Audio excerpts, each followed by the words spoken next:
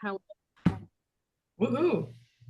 All right, hello everyone. My name is Igor Polatai. For reference purposes, it is 7:09 EST PM on January 10th, 2025. I To give you a brief introduction into who I am a third year history student at RIT. Unfortunately, this computer does not have a camera, so can't turn on my camera for you today, but I'm so happy all of you came. Uh, but essentially what this is for is this I'm doing a research into student culture at RIT and how it has changed over the last 50 years and what has stayed and what has not. Um, and so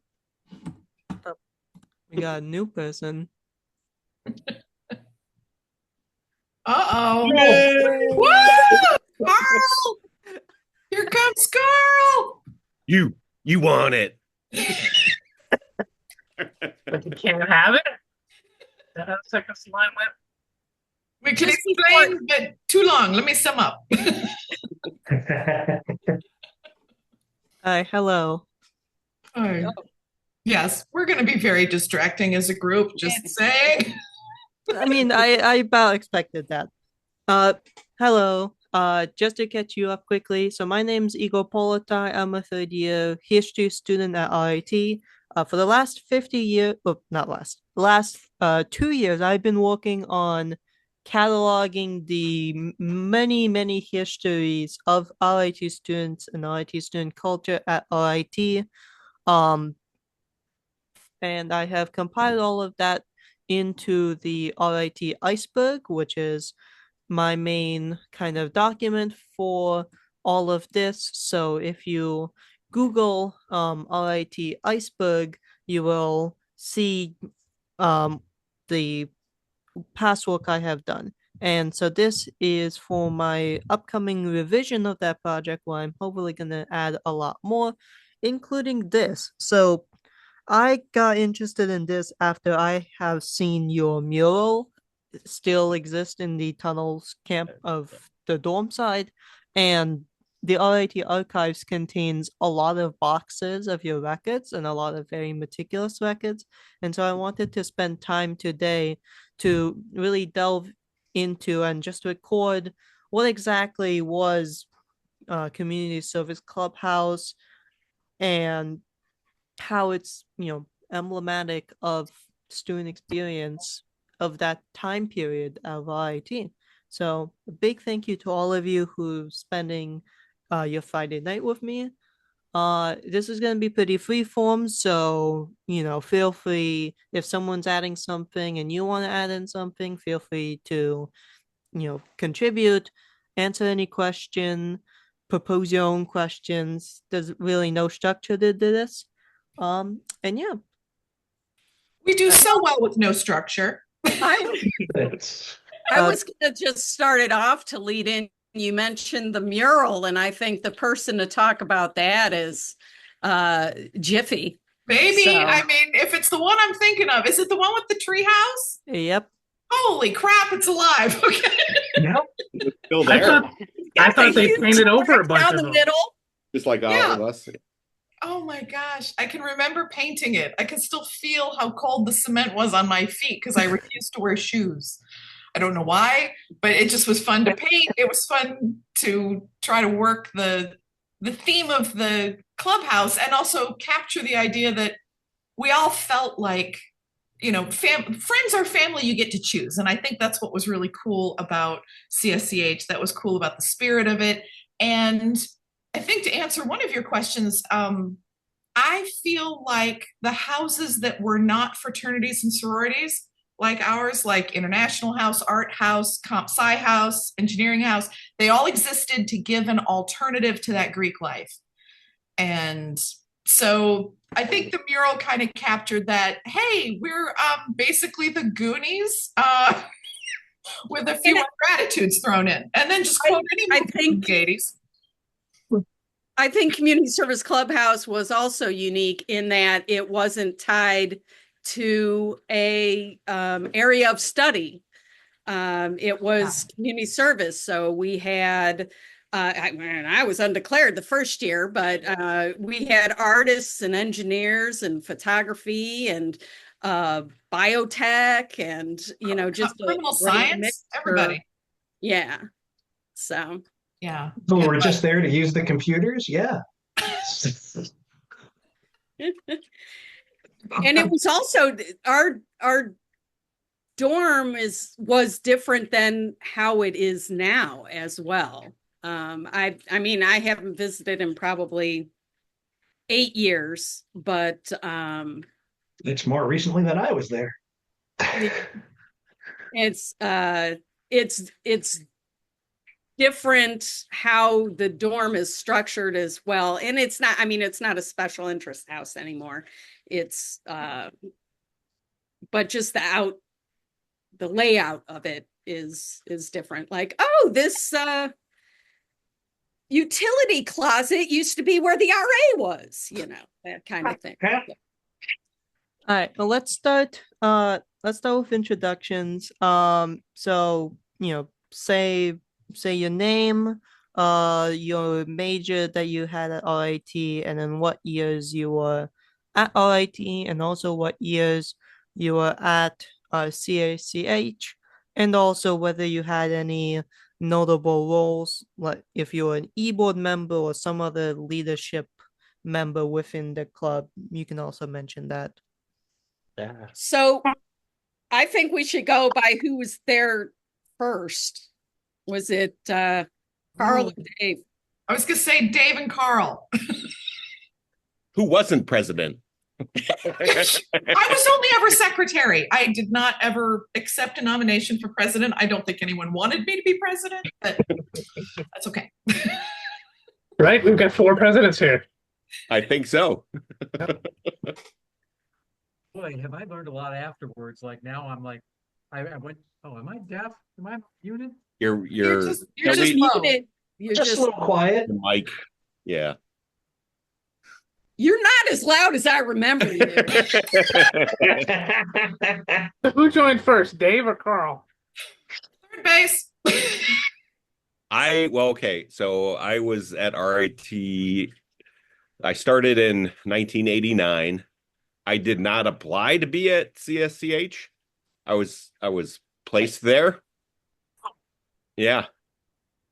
And what were the other questions? Oh, you studied chemistry. Your field of study. My field of study, I was undeclared science, but like within the first month, I decided chemistry was what I wanted to do. So 1989, undeclared science. What else? The board positions you had. The first year, I don't think I was on the board. You can do that? Right? How many times did you I win think I was Box of Rocks? president, vice president. I don't know if I was any other position. You were president my freshman year, which was 91. Yeah. So I was there probably 4 years. I don't know, something like that. Yeah, I was 89 to 93. So what was I, president 92? Might have been president 92. I was secretary when you were president. I know that. Can you guys hear me better, by the way? Yes, much better. Okay.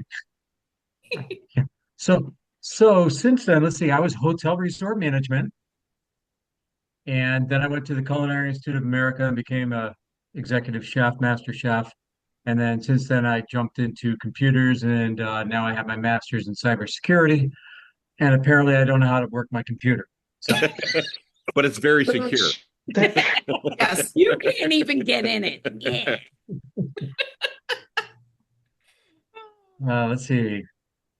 Are they looking for other names? I mean, I'm just trying to Right remember now, we're going just back. introducing ourselves, I think. Oh, okay. True. I guess I would come next because I was at RIT from 90 to 94. I studied graphic design for about 2 weeks and then switched to fine art illustration. Who didn't switch a major multiple times? Hello. Very few people. Yeah, there were lots of opportunities at RIT. I guess I can't remember. Well, I guess I was secretary for a bit, but I can't remember which years. I know I was living, I didn't apply to CSCH, although I did go through the interview process. I was absorbed into CSCH because I was living across the quad, and Dave and Bob and Ged came and just sort of picked me up and moved me and decided, no, we've adopted you, come be with us. And that happened about 2 weeks into my freshman year.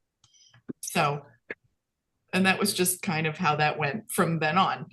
I don't know that I ever knew that, so that's good to know. It was interesting. And I remember when you arrived, Anna, because it was like, well, that was in the video journal, but we all just were like, yay, the freshmen are here. And we just, went to the parking lot and picked up as many freshmen as we could find and brought you in. And then you were forcibly told to apply to our little cult.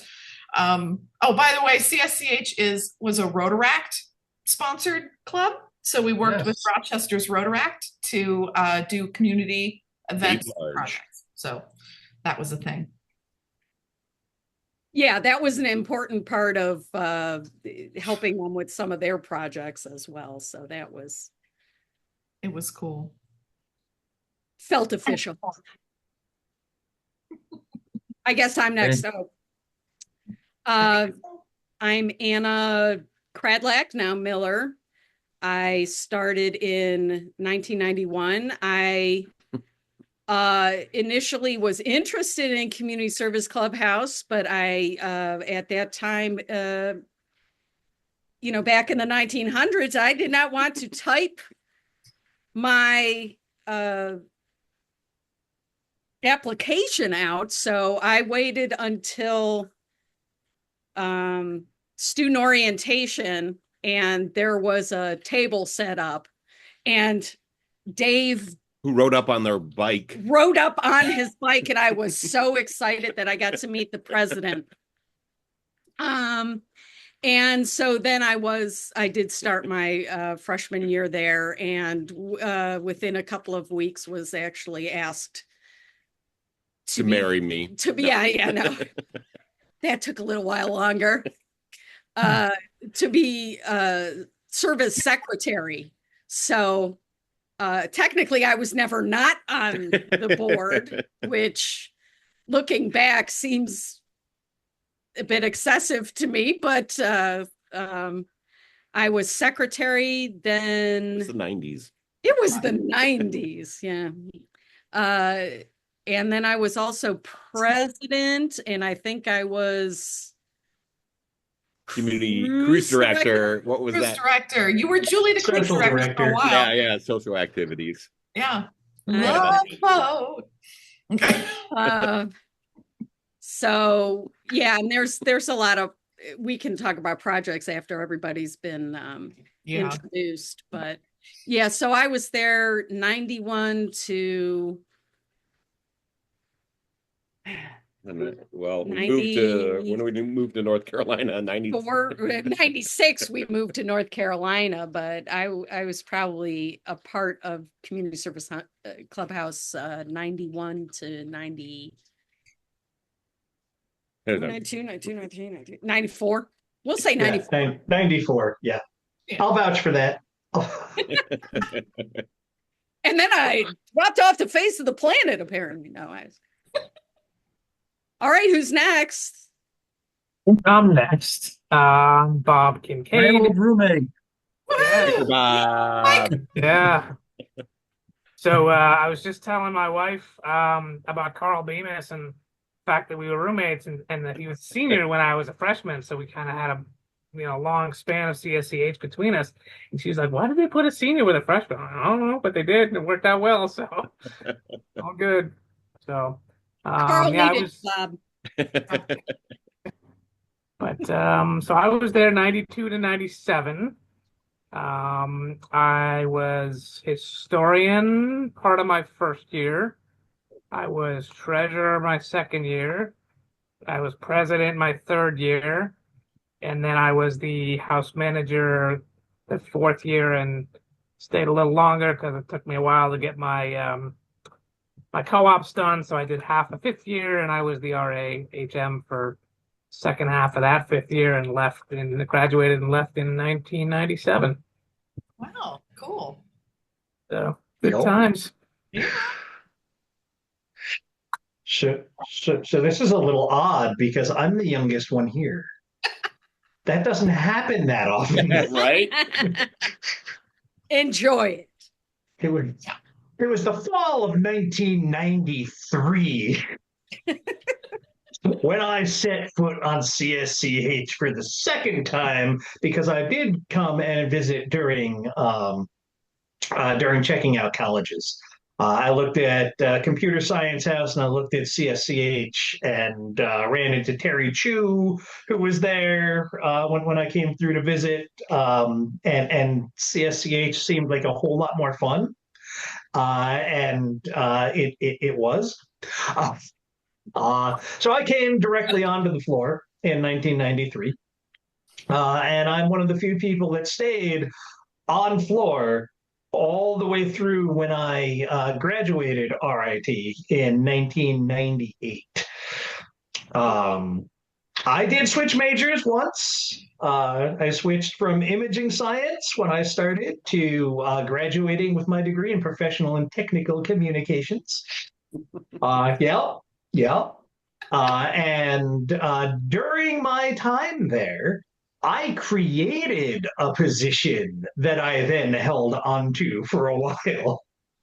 And that was director of member affairs, when we realized in like the end of 94, beginning of 95, that we have more applicants than we have spaces sometimes, and then we have spaces and no one knows about the place. So we started thinking about things like member engagement, growing the organization outside of just the floor. And I stepped in to help out with that with moderate degrees of success and failure. Oh, what a fun place. So I will when agree did we that have when did we have Box we of in Rock? 93 we in 1993 had way too many people, and we went to residence hall to ask to take over the bottom floor. Yep. And that never came of fruition, so we kind of left that to the next generation. Yep. Would have been cool. Take over a whole wing. We tried to take over multiple floors multiple times. Residence Life never went for that idea. So which floor I'm did you sorry, go live ahead. on? Which floor of the dorms, and like what dorm building were you in primarily? One together. Baker. Baker D. D. Yep. That's where we started. Second Yeah. floor where we had hot tubs, and apparently we shouldn't have had Yeah, hot I tubs. think mostly we tried to flood the lower floor more than anything else. We had water bowling, we had multiple hot tubs. I'm sure we caused structural damage to that dorm. So you're not while you were there on floor, but while Bob and I were there. yeah, Bob still gotta go. Bob still gotta go. No, I'm just saying. My fourth year, we had, I don't know if we had it the whole time, but we had the pool, Oh, we did. and we decided to set it up in the bathroom. So Matt Williams and I. So at the time, I was An the engineer and a print major. What's that? An engineer and a print major. Yeah.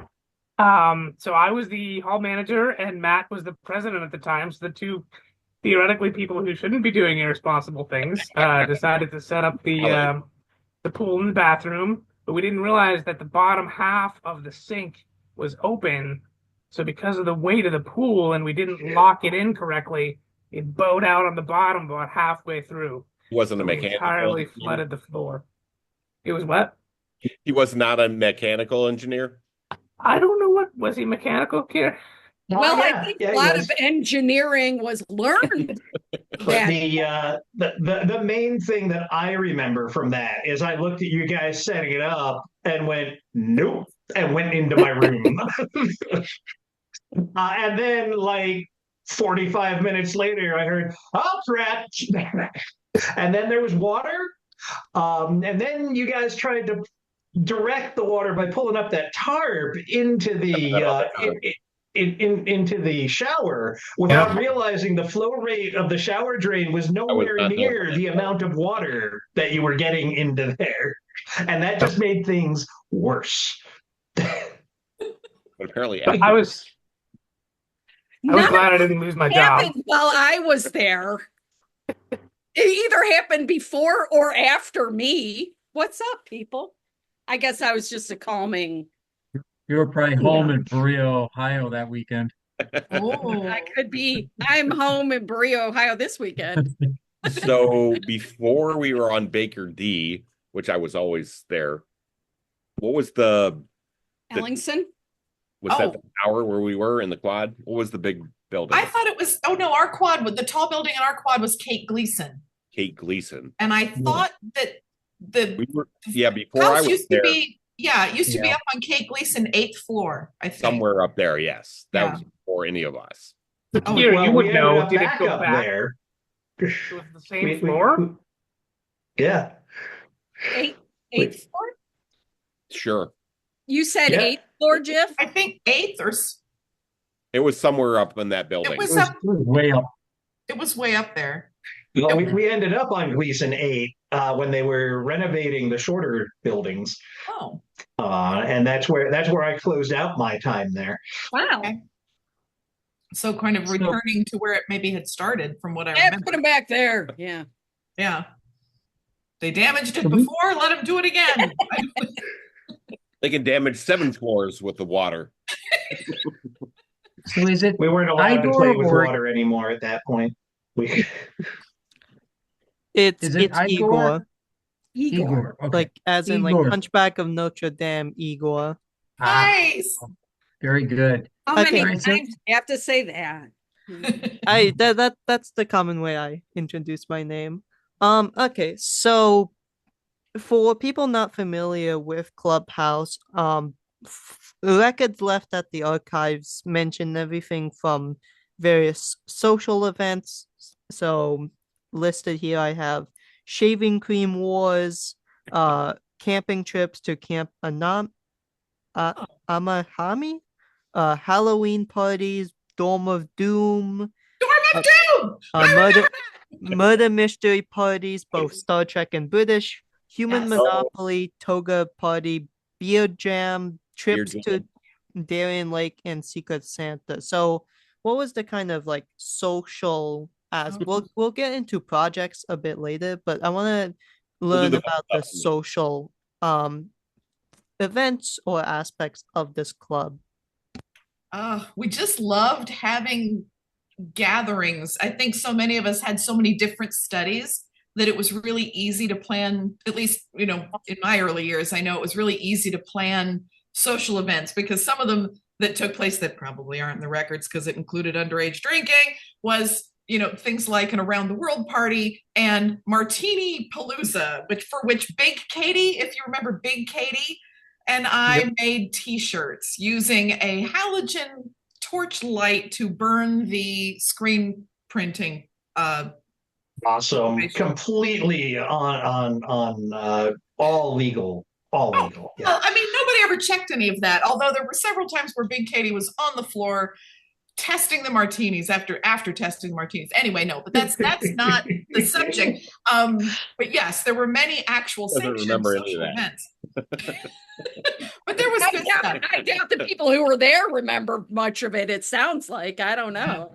I only remember 3 rooms of the around the world party, and then I remember the 4 in the hallway outside my room as I crawled back. But anyway, no, there were actually some really cool things. I think mostly because we had such a mix of creative people as well as all the other studies for various skills that came in handy.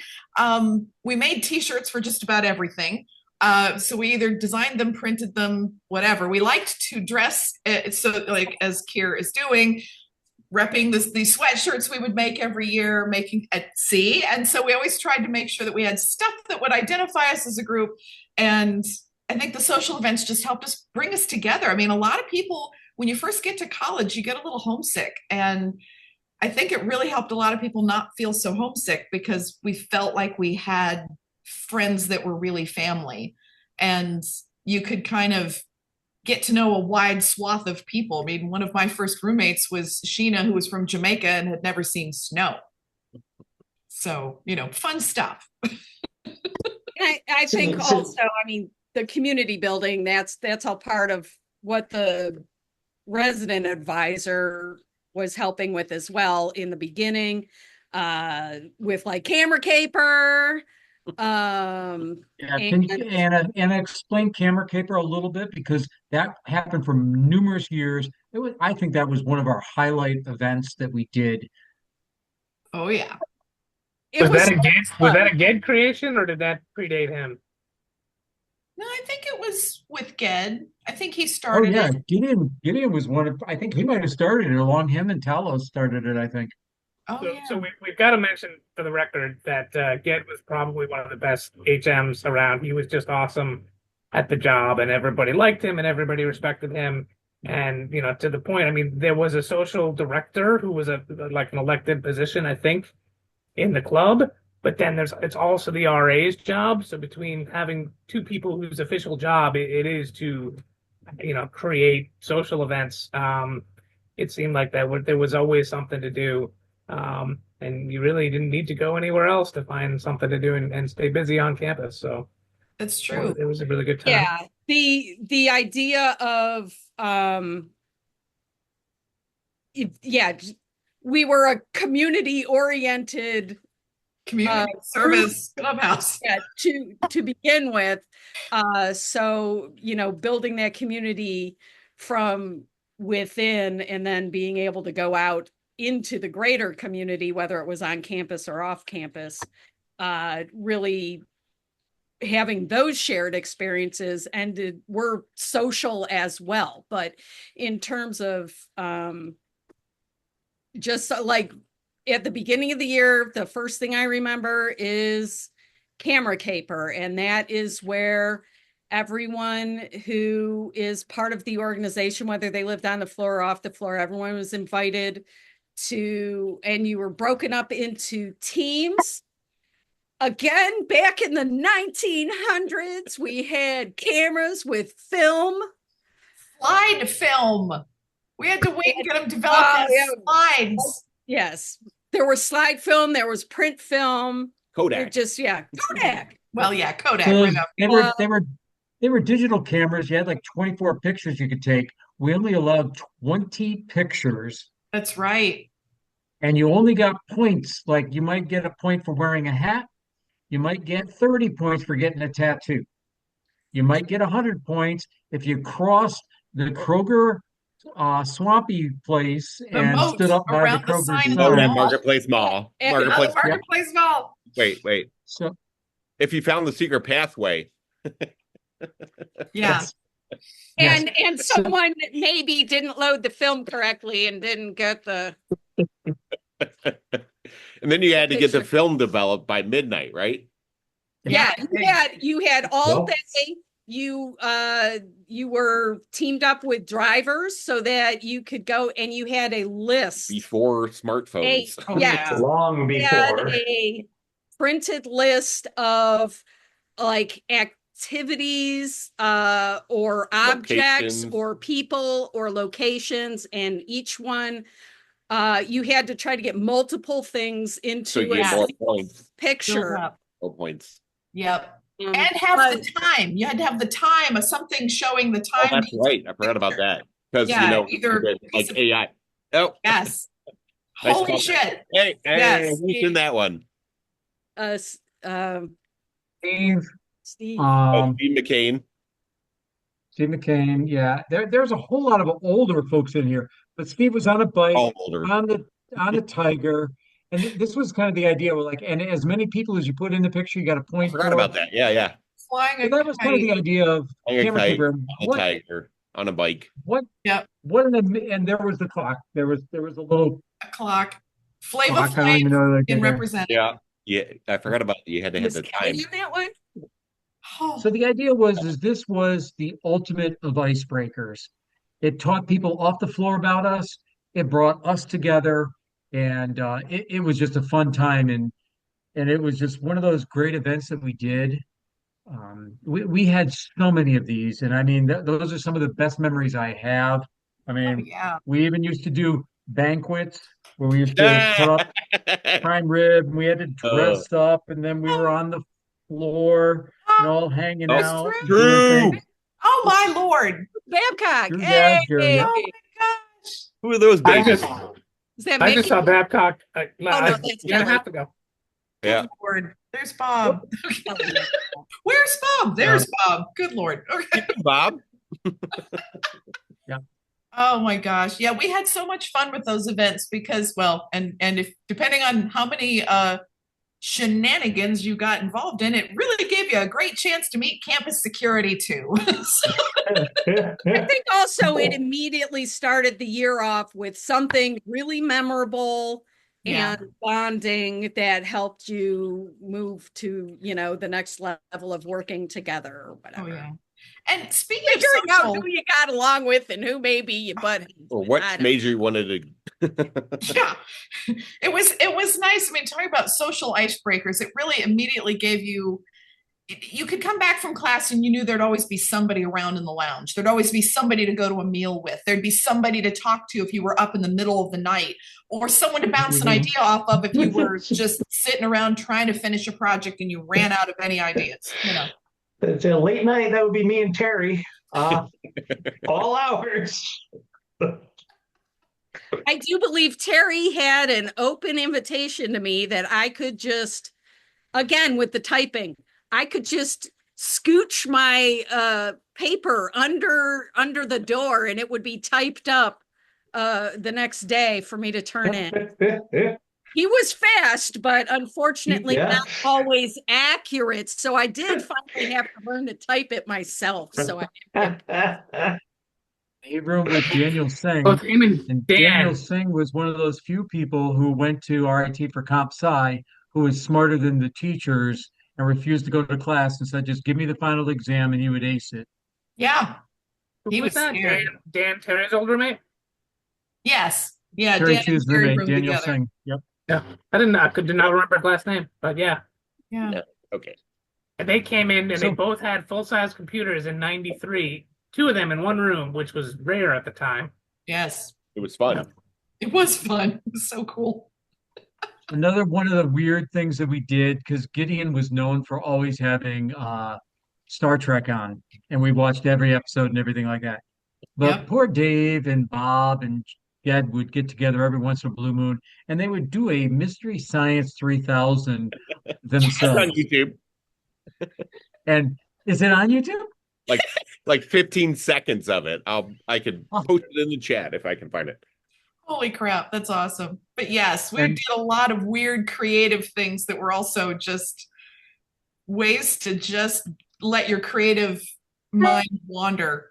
again, this is before everybody had their own avenues to pursue via Or the web. or whatever. So Yeah. we all joined together to watch Tiny Toons or Animaniacs or Animaniacs. Some of us scheduled classes around Animaniacs.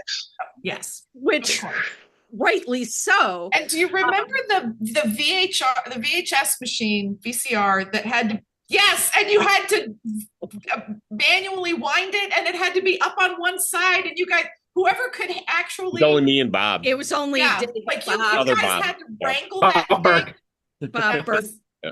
yeah, that was we classic. replaced that. We You had did? to. You did? Yeah, had to. yeah. Under You again, also- Yeah, it's an artifact.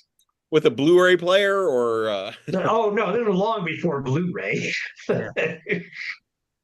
It's another cheap We also VCR. We also did D&D nights where we stayed up all night doing Dungeons and Dragons, and we had a lot of talented folks who would draw our characters for us. Because I mean, I drew like a stick figure of my monk, and he didn't do much other than, when these guys got a hold of it, they made him look like, I don't know, Arnold Schwarzenegger or something. Yeah, Um, that's why I thought you majored in karate, because you were constantly in your gi. Yep. So yeah, so during our time there, I did a lot of martial arts and things, and just kind of date ourselves. The center, that activity center, that was not there. No, no, the When you quarter walked the mile was a bleak right, when you walked the quarter mile, you tundra. walked the quarter mile. There was Yeah. nothing in the fields other than maybe ROTC hanging out in the middle of there doing flag ceremonies or something. Um, Yes. but, but yeah, so I went back just maybe about 10, 15 years ago, and I was just, this was not the same school I went to school with. They had just Crazy. introduced NASA, that you could become a rocket science when we were there, and I believe it was 92, 91 or 92, they introduced that. So it was a lot of like newer things coming, and it was Mhm. amazing. But yeah, for activities, if you thought about it, if you thought we just sat around and played cards, well, we did. But it That was too. so many other things that we did. And, it was just, I remember the Green Demons from the Around the World parties and just the craziness. And one of the best things I remember was doing the haunted house for these little kids that came on up.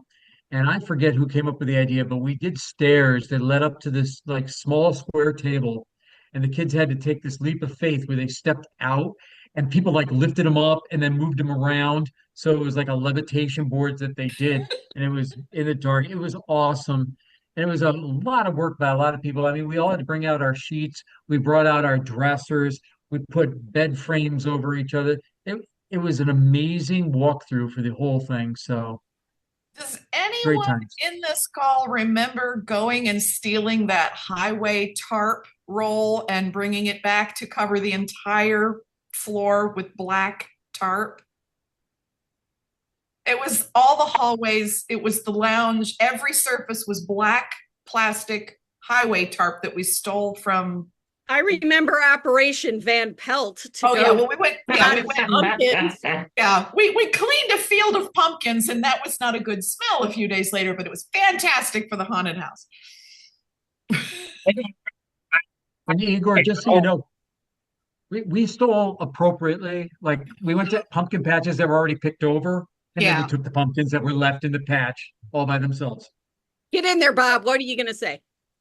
I don't remember the thing with the highway tape, but I remember this probably was done a couple of times. You would always, maybe this wasn't unique to CSCH, but we would go to the School of Printing and they would have leftover rolls that were too small to fit on the web printing roll, presses yeah. anymore. So you could roll that, they were huge and heavy. So you'd roll them back from the other side of campus, and somehow it was a big project to get them up the stairs. Yes. But I'm sure we had to replenish that roll a couple of times.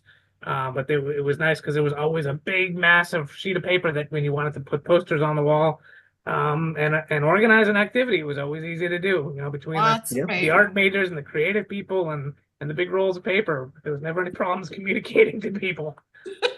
I love that. Plus, we did door decorating too. That was another I was thing. just gonna say that, Jiff. Great minds think alike. Yes, decorating the doors, personalizing your doors so that sometimes it showed how two roommates could work together style-wise and how sometimes two roommates were very different people. So, And it also showed who had artistic talent and who didn't. I mean, just who were art majors. And The odd major. look at the odd major. Did Carl just say the same thing? Look at the odd major. Odd major, he didn't win anything. Anything. Oh my God. So we also would love pranking one another. And one of the best pranks I remember is doing Jean-Claude splits up the walls. And somebody would come in the entry door, and you'd literally just drop on them. You're up 7 feet and you just drop on them. Yeah. Now, if you're talking about pranks, I've got a picture here. If I can share it. Share my So let me see here. Unlike today, there aren't a million pictures, but there is. Can I share my screen here? Yeah, I approve. Like it's real pictures, people. All right. There's this that happened one year. And this was a collaboration between some house members and some friends of the house. Holy cow. And no. this next one's the one that sells it. So, Bob, I think you know where this is going. Is this where he's tied up? Yeah. So Bob opened his See? door Yeah. yeah, that's you. That was your door. And we filled that up with styrofoam peanuts that people have been collecting for months from packages. And we were sitting outside your door for about an hour waiting for you to wake up on April 1st. And Nice. yeah. And we weren't even drinking at the time because while I was there for the first few years, there wasn't really any drinking that went on floor. Because most of the people had done all their drinking in high school. Uh, but yeah, so that is a That's awesome. little bit there. There was a lot And of then we ice cleaned breaking. up. And then we helped Bob clean his room out because we put all Aw, those styrofoam peanuts in there. that's good. I Yeah, remember thanks for And that. it's all in good fun, and yes. everything was always in good fun. And that was one of the key things. If anyone stepped over any lines, or like, whoa, slow down, that's not cool. We're here. That's not funny. That actually hurt someone, or that actually, was taken the wrong way by someone. So we have to pull back on that. We can't do that. And that's part of what working with the house manager, the RA, and also Mhm. just having that organization there as well, because we did have weekly meetings that were able to a more formal time to gather together to go over what kinds of goals we wanted to work towards, what events were coming up that were social, but also the community service events or other meetings that needed to be attended. Intramural activities. We did like broom ball Room and ball. that stuff. And that just that gave everybody a chance to get together and just be updated on what was going on campus as well.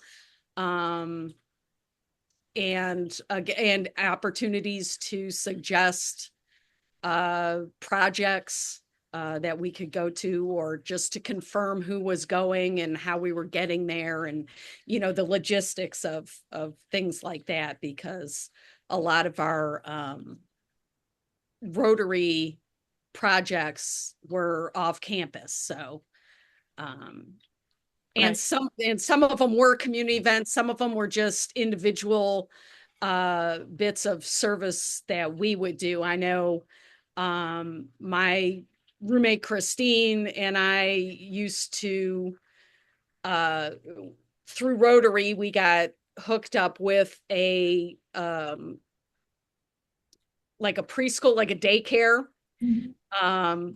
for underserved communities. And we went to the Rochester Toy Library to take out toys and storybooks. And then we would go to the same class like every 2 weeks or whatever to bring them toys, take the ones back that we had brought, read some stories, play with them. And I don't know, I love little kids. So I was just like, well, this is awesome. Yeah. Yeah. I'm doing community service and I'm just sitting here playing with little kids. It's But there was volunteerism. also like Oh, animal ones. There were ones with high schoolers.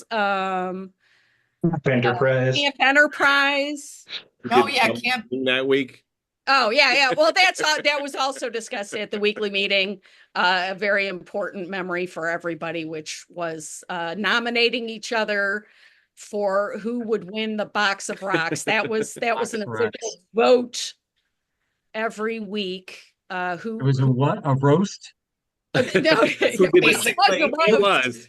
but it was It an was. official vote each week to nominate who did the most boneheaded thing. That previous week. Yeah, the most memorable thing. Yeah. But that was fun because Memorable then by the boneheaded thing. yeah. But then by the end of the year, like there was always somebody at the Christmas party that would be like sort of the top box of rocks that would get a present from Santa that was a box of actual rocks. I think Steve actually self-proclaimed he pretty much Absolute king of he the just rock. absolutely Yes. loves to. Yeah, he's very proud of that. Still is.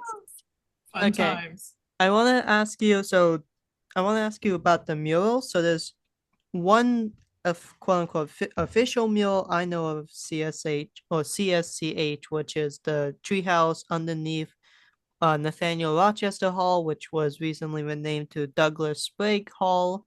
Fuller Hall. There's also this, if you can open that link, this shows a couple photos of a network tunnel underneath Kate Gleason. Now, from rumors that I have heard, this is What? something that CHC that God, that's a tongue twister. CSCH, we're used to it. CHCS did. So I was wondering if any one of you knew about the RIT origins of this mural. Oh. We'll claim it. That doesn't exactly ring a bell, but I do know we had some people who were helping run that cable. So I'm not sure That was after me. yeah, because that was when they were finally wiring the dorms with Ethernet, so we didn't have to use the dial-up jacks anymore. Wow. That is the year where they the team from the top of the building was measuring from one wall, and the team from the bottom of the building was measuring Was that from the Chris? other. So in the middle of Gleason, in one of their one of the utility closets, the pipe goes at like a 45-degree angle, carrying all the network cable because one That's group was measuring from this wall and the other group was measuring from this wall. Fire hazard, definitely.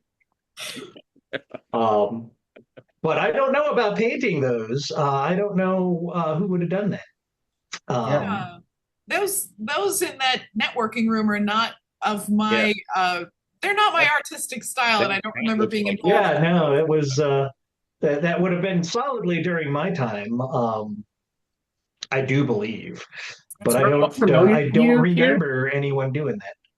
Does the room even look familiar to you? It doesn't look familiar to me at all. So Well, it's one of the like Yeah, it was my dorm room. based on the everything there. That's one of the basement rooms. Yeah. That was like storage before they made it networking and stuff. It was a dungeon where they put people that wouldn't come to the meeting and accept their box of rocks. Yeah. Yes. Igor, there was another mural prior to Jiffy's treehouse mural, but I think that was probably prior to just about any of our time here. Yeah. I can almost kind of picture it. It had like a font that like the C ran into the S. Remember that? Yeah, it was the I don't remember white, the right? NASA style CSCH Yep, logo. yep. It was the blue and white one. Right. Yeah. Yes, that was the one. Dave, you and I were there when that one was created. I think so. That might have been Because our we were allowed every 2 years or every 4 years, you were allowed to recreate a mural. And so, like, I remember Comp Sci adjusting theirs and doing theirs. And we did a CS. So the C came down, the S swirled back up, and the C and the H kind of built one. And it was a blue basic stuff. And that's when we went to Jiffy and a whole bunch of our other folks and just said, can you update this? And I don't remember Jiffy, if you kept that same insignia on the treehouse. Can't remember if you did that. Yeah, because we wanted to honor what had been on the wall before. And in fact, we talked about, like you said, they were supposed to, like every house could go and redo theirs every couple of years. And we had talked about trying to do something from each of the previous murals and keep it going. And I'm just absolutely shocked that the tree is still there, frankly, which is awesome. You know, I'm very happy. Well, because they don't still. Are there new murals down there, or did they put a freeze on doing murals? No, actually, murals have been ever expanding, and so in addition to all of this work I'm doing for the preservation of student history, I'm also president of one of RIT's newest clubs, which is the Tunnel Visionaries Club, which our whole goal is to help preserve all of the murals in the tunnels. Cool. So if you Google RIT Tunnel Vision or go to tunnelvision.csh.rit.edu. That is our online catalog of all of the murals. And it has your tree mural as well. We found the original sketch, colored pencil sketch of the mural before it got painted. So Oh, that's Aw, also included. I knew it went into the records. I wondered, I couldn't remember if I had it anymore because I couldn't find it. I'm so happy it's there somewhere. That's wonderful. wasn't there like a kid on a swing or something? Yeah, so Yep. Kid on the Treehouse. Swing. Okay. Yeah. Oh, wow, look at that. That is so fun. We do it voluntarily.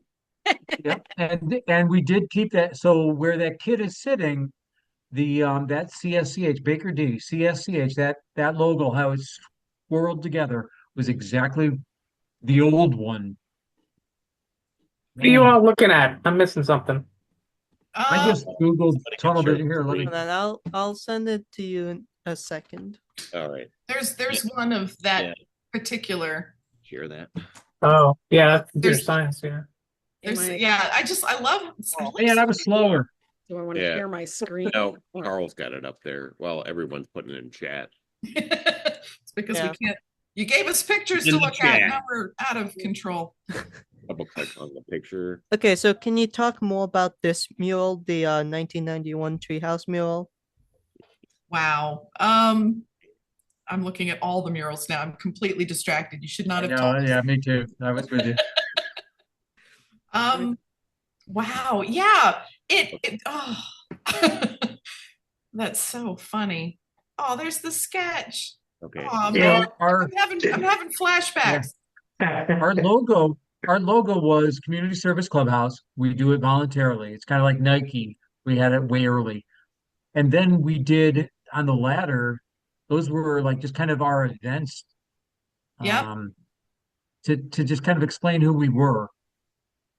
Yeah, because it was a way to explain the club, Okay. but also a way to show some of the cool things we did because at the time we had more space than people and we were enticing people to come join us. So we were talking about the cool stuff we did, the cool projects we did, and what our mission was because I know my early years, I can remember we just had a really, especially because of Gideon, Well, they all. Mayhew, we had a really strong sense of wanting to show everyone on campus that we had a purpose and we weren't just a bunch of people having a good time, which was, we were, it was wonderful, but it gave us a sense of purpose. I mean, everyone had usually when you get there as a freshman, some people are very driven, but other people are like, wait, here I am. I'm not with my family anymore. This is nothing like high school. What am I doing? And there was something about our house that was welcoming and homey and also encouraged people to not just join a group to belong to a group, but to volunteer, to become some part of something bigger. And so we did campus tours and that helped us meet even more people. And it was really fun. And that's what we wanted the mural to kind of give everyone, that kind of Goonies Stand By Me feeling of we're a bunch of people that are young and forming what our future is going to be. And we wanted to be people that gave back to a place that was giving a lot to us. So we added that Baker D on there and such. Soon thereafter, it became like we were on this whole that's why we created these little blue flyers so we could hand those out and people could meet us and greet us at our tables. So the idea also was we created a neon sign and we saved up for the neon sign by going to all the garbage cans and collecting nickel deposits. And we would go and collect as many nickels as possible. And we created a neon sign that we put right in our big patio window. And then that way people could say, oh, you're the one with the neon sign. Oh, so they could relate to us that way. And they could relate to all the events we did, whether it be even at Spring Fling when we did the Plinko boards or anything fun like that. Yeah.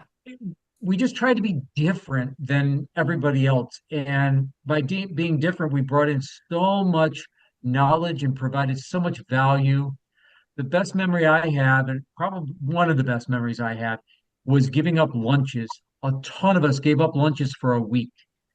And what we did with that was we contributed all of our lunches because after you had, Gleason or whatever, they would give you a food package and you could buy so much. And we gave all that to Ronald McDonald House for like the whole residents that stayed at Ronald McDonald House. That was some of the big things where I said, we provided more value than imagined. And I lived there all 4 years on dorm. Amazing time. I would never swap out again. I have two boys right now, and I am telling them on campus, don't even think you're leaving. I agree with you, Carl, because that is one of my, well, I don't have a lot of regrets because, but my first move off campus to one of the off campus apartments, it just wasn't a great experience. It wasn't until later when I moved in with Bob and Dave that I had a much more happy home life off campus. But I wish I'd stayed in the dorms the whole time because of the community and because of the group. And it just, I think everyone makes decisions for whatever reason. We all did things in those years that I'm sure we'd look back and think, oh, I wish I'd taken a slightly different path. Because I know that I didn't get to know a lot of the people that came up in the years after me as well as I would have liked. So That's one of the problems we ran into in the later years, in the last few years of the house, is that because of the renovations going on at RIT, we couldn't keep people. They were trying to get people out of the dorms. They didn't want upperclassmen staying in the dorms because they needed to have the space for the freshmen. That's right. You're right. They did push us. And that was one of the big things that made it very difficult to keep the house around at all. Yeah. My last year there, and then the year afterward, there was very little senior leadership around. There were a bunch of new people. There were some people who've been there for a year or two at the most, and then everyone else had taken the incentive to move off campus. And it made it very difficult to bring in new people because everyone was new and no one had that long tail that we have here. Because I met all y'all in my first year there. Even if it was only briefly. But that didn't happen as much as I was there longer. I was the old guy who knew all of this stuff and was getting out of touch with the kids these days, and then I graduated. Oh my goodness. I remember when they added the image tag. From fax to web. Yeah, but that was one of the big things that caused a lot of problems. Was not having that institutional knowledge, and when RIT started focusing on everyone having to do community service, there weren't enough of us old people around to know how and who to step up to say, yeah, that's what we've been doing the entire time we're here. Why don't you let us manage this entire program for the campus? Yeah. But there were only like two people who were able to even begin to do that, and they were buried under classes because they were seniors. And I will just mention, so we came from a time like Dave and those folks alluded, cameras. Kodak was big. You're still doing the point click, and you're having to go develop the film. We had phones in the room that we had to call home on, that you still had to pay for the long distance dialing. We didn't have a lot of things, and even reserving classes, you had to call. Oh my God! Busy. Hang up. Try again. Yep. Sitting there with the stupid book and redialing, hoping you could get the class you wanted. Right. Yes, yep. Sorry. So, oh my God. No, you're exactly right. Because now everybody's like, well, I can just use my iPhone and I can go and talk with somebody FaceTime and I can do all of this. And we were locked into an element of You made friends with who you were with, Yeah. and that brought bonds. And as you see, a lot of us here, we all know each other. Nobody's a stranger on this call. So it really brought a lot of us together, Nobody's a probably stranger. forever. Nobody is stranger than the people on this call. I thought Dave was the stranger danger. Yeah. Okay. Weirdos in the good Well, way. yeah, I got out of that sentence. No. All right. I want to ask you. So this was, the community service clubhouse was primarily a community service club, and so I wanted to ask what were some of the things that you did on the more service side. So I know you are a Rotaract club. Not Yeah. entirely sure what that means. So if So, you'd love to elaborate. Rotary International is a civic organization that is an international organization in lots and lots and lots of cities, and it's a civic organization for business people to get together to serve their communities. So part of Rotary is partnering with college campuses to form a relationship with college students to also contribute to service to the community through their organization as well. So on the RIT campus, Community Service Clubhouse was sponsored by Rochester Rotary. So if you were like the president, or was there a specific board member that was a Rotary representative, and then you would go and attend the monthly Rotary meetings with the Rochester Rotary and then come back with information from them. So it was a partnership with Rotary International, which is a very well-known civic organization. Our projects and were it was a free breakfast, yes. And there was a free breakfast, yes, because we were enticed by free breakfast. But it was a breakfast, so it was in the morning. Yes. Yeah.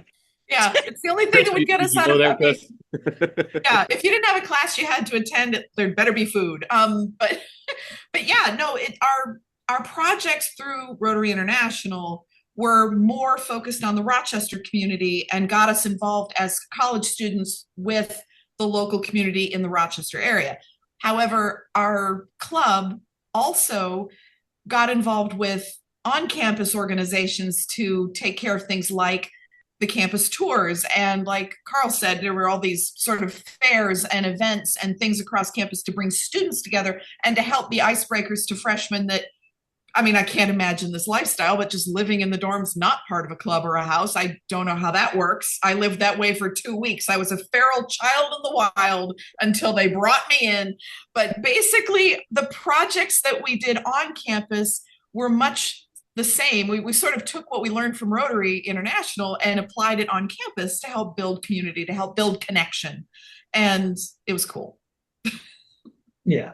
One of the big Rotary projects that we did was Camp Enterprise, which was for high school students to come and spend a weekend at one of the Rotary camps, like actual outdoor camp with cabins and everything, to learn about business and things along those lines. So there was, they brought in speakers to talk to these kids about economics and business practices and all sorts of stuff like that. And our job was to keep the boys in the boys' cabin and the girls in the girls' cabin, or at least make sure that when one of them got out, they didn't meet up with the others. Yeah, or get eaten by bears. Well, there were no bears, not when I was doing it. But that's what we had to tell them, to keep them in the cabins. Yeah, that stopped working. I just didn't sleep, and they thought I could teleport because they didn't realize how much noise they were making when they were trying to sneak around. Because they were all idiots. We all were idiots like them at one time, so we knew what they were thinking. Exactly. And that often fell during finals week. which was a tremendous amount of fun to be like, yes, I have a final at 9 a.m. and I haven't slept more than an hour in the last day and a half. And I stay up all night telling We'll teenagers take to that shut class up. again next year. Yeah, that's So why we all that was attended. always a ton of fun. That's why we Always a ton of almost all fun. needed extra quarters to finish our diplomas. Oh, there it is. No, that's what they Oh, were sorry. posting. And then one of the other projects we did was with Hillside Children's Center, the Haunted Hayride. That I more or less took over running in my last couple of years. That's good that you kept it running. Yeah. That was a lot of fun. That got really cold because that's when up in Rochester in October it would very often snow. We had a Halloween party interrupted by a snowball fight. We had Easter luncheons interrupted by that we had walked through 3 inches of slush to get to. But the haunted hayride was always a lot of fun with Hillside Children's Center.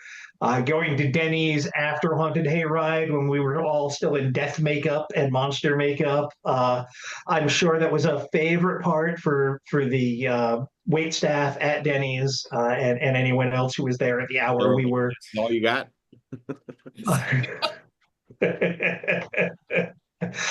We did a bunch of other little things that I remember having a great deal of fun with. On the back of the sweatshirt that Chris is wearing, this is the back. That's a different one than what I'm wearing. Oh, is it? Oh, yes. Well. Yeah. Yeah, It's got the pork chop, but it doesn't have the back. It's the pork chop. But anyway, I took a picture of it. And I will, once I figure out how to share it. Yeah. I'm old. I don't zoom a lot. But it has the Robert Frost quote, shall be telling this with a sigh, somewhere ages and ages hence 2 roads diverged in a wood, and I took the one less traveled by, and that has made all the difference. And then it has some of our projects and some of the things we did. One was Love Day. Mhm. Yes. Okay. Campus tours, Camp Enterprise, Adopt a Kettle. Oh, that was the Bell ringing. ring the bell for the kettle at Christmas time. And Love Day, if I can speak to that for a moment, the one Love Day I remember, and Dave, you were there. We made sock puppets with a bunch of kids from various elementary schools that came They came to RIT and we made sock puppets and performed. I think there's film of this somewhere. But we performed to Lollipop, Lollipop from the Stand By Me soundtrack. It was fun. We did crafts with kids. I love puppets. I also have Habitat for Humanity. Yes.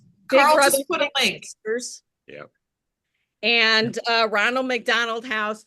We also did was it Dining for Dollars? Was that it? Yeah. To raise HIV? Yeah. Yes. That was a big one. That's where we got to meet Danny Wigman one year.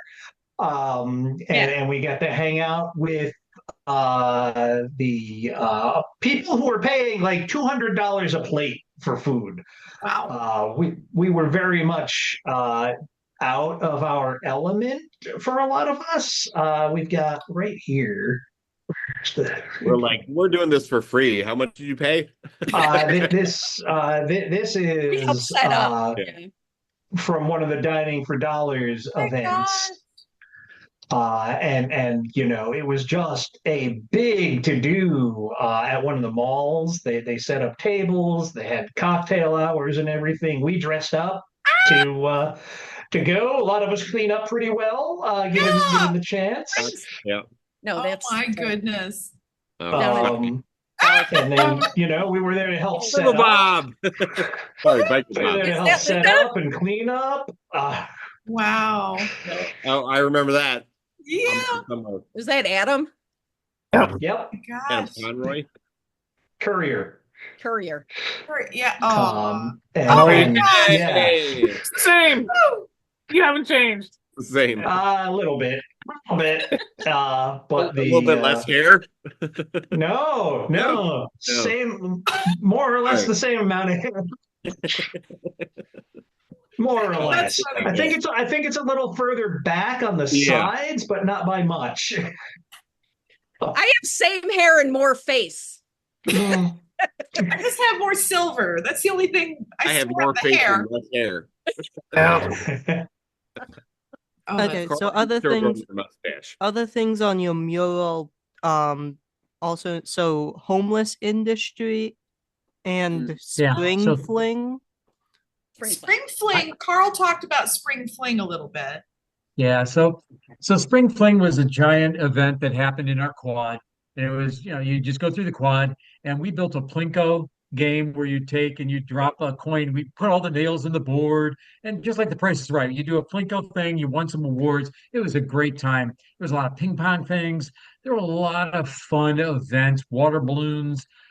Oh, It wasn't. It was was just a through the great residence time. hall. It was through the Yeah. residence Yeah. hall association. Yep. And it was like every floor was supposed to come up with some idea, some creation to go out there and just have people can walk Carnival. around, see things, Yeah. and come together and kind of celebrate your quad. And it was a lot of fun. And I the will speak to- emergence of spring while it was still 20 degrees out. Like the lilacs Yeah. blooming at the Right. lilac festival. Nobody would talk about the times when the winter lake effect snow would hit and you couldn't get out the door because it was 6 feet tall on the snowdrifts. I remember Yeah. being in I know. Rochester when you drove up to a traffic light and the snowbanks were higher than the traffic light. It was Yeah. just 13, 14 feet tall. It was just crazy. People still don't Jump believe off me. of I'm our like, balcony. In my Yeah. day, Jump off the balcony. Both We were, ways. we were on the Into the snow. second Yes. floor, they and you did, could they jump did off. Rob- last like Rob, twice Rob, when I was. please elaborate on that, Rob. Looking back, I think even that, I thought it was normal at the time, but even that was a big snowstorm that was like historical. But like in It was. 1993, it was just so huge that you could jump off the balcony on the second floor back when the balcony was open, which, by the way, I wanted to say this earlier. I think part of what helped our success was the design and the size of that floor. We just kind of lucked out because where it was good. The size of it was kind of right for our group. It Yeah. had this central lounge that was right next to all the bathrooms. So you would have to come to that central lounge just to go to the bathroom and socialize with people. I think it was ingenious, and it had those balconies so you could go out, you could let off some steam, you could just get out there and get some wind. So I think it was a really nice design that helped kind of this whole thing come together. I mean, I know they had to remodel the buildings, or they not only did we damage the buildings, but the buildings did probably need to be renovated. But I just wish they hadn't closed the balconies or changed so much about the dorms, because not having those huge lounges, they're not money-making spaces to put students in, but they're necessary for building the culture Community, that I think is missing on a lot of campuses. And that was something our group, we all lived in that lounge. I mean, we were in and out of that lounge constantly. Dave, I can't remember what caused it, but I can remember being in the lounge at like 4 a.m. with you, crying my eyes out over something, and you were there with me. You didn't even say a word. You were just there, like, okay, you're crying on me now. Okay. But that's what you did. We were together and we did that stuff, and you had those moments in life. I can remember all of us kind of laying under the Christmas tree and looking up at the lights and whatever was going on. We would just hang around and have those conversations that you need to have. And that lounge and that dorm design, like Bob was saying, is exactly the kind of thing that fosters that. And that's another thing that What is that? changed fundamentally when we moved up to the top floor of Gleason, is that there was a small lounge at the end of the hallway. We didn't have the entire top floor, so the other half of the floor was not us. And then the only big lounge was accessible through the spiral staircase that went down to the floor below us that was not ours. And so like we had up to the elevator lounge, and the only other lounge space was at the far end that no one ever had to go to. And it Right. made a huge difference in the community and the feel of the floor and the people there. And when someone walked off with one of our pieces of furniture, we had no idea who it could have possibly been Right. because no one was up. No people could just come through because there was nothing, no reason for them not to. Uh, Well, and it's again to Rob's point. Rob, who's this I Rob? know. I Little changed Bob. it. I Little changed it Bob. Who's this a couple Rob years guy? ago. No, Tiger Bob. Professional Tiger thing. Bob. Work thing. But that idea of that was our space.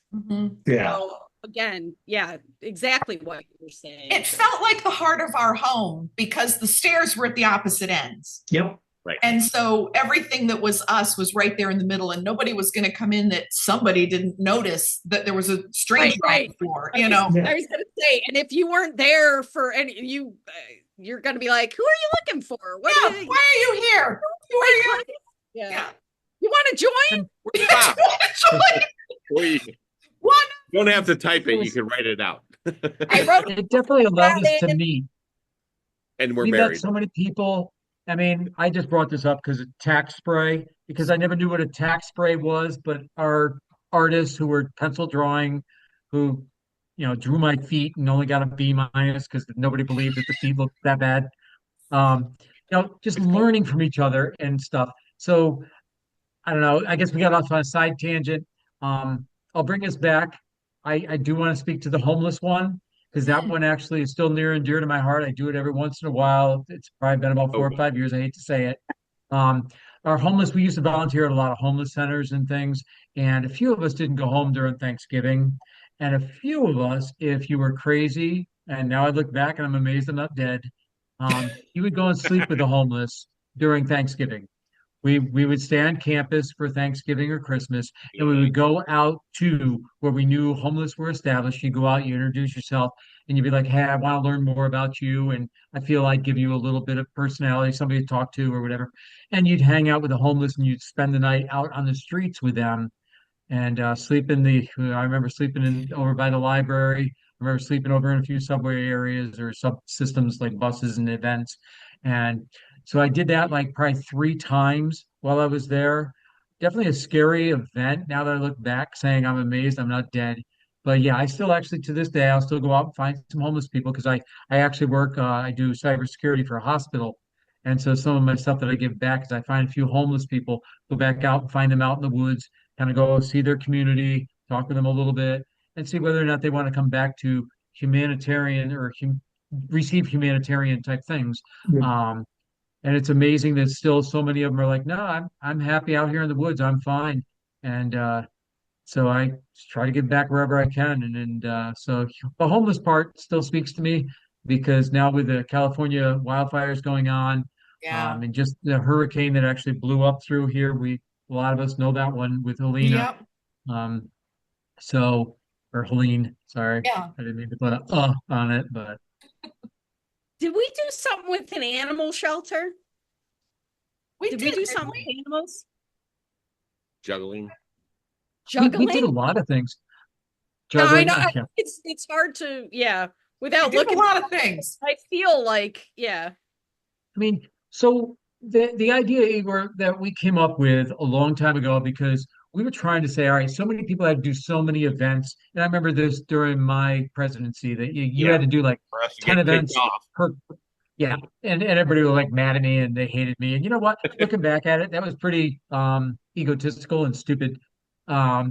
Because so many people and you brought up Katie. Katie was an Amazon queen. She was 6 foot some eight, It was 10 on huge. our she was tall and she was us big. named Big Katie. Big Katie. Yeah, Yeah. Katie. It's gonna And be I remember her coming to us along with Steve and David Trombley and a few others that I There remember. was a guy named Um, Scott, a really big guy named Scott that played Santa yeah, Claus Scott, a couple yes. times. And he they made Scott used was to, woodworking major, showed us his desk and stuff.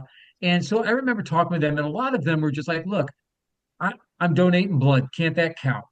And it was like, oh, why not? Yeah. And so we started donating blood. And then somebody else was like, look, there's this event going on, and two or three of us are going to go over and rake for an elderly person, rake leaves and do those kind of things. So we did that. And so as I now look back, I wish I opened that floodgate a lot more Um, because we had a chart with stars and Yep. Carl was a little OCD and a pain in the tuchus Carl for a was? whole lot of what? people. What? Was? I always wanted another gold star on the chart, darn it. I was And an achiever. Mention it, I was going to mention that too, because I think it was around probably 92, 93, Carl, when that was like at its peak. And I feel like we tried to maintain that level of you have to do community service, a certain amount of community service, you have to do so many hours to maintain membership. And I think that stuck to a certain level. I don't know, Kier, what you think, but maybe for like the Oh, it next did. It after did. that. And then it kind of, I feel like it fizzled off a little bit in my later years. It didn't become quite as rigid, and the membership requirements were softened a little bit. But Yeah. still, I mean, we did it voluntarily. That was the whole point, and Yeah. it was fun to do the service. It didn't feel like service, at least to me. It felt like just going out and hanging out. And oh, by the way, we're doing something good for the community at the same time. So right. And Yeah. I was trying to balance during that time of like how many people on the floor, because we were getting to the point where we had three members to a room.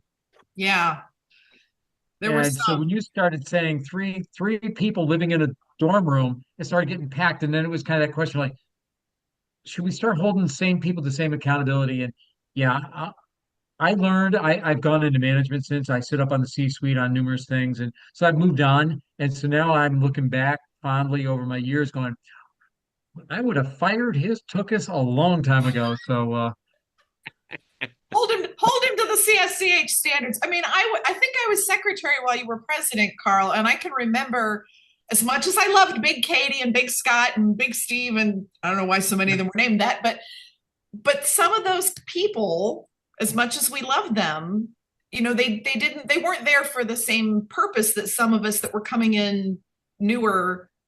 Some of us felt a bit driven to try to form something that had meaning, and we wanted it to have structure. We were seeking structure, and maybe we fed you a little too much power, but I think in the end it kind of gave us a structure that got us away from just dorm parties, and it was just better. But I know that's why some people kind of left the floor. yeah.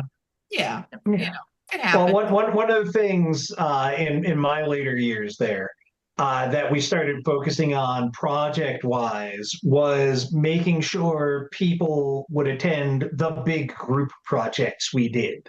Yes. Like so we could all do something together. And that became one of the main drives of having the requirements for doing so many projects. Is like, look, you can do all sorts of stuff that counts as community service. We get that. That's great. We want to hear about it. We want to know if we can come and help out with it. But we've got like three big events that we do. If you can make it to just one a quarter, that would be awesome. And that so you're part of the group, so the group gets to do that whole thing together. And that became a real problem in that last year up on, Gleason 8, where there wasn't that innate sense of community. Everyone was brand new, aside from like three of us, and only two of them had been there for more than a year or more than a couple of years. I had been there the entire time, but everyone else had come while I was there.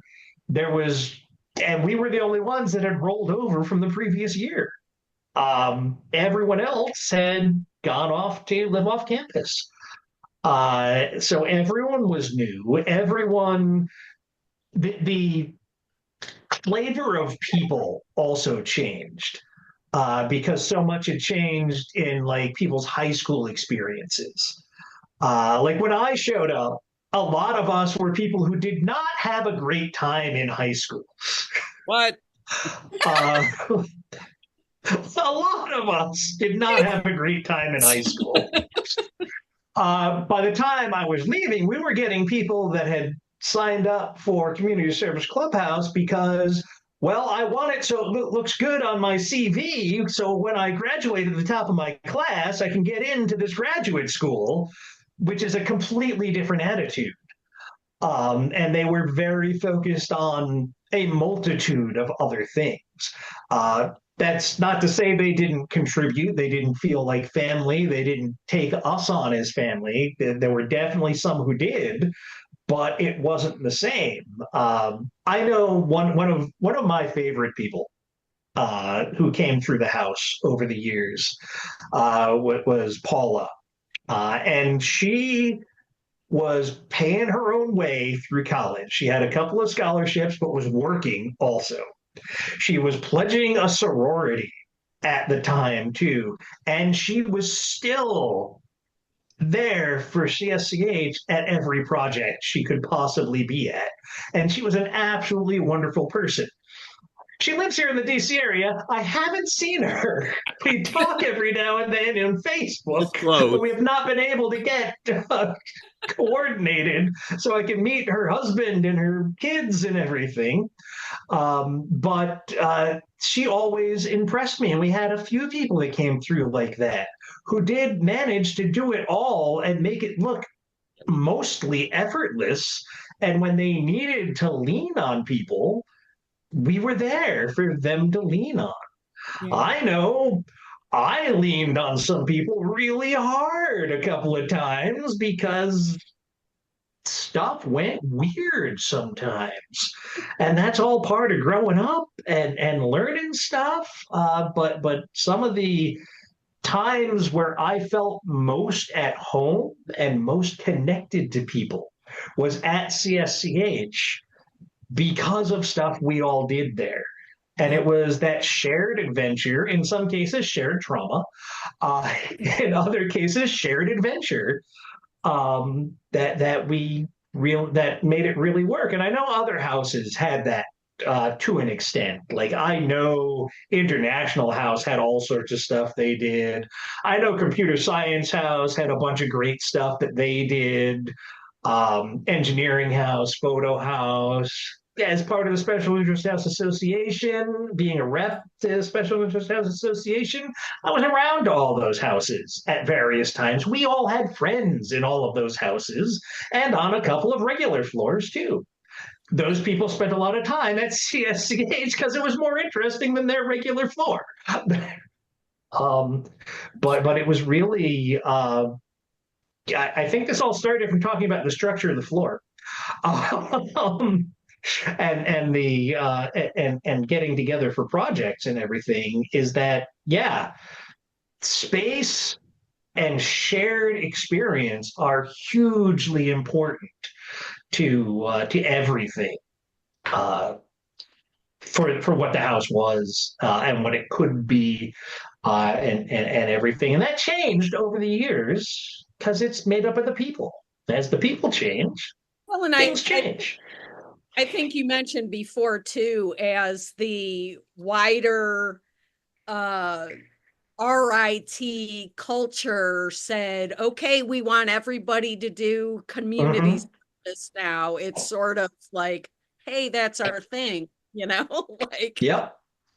it's sort of made it a little obsolete to just have, because everybody had to do it. But that's the ultimate reason the house ceased to be was because res life was like, so what makes you different from any other place now? Right. And there was no one who which could is very insulting, actually. Yeah. Like, but I think we were always, because we weren't tied to an esteemed area of study. Yeah. That maybe a lot of people didn't really understand us. Yeah. But and I mean our name too. I mean, we're a clubhouse, so that might have And of course, we did have fun, and we did serve the community, and we did do great things, and we did have interesting mixes of people, which in the technical institute culture world. Yeah, RIT is such a big place, and it's an institute made up of many colleges, and so the separation by the quarter mile of the academic side from the residential side, I think we all went and did what we had to do in our classes, and I don't know how many of us really hung out on that side unless we were there for a project or a tour. But when you came back across that quarter mile, you sort of you returned to, you know, where you could just be yourself, and it wasn't about what you were studying, how you did in class that day. You know, you could blow off steam, you could be a person again, and even to some extent be a kid again, because we were all on the cusp of becoming grown-ups. And, you know, the college experience is so weird for that. I have no idea what went on in other dorms. Well, I have a vague idea because I did have friends in other places, but like I said, they spent most of their time over at CSCH Right. because it was cooler. Yeah. And it was more interesting on a wider scale. Like, you know, these Flickr photo albums that I shared in the Facebook group a couple of times that I was just showing off some of today, you'll see in every one of those albums people who were not CSCH members who came to our floor because that's where the fun happened. That's where the cool people were, or at least the interesting people. And you know, they just enjoyed spending time with us. Yeah. I'm not going to lay claim and say it was just me because it wasn't. I just, you know, latched on to some of them really hard, and I'm still in touch with some of them. But you know, the whole thing is that, yeah, we were different. We were very different from a lot of the other special interest houses because of that lack of academic focus. Yeah. And I know I'm still in touch with a handful of people who were in my major when I graduated, but I never really did much with those people. Yeah. The only people from my major that I did stuff with were also members of CSCH. It's very true. It's frustrating here to hear you say that was ultimately one of the main reasons that brought the CSCH down was the administration didn't see and saw us as redundant, because just to reiterate what everybody else is saying, I thought it was special at the time and unique, you know, totally unlike any fraternity or sorority house. We don't even need to get into the ways that special interest house is different from a fraternity or sorority, but also different from the academics. Roman letters. So it's just, our whole purpose was to build community and serve the community, and that's exactly what we did. And it was a comfortable space, and it was a safe space for all of us, and it made, you know, lifelong friendships, if not acquaintances. My son is a college sophomore, so I see it directly firsthand. He's not a big partier. He's not a big, you know, person who goes out and immediately makes tons of friends easily. So I just wish he had a place like CSCH. I wish that for him, and he doesn't. And it's just rare. I think it was a rare thing that had happened to work out for us during our time at RIT, and I don't think it happens at a lot of colleges. I wish it doesn't. We could take the model and make it work, you know, and brand it and you know, reignited it at RIT, much less anywhere else, because I just think it's such a cool thing that we had. So. And we did have a nice diversity. Oh, yes. Mm-hmm. Really did. It was diversity in terms of culture or area of the country you were from, or the world, or economic Not quite as background. diverse as International House, but we gave them a run sometimes. Yeah. But I mean, just different parts of the country where we had to learn each other's language. Who says soda or pop? Come on. But and just all the different personality types, and still yeah, not everybody got along all the time, but when it came to coming together for those big projects or whatever, I mean, everybody for the most part can, get together and do the work for, what needs to be done. So, and I think because like what you just said, because we were getting together for the big projects, it also led to us being a little braver as a group because we could organize our transportation and go and experience things in Rochester that other people weren't getting off campus to do. And let's just face it, RIT is a bit remote, or was very remote at the time, and it just wasn't a thing to go into Rochester for stuff very often. And I think everybody had a richer experience during their years because we would all go and lend each other the confidence to go and see something, go to a museum, go to an event and do that together. And you automatically had people that were like your tribe and you could go enjoy that. Mhm. You didn't have to do it alone. well, to be like, hey, I want to go to Mount Hope Cemetery. Anybody want to come? And then Yes. figure it out and go. Hey, it's free at Memorial Art Gallery on Mondays. Let's go. Yep. I Exactly. don't think we had those cards to do all that. Looking back on it, we must have had like There 3 were members of the people that cars drove. just- Yeah. Remember when you parked at the front of the parking lot? It had a good spot. That little circle. Yeah. Yes. Yeah, at Gracie's. Outside You're like, Gracie's. I'm never moving.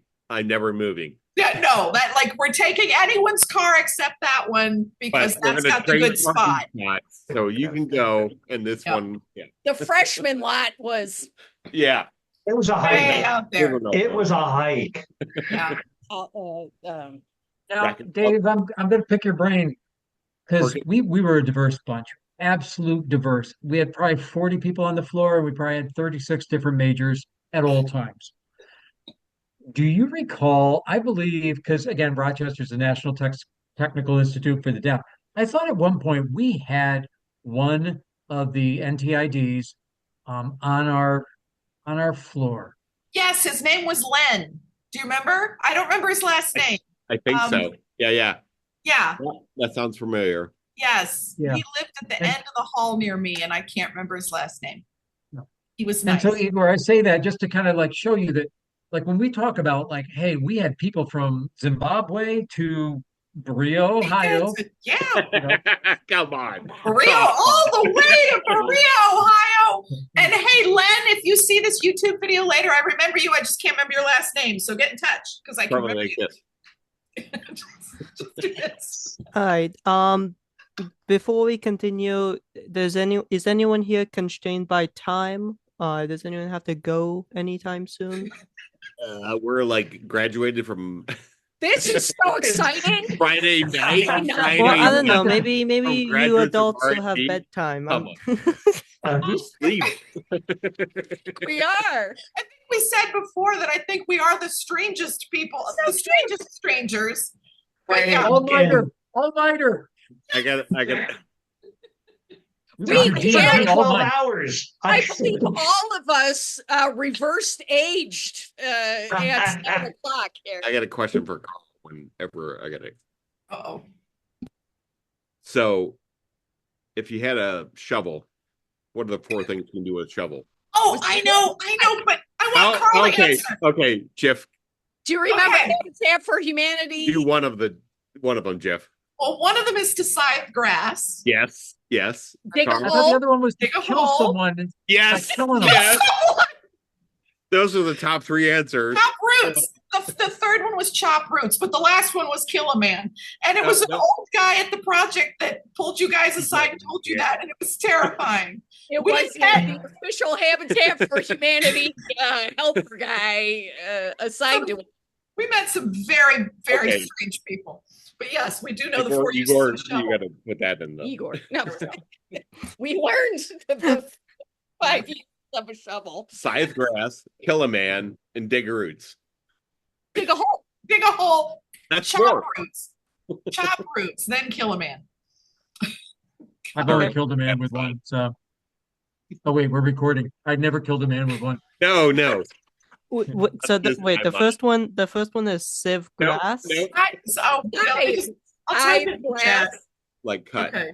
Oh, cut Oh, you're grass. typing it in the chat. Jeff? Yep. Excellent. I'm typing. I'll add it.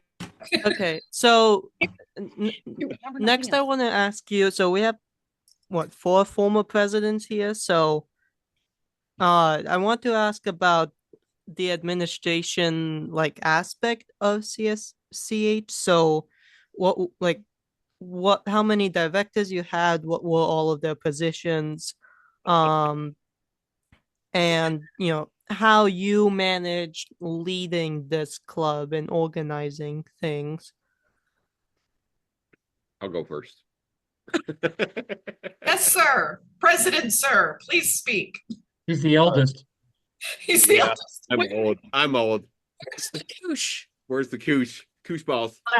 That's right. So to speak, you had to have the koosh ball. That's Yeah. right. Yeah, we threw a. Oh gosh. Yeah. Okay. What was the question again? Uh, How did you manage leading and I didn't. Yeah. And Okay. who was your support structure? What was your cabinet?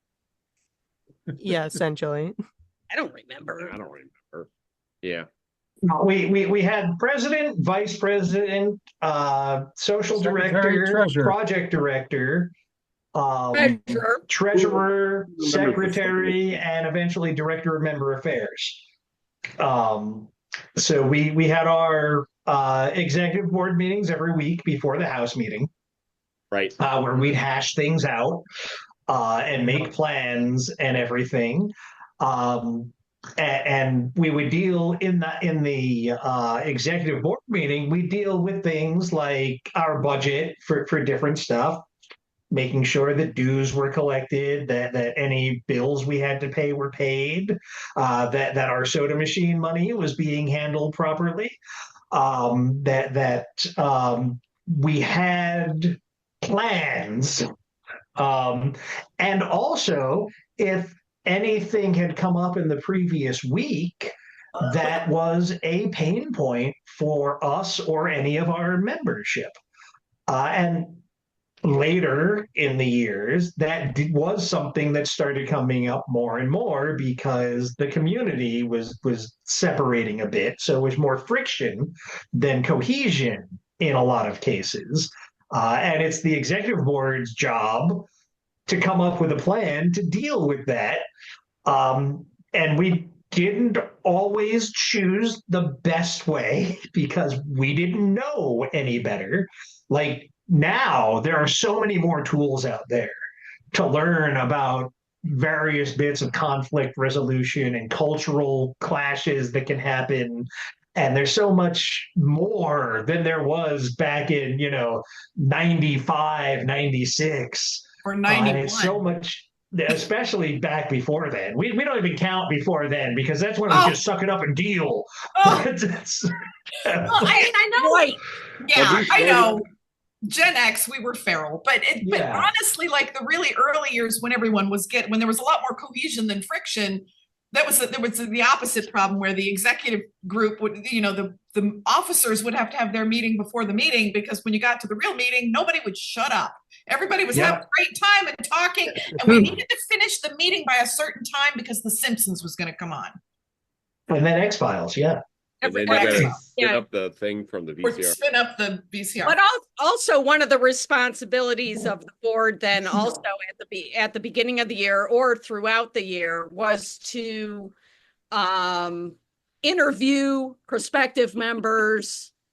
Here we I go. can't see That's right. Just that. wrote down Here we go. Here we go. The It- question. so the question. Question. the So question. Question. And I'm so sad it changed. so Yeah, I know. so that was That's like the cutoff date of Gen X. Yeah. I'll wait. So I'll wait until Igor, you're finished. So we'll go back to I had one other thing to do about like how did we manage people and stuff. And so we were a very large group of people, and there were a lot of maybe egos, maybe. Maybe. But some of them actually came up because of the different groups we belonged to. So I remember a gentleman named Ralph, and Ralph turned into the student governor. So he got elected president of the student government body and stuff. And so he felt certain things should be run one way, and we as community service felt another way. And so there were some conflicts where we had to like figure things out. And there were times where we voted people off the floor. And Ooh, it I was can remember rare. that. Yeah, it was rare. We would vote people off the floor and just say, no, you're just not a fit. It's not going to work, whether it be about you didn't do any community service or it was just such a you were ruffling everybody's feathers. I can remember So Ged was, because he was the RA, Ged was able to actually remove the person from that, like find another place for them in the dorms. And I can't remember the man's name, but my freshman year, he got removed in the spring quarter, and I can't remember his name, but he just wasn't jiving with anybody. He didn't get along with anyone, and he was a troublemaker. So they just Well, we had a couple of people like that through Yeah. the years. We had The one one- guy who came to us because he needed to do community service. What? And Residence Life pointed him toward us, and that is something that the executive board talked about for a little while. We're like, so do we want to accept this person who has to do community service without knowing what it was he had done to get it? And we talked about it, and we decided we're going to give him a chance. And we gave him a chance, and for a little while, things were going really okay. He didn't live on floor, but he'd come by on a regular basis. And then one day, a bunch of us were walking across campus to go to classes, and he was with us. And it was a day when like one of the middle schools was coming for some presentation in the auditorium. And he's like, so look at them. What do you think? And we're like, oh, no, dude, no. We do not want to know anymore. We do not want to hear any more about that. We're trying to be a good to you here. We do not need to know. Wow. No, just no. And there was another incident a little bit later that we're just like, yeah, we can't have him here. We can't have him be part of this group. Wow. The one thing I thought of during my term as president was the famous avoid the rush difficulty or whatever that ended up being quite a bit comical, that we had a obviously during rush, we had our own recruitment campaign to avoid the rush. You know, come check us out, avoid the rush, to avoid fraternity rushing the Greek organizations. And boy, did that ruffle their feathers. Greek Council came out in fury. Oh my God. And it was quite a learning experience for me, because that was your freshman year. No, it wasn't. Oh, okay. It was later. So it was my second year. Yeah. And they, like, these guys all, like, it was like a panel of them in our study lounge and me, and they were just so aggressively like, you need to stop this and all of this kind of stuff. And I was this reveals many of their insecurities. Yeah. We were a lot of I'm somebody who I really don't enjoy conflict. I mean, I don't know if people enjoy conflict. No. I really enjoy conflict. But yeah, it was a bit intimidating to have a panel of these really angry and so aggressive. I mean, the higher you jack the truck, what is that really saying? You know.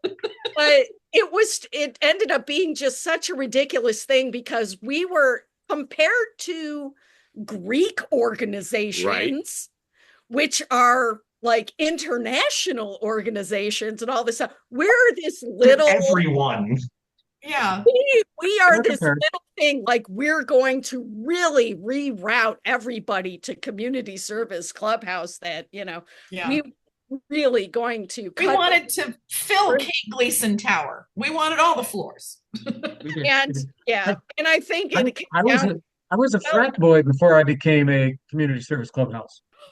well, I think it came down to the agreement was, well, fine. We won't put up any more signs, but we're not going around and taking down the signs we have. I mean, that's just, you need Yep. to get over yourselves. But yeah, that was definitely and as a communication major, that was definitely a little bit of a test for me. I was going to say, did you get any course credit for that? Because you should. Conflict management. Yes. Well, I will say I had a little boost in my own confidence that I was like sitting there just being pummeled by these frat guys on my own. I'm like going, wow, you guys, wow. All of what's going on in my head is not what was being said, but yeah, like, Thanks for wow, making my guys. point for me, guys. Yeah. Thanks. Takes three of you to talk to me. I'm so scary. I don't know. So threatened by you, I President. wouldn't cross President. I only hit Bob Burke once. He deserved it. Yeah, he did. He kept pushing. I told him to stop. He didn't stop. He didn't stop. Whack. Yeah, exactly. And So, where Igor, is to he answer- now? Sorry. Yeah, we won't go there. Yeah, Who's still married? Not me. So, Igor, to go to part two of our question that Dave and I started to talk about was our interviews, because that was a big part of the executive Yes. branch. Yep. I dropped a question in the chat. What color did the good guys wear in Star Wars? That was an important interview question if you didn't know the answer. But Yes. Orange. So before that, Yeah, that was, Jiff and I know. I know. Question Yeah, that you're but- talking about, Carl. okay. So yeah, I thought Dave was going to say it. So before that time, we were trying to be serious during interviews, and I mean seriously, we would ask them like, "What'd you do in high school?" We'd have their whole CV in front of us. I turned in an 18-page one, and they laughed, and it was just a joke. They were like, "Seriously, what is this nonsense?" And so when we go through all the interview and we kind of come down to it, we're like, oh wow, we're kind of split. We don't know what to do. We kind of have some decisions, and we're like, all right, we just really need to know. Did you cry when Old Yeller Keller died? got shot. Do you know what Old Yeller is, Igor? Yeah, I have. I've read the book. Oh, good. That was the question. But that was the question and later we had to evolve it You because read the then book. Good for you. You read the book. yeah. Wait, there was a book? We didn't read. We didn't have time to read.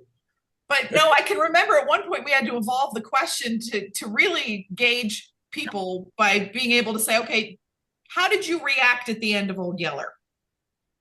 Yep. And even then, sometimes we'd get blank looks. It was interesting, but And then we turned to Star Wars, and people started to know that, but then we were very geekish. So so it was kind of like the last interview question kind of told you a little bit about it. So I've continued this tradition over the years of all of my C-suite interviewing. And one of them is, if you had $1 billion but you had to work, what is the job that you would do? And the next one is, if you were to fly with Elon Musk to Mars, what skills would you need to get to Mars? And if you're a linguist or foodie or like all those kind of things.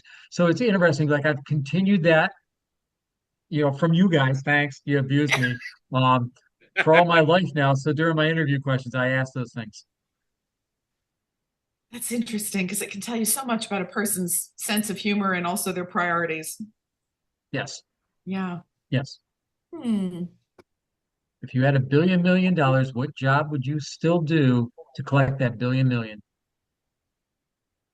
So on the topic of administration, I was wondering if any of you could talk into detail about the membership requirements to both be accepted into the org and to maintain status in the org, and whether that changed over time.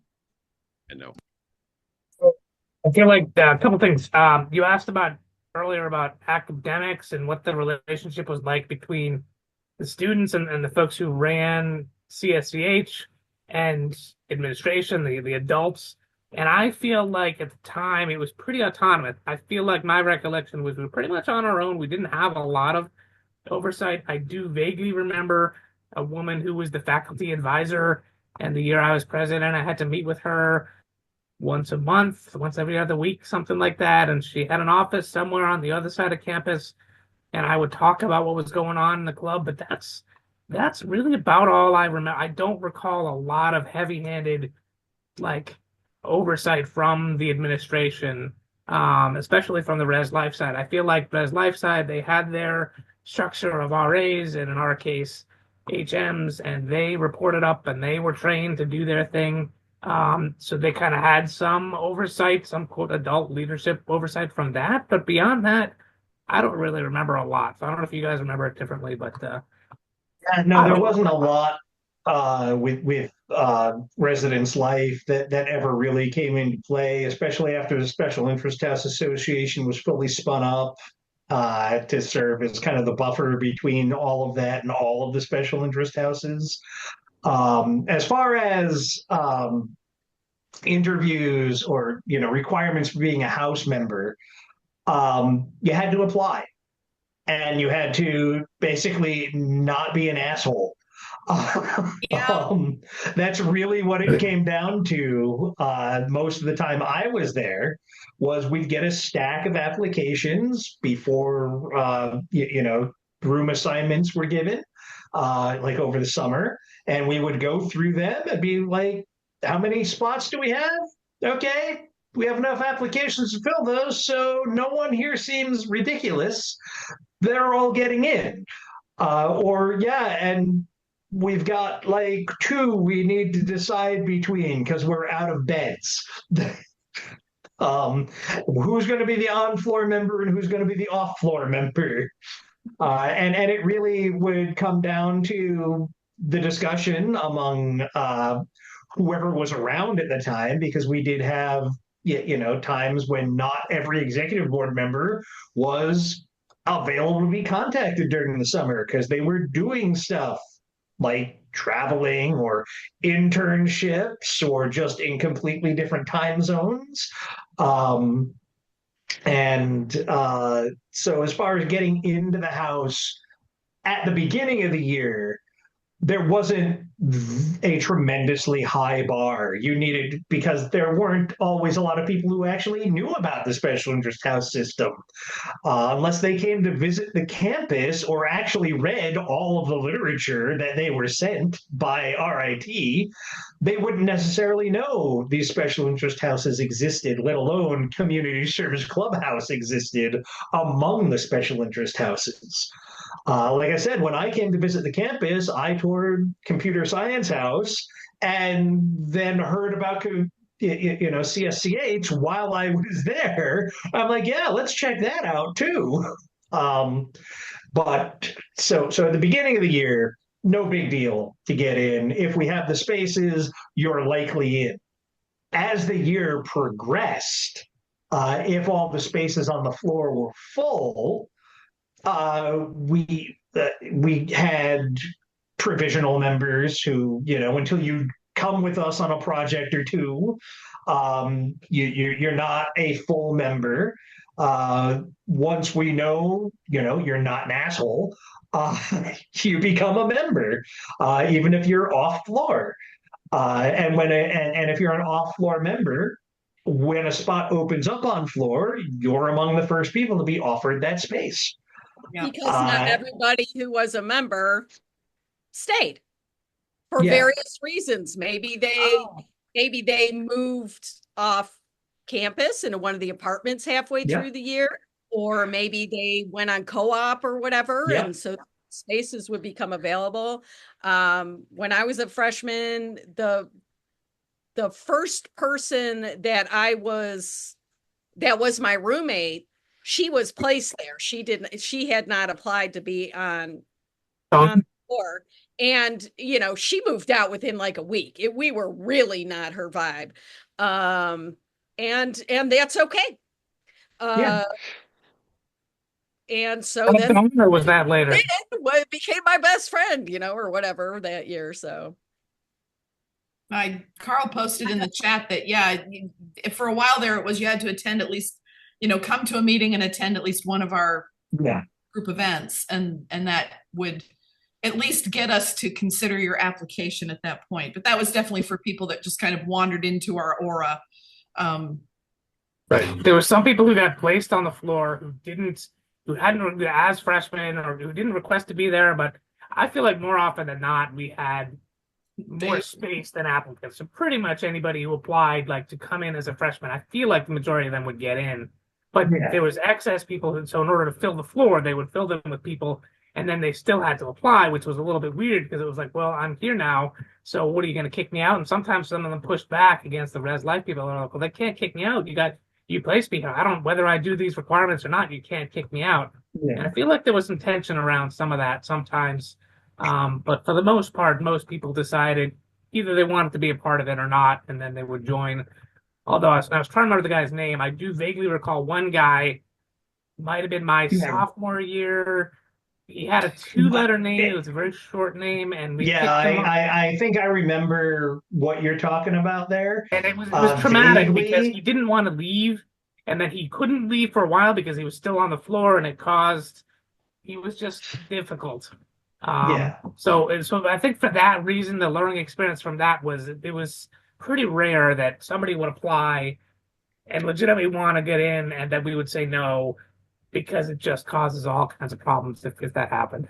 Yeah, I mean, I know I ended up with a no roommate for most of my freshman year because the guy who was placed in the room with me was a transfer student, so he was an older dude.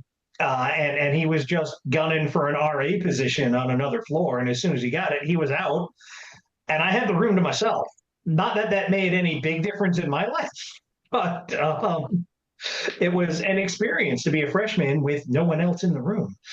And then there was another time where I ended up with no one in my room. So when there was a off-floor member who wanted to move on, from the couple of people who had spaces, I was the only one who would give him the chance. Again, that turned out to not be a great thing. He had some other issues. Turned out he was stalking one of the members on the floor. Thankfully, we didn't have to deal directly with that because he was told by his doctor to take a break from college. Kira, you got the seedy underbelly stories here. Wow. That's why I'm not mentioning names, because like I said, they deserve the chance. And that's really one of the things in my mind that CSCH was always about, was giving people the chance. That's what we went out to do these projects for, to help people who needed help, regardless of whether they deserved it or not. So we would give people a chance to prove themselves as members of the House. And when they didn't step up to that challenge, or that there had to be discussions. Usually they would self-select out. And we didn't have to do anything about it. They're just like, yeah, this isn't for me, or in the case I just mentioned, not even in the school anymore. And I think that, for when there were issues, but for the most part, everybody's busy. There really weren't. Yeah, everybody's busy doing school and blowing off steam, and for the most part, getting along. And watching movies or Yeah. going to Jay's Diner at 2 a.m. Yeah. Wakeman's or, I did like going to Tahoes. Jay's Diner whenever Big somebody would Good Tahoes. call back. make Tahoe's. Go somewhere Tahoes. when they would pull the fire alarm in February and everyone's standing around in the ice and snow. So as far as staying in the house, yeah, there were the basic rules. You pay your dues, literally pay your dues because we need that money. You It get a wasn't much. shirt It when was you pay your dues. it was like what, $25 or 20 something, bucks, right? $20 a quarter. Yeah. Yeah. Oh, he's so cute. And I think we even got refrigerator. Sorry, go ahead. no, I I have think my we little got to a coaster. point too where people were talking financial burden and stuff. And so we got to the point where like then do 2 extra events. Yeah. Yeah. Yeah. Do 2 more And we volunteers were always flexible on that. Yeah. yeah. Because that money would go toward the shirts. That money would go toward extra money for events that we were going to hold for like our One of end of the those. year party, our other holiday stuff that we would do. That's where that money came from. Because it's not like we were doing fundraisers and keeping money from them. All of the money that we brought in from any fundraisers we did all went to whoever we were Charity. doing the fundraiser for. Yeah. No administration fees off the top. No. Right. I will say that was one of our big things. We never really did fundraisers. Our fundraisers were all internal, whether I just remember collecting tons and tons and tons of soda cans and just turning in the nickel deposits of Wegmans and earning money that way. So we never went and like collected money. If we did collect money, whether it be, the Adopt a Kettle campaign, it was for the Salvation Army or United Way or whoever we were doing it for, we would then, that's what we were doing. So we never, Raffle tickets for something. No, we did the snowball a couple of years that we then donated the money to I forget who we donated it to. It wasn't a lot of money because RIT is not big on dances. yeah. I mean, our treasurer, they probably hated us because we were always negative. I mean, it was never like, hey, we need to raise $200 to do, t-shirts. I remember trying to raise $400 or $500 for the neon sign. Yeah. And that was like a year's project. It was just Yep. long. And then rumor had it that somebody broke the sign and nobody wanted to It tell was a me. beautiful day. Just open that door and let the air in. You didn't know who that was, Carl, that broke the sign? No, No, I nobody would never. tell me anything. All Like right, everybody this got is a hush being hush. this is being All right, see you recorded, next right? year. See you next year. This is being recorded. All right, let's was- see. It definitely was not me, Carl. It was this guy that had told us all year long how important that sign was and how gentle we should be with it. Good Lord. $200. Yeah, I might have been a little bit on the borderline OCD, Nazi. You cross me, you're in trouble. Well, I'm glad you can be here on Zoom with Rob. I'm so sorry, Carl. I heartwarming. shattered your It's sign. Did not tell me It lie. was me. It's so funny. I can't even tell you where that sign is or if it even means anything, but it was Well, fun. it's It the symbolized. one you put together is in pieces, and then the one we replaced it with, I think we've definitely lost track of by now. Right? Yeah, it did get replaced. Yeah. Does anyone have Yeah. part of the sign? Somehow, do you that, remember? uh, That mural lasted a long time and didn't cost nearly as much. It didn't light up the quad though either. So there's that. Yeah. Igor, what else? Come on, keep talking to us. Okay. Somehow we well, raised you know, enough I money don't to want buy to. I like don't a want to hutch. interrupt this confessions I'm hearing. This is some good stuff. Okay. So you mentioned that you were in the special interest housing association. You were involved in that. So I was wondering how what were your interactions with other interest houses, and also with other RIT clubs and just the RIT campus as a whole. You mentioned like some events that you put on, but I was, wondering if there were other places where this club became, kind of like a leader or help incite change in places on the campus or improve student culture and RIT in some way. Well, I think that, as part of the Residence Hall Association, when there were things sponsored by the Residence Hall Association, then, like the Spring Fling or whatever, that's when they had the call for these different organizations to come together and, help be a part of, whatever it is that's going on. I know that there were tables in the student union, which is, I don't even know if it's still there. But where it would be like, okay, this is the organization fair or whatever, and being able to do stuff like that. Probably most of any of the other, I mean, as far as I can remember, most of any of the other interactions we had weren't like official, like, oh, we're going to have a dinner with International House or something like that. But it would just be because we were interacting with those other students in these other places. I don't. Yeah, we didn't have a lot of exchanges with them in any kind of formal planned way. I do think, like, I don't know. Yeah. I mean, I was part of the we'd attempt to poach members every now and then. Attempt what? Oh, poach their members? To poach members. Poach members, yeah.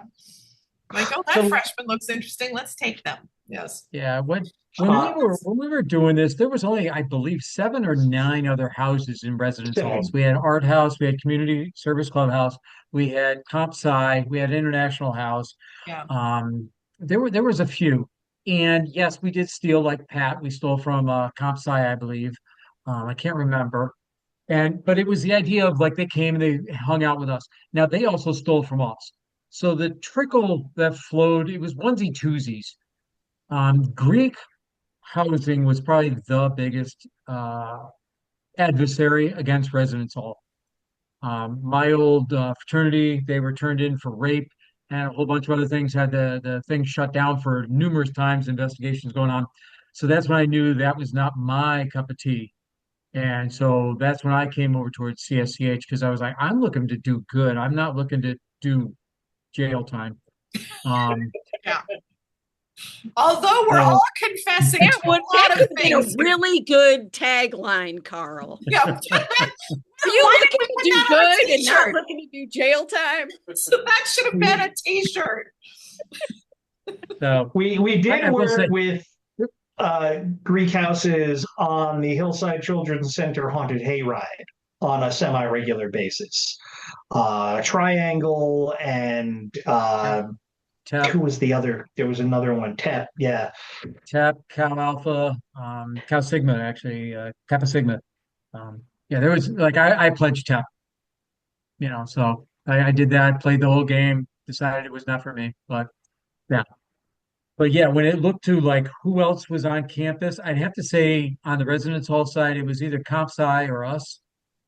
And then it was either International, but International had their own problems because I believe there was a student that jumped off the balcony one of those years that we were there and committed suicide during that time. So a lot of pressure up in International House just because you had a lot of Koreans, you had a lot of Chinese, you had a lot of Japanese, like a lot of people who believe that you needed straight A's no matter what. And the pressure up there was intense. Comp Sci was full of geeks, and if you didn't fit in, boy, mockery happened. We just loved everybody as long as you breathed and fogged a mirror. We pretty much accepted you. I like the way Keir said it. If you weren't an asshole, if you weren't the wrong kind of asshole, you could be part of our club. And then please participate was kind of our other big thing. But yeah. Do good, not jail time. That's going to be a t-shirt, I swear.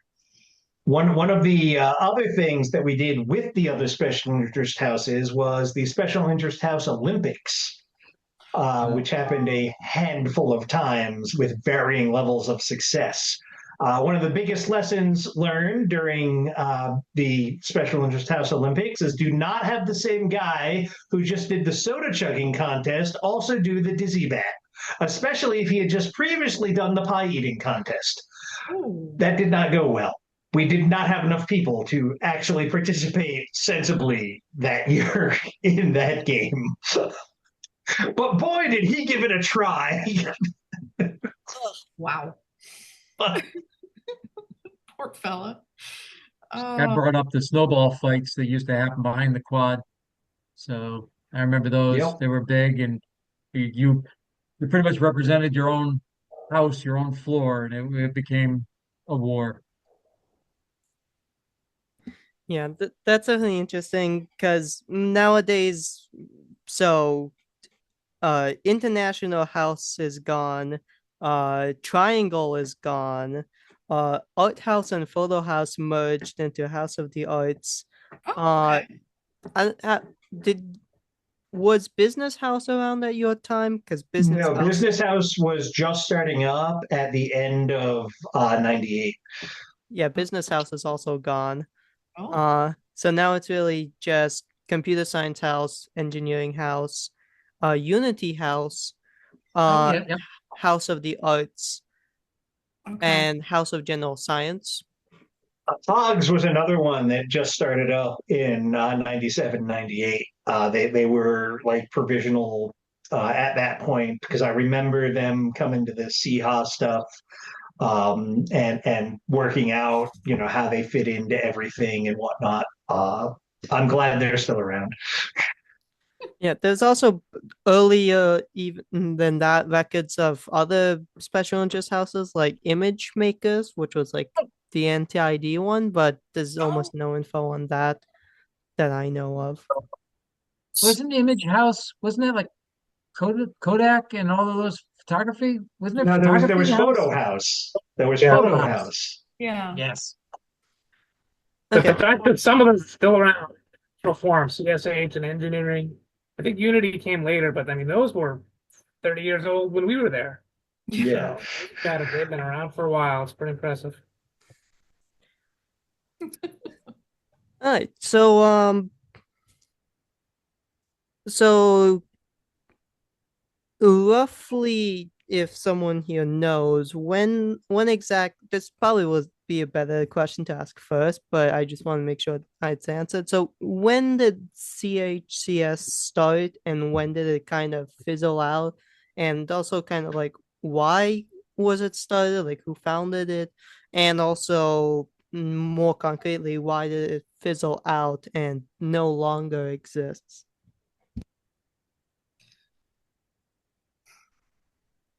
I think It started long before any of us were there. In the ancient before times, when people, funny, I don't know that we ever knew even at the time when it started, and I've tried to find people. I found 3 names that I pinged them today to say, hey, we're doing this thing. You want to join the call? Because they were on Keir's Facebook group way back when I was searching for comments, and they were like mid 80s. And they had a couple of comments in an earlier thread on the Facebook page, but I didn't know them. I just knew they existed. But prior to that, I don't know. It seems like it's just lost to history. My guess would be sometime around like late 70s is probably when it started. Yeah, I think we had stuff that may or may not be in the archives, but I know we dug through and found stuff that went back to at least the 70s, like the mid 70s. I think you're right. Yeah. Yeah. Didn't it have something to do with Rotary International even then because they were doing more community involvement with students on campus the way Anna mentioned? Yeah, I wish I still hung with Chet and Scott and those older guys because I mean they were history. Chet used to be treasurer, and that was one of those things that they used to pass down. I think we tried to trace the lineage back, and I know we got back towards like 77, 76 from memory. Okay. And we had a list like every year, like when you were the treasurer and the president, we kept a list of all of that somewhere in the archives. I didn't know I was going to be quizzed 30 years later, or else I probably would have Come did a on, mimeograph Karl. of that. You're really dropping the ball here, Karl. And as far as when it ceased to be, that would have been around 99, 2000, or 2000, 2001. Because it was after I left, which was 98. I was back up to visit in 99. And I think it was still around at the end of 99, 2000. So I think it must have been 2000, 2001. And it was a victim of the residence hall refurbishing that was going on, that moved all of the upperclassmen off campus, and then the change in focus for every organization to have to do community service, and then no one who had any institutional knowledge of CSCH having the time or the ability to bend the ear of the right people to explain to them why the group is important. I know a couple of people tried. I know Dennis tried. I know Joe tried a little bit, but they were both really busy with their classes because they were, in their last years there. And I think Joe was living off campus. Dennis was the house president. Everyone else was brand new. So, there was no real chance at that point. If I had lived closer to Rochester than 4.5 hours away, I would have taken time to make that argument. Just, for historical purposes. Also because I was a communications major and that's what we do. But yeah, it ceased to be because the administration couldn't get any good justification to keep it around. I think the meat and potatoes of what CSCH was for all of us, not just what we put into it, but what it gave back to all of us. Yeah. That's the essential spirit that kind of left in its later years. Like what you're describing, because I wasn't there for those years, but what I got out of it was that you said several times, Keir, that it was hard for people to give back and support its survival because they were busy with school. I never felt like CSCH got in the way of me getting my schoolwork done, but it gave me strength and gave me support in ways that I couldn't have gotten out of a normal dorm, or, I might have gotten that out of another special interest house or another group, but CSCH just happened to me. And I'm very grateful that it did, because I can't imagine my college life without it. I can't imagine it without the people and all of these amazing and bizarre and strange personalities that I've gotten to know over the years. It's been enriching. And that's really, I think, start or end or fizzle out or whatever, the legacy of CSCH is that it gave us as much as we gave it. I kind of agree that I'm sorry. Go ahead, Bob. Suspect here, from here to 98, 99, if any of those folks were on the call, and I knew Dennis and I knew Joe, so between us, we've got like a 12-year window here, but I feel like they would not relay the same intensity of what this place meant to us as most of us are saying it did. I just feel like, unfortunately, it had lost some of that luster by those later years. Well, I was going to say, that's just my sense of it. Yeah. Yeah. I know Joe loved the house deeply and felt very connected to it. Dennis, like I said, he was the last man standing. And I think by the time he was president, because there was no one else to be president, and he wasn't, it never was the most outgoing individual. It wasn't in his nature. And that was fine when he was surrounded by the rest of us. So I don't want it to sound like I'm blaming him for not fighting the fight like we would have, but I wouldn't expect him to at all. I wouldn't expect anyone to. If they're the last one standing and there's no one else around. CSCH was definitely an organization that it wasn't simply Baker D. It wasn't simply, the eighth floor of Kate Gleason. It was the people. Each year it was a different mix. Each year had a slightly different flavor.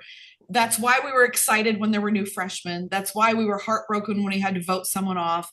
That's why it was so hard when there was conflict, because we felt like, how could you not love this? We love this. Please just be a part of this. And so, I think those of us that were there, if you want to say, in the best of it, which, we were, I think, all of us, this year range that we have represented on this call, to say the least, I think there were just a lot of people who got a lot out of it. And it was all about the people and the interactions. Yeah, we are loosely tied together because it was a club about community service, but it became more. And I think that's what, honestly, there's lessons that any college could take from this, to say, hey, this is a way to build connection and community, to help people care about each other and keep an eye out for the stuff on their floor, and be able to have, this is why we can have nice things, instead of someone stealing your furniture in the middle of the day or whatever.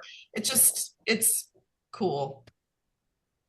Yeah, I will add that when I took over, we were very independent. So Rotary Club, I remember meeting with the gentleman once a quarter. I mean, seriously, and we'd have to go off to some meeting and sit there, and he'd be like, "Look, here's a representative," and you know, I like waved my hand, and that was nice. We were very independent. And then when they would be like, "Well, what have they done?" We'd have a list of like 30 different volunteer things we did. But then if we look on campus, our on-campus administrator, because I tried to do a martial arts club, and I mean, one of my professors was like, sure, I'll sign up, I'll be your person or whatever. It was just to sign a form. And I feel that maybe in the early years, I remember Chet and those guys, they had somebody over in that wood shop department, something over in woodworking. And I believe that that may have been our guy for a while.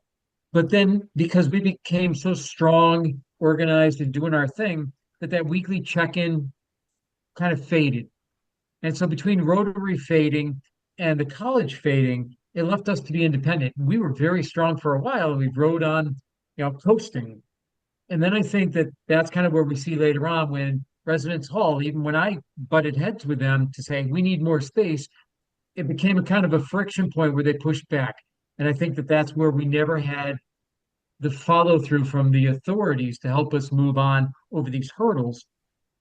So I think that that's kind of where it slowly started dying after maybe 93, 94, 95, because we just didn't have anybody to fight these hurdles and say, no, no, no, no, you need this organization. So Yeah. that's my personal opinion. But yeah, when I was coming in there, it was like wave hi to the professor, and they were like, yep, you guys still doing good, and we're doing good. Yep, okay. And that was it. The meeting was over with.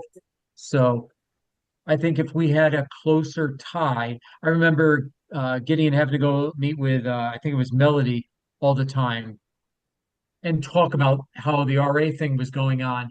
And so I think she became more of our rep, even though she wasn't like a professor or whatever. It was she kind of knew what was going on the floor, but Gideon became our strength. He became our like leader that we would look to keep us on our guardrails and keep us moving forward. So Yeah. I don't know if anybody else had a different thought, but that's me babbling. No, I second that emotion, because I think that's exactly what Ged was for a lot of us, is that Mhm. he was a center, and he kind of welcomed us in, but also kind of made clear that there were rules and standards and held us to those. And that made us good citizens. And I think, if I can compare it to house training a puppy, we just kind of had to bring everyone in and say, okay, this is how we're doing things. This is how our floor is. If you don't like it, you can move away. But if you stay here, this is who we are, and this is what we do. And, I think a lot of people, like you were saying, Keir, they wanted to come hang out with us. They wanted to be around that energy because it was pleasant. It was something fun and a little loose and a little wonky and a little nerdy, but just felt good. It was like a pop culture swamp of, cool Yeah. things to hang out and enjoy. And it was always something going on, while on their floors there just wasn't. Yeah. Like there just wasn't. And that seems to be what I've gathered over the many years since college, talking to many other people who've gone to various colleges without being part of a Greek organization or any vague iteration of something like a special interest house. It's not the same experience that we had. It's not even close to the same experience that we had. They don't have the same connection with a large group of people from college. They have one or two people that they keep in touch with. And there were people who were in their major, and they were people who they went out drinking with. And it's just not that same level of camaraderie that a lot of people classically had from high school. You know, we had the mythical high school friendships in college. And I would say we also had a richness of diversity, to go back to something Anna mentioned before, but we had really rich diversity from year to year, and people that interacted with us. People kind of brought back people from their major or from their group or whatever.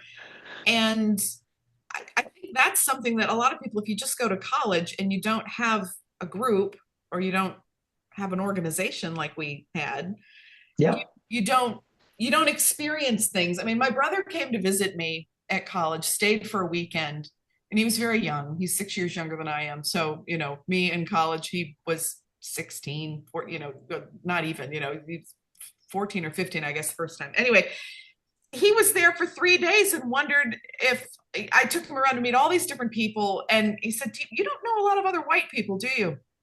That's because in our little tiny town in Pennsylvania where I'm from, we didn't have a lot of diversity in that town. So for him to meet people from, Terry to, my goodness, my roommate at the time, Sheena, to so many people in all of my different classes and stuff, it was a neat experience to be able to bring him and say, yeah, I'm basically going to school at this place that just brings people from all over the world. And I think that was an enriching experience too.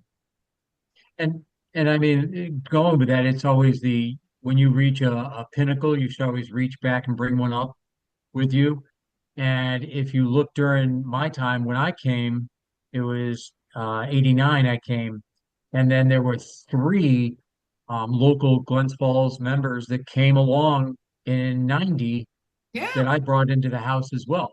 That I said, hey, this is a great place. This is RIT, and introduced them to there. And I know that they brought a few people in as well. So it was kind of like we've reached back and we brought more people with us because this was a good environment. It was a safe environment. We loved it. So I think that maybe over the years, everybody's, hey, we're on Zoom calls, we're this, and you're sitting in your room all the time instead of going out and finding fun. You're now just finding fun in front of the entertainment screen. And, nothing against, what was it, Toe Jam and Earl, Dave. Toe Jam and Earl and Sonic the Hedgehog. Yep. Wow. It's funny because just a little side note here. Lily, our child, Lily, who's 18, we were watching a Twitch streamer the other day who was just playing like Minecraft or whatever. And I was just like, you may not realize it, but it's in your blood to watch other people play video games, because I used to just sit and watch Daddy and Bob Burke play video games for hours. Yes. Yep. Oh, back in the Dave day. and Bob, and I'd be like, well, how come I want to play that game? That looks so fun. But they would just sit there for hours playing it. They would, and back then there was no save point. We literally, if they had to go to class, they just had to pray that there was going to be no power cut, because basically they had to just leave it sit. Try to find a safe spot for Toe Jam and Earl to just sit until they could come back and finish, because you had to do the game start to finish, no save points. I just remember, Gideon getting his computer and then creating something that needed to be rendered for like 2 days. for one of his classes, and it would be just something that you could do in a matter of seconds now in a much higher quality, but Um, just waiting and walking into his room and having like a big sign near the computer that says do not Not touch. Yeah. We not saw a lot of technological change during our time in college, especially starting in 93 through 98. At the end of my first year, they announced that, okay, next year everyone's going to have web space. And most of us were like, have what? And have all the what? comp sci people were like, well, it's about time. um, and then it was another year or so before they actually wired the dorms with Ethernet. Because before that, it was just you had your modem and you had the second phone jack that you dialed up to the on campus service Yep. that would then get you online really slowly. Most of the time, assuming you didn't get a busy signal because there were only so many places to dial into. And then I had some friends who started out in their computer infotech majors who were there so long that they had to retake classes because the first batch of classes they took were no longer valid for the Yes, technology that existed when they were graduating.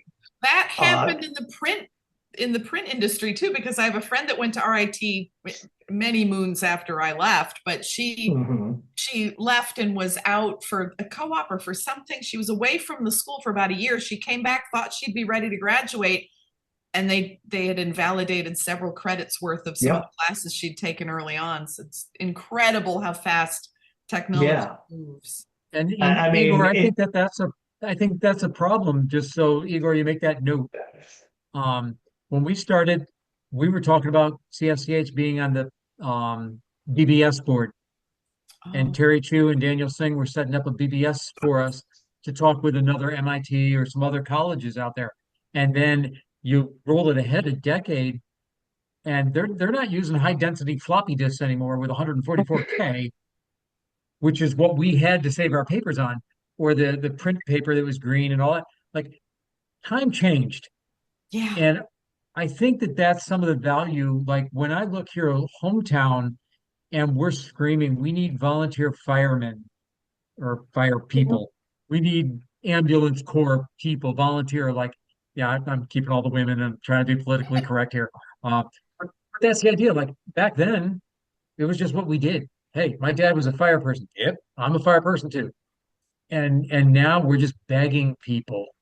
And I think times have changed because the distraction of the world kind of happened. And I'm hoping that over the next while, community service comes back, that you'll start to remember your next door neighbor is the person next door, and you should check in on them and make sure they're eating and share your vegetables and things with them that you're growing or mow the lawn for them. And I'm hoping that community service comes back.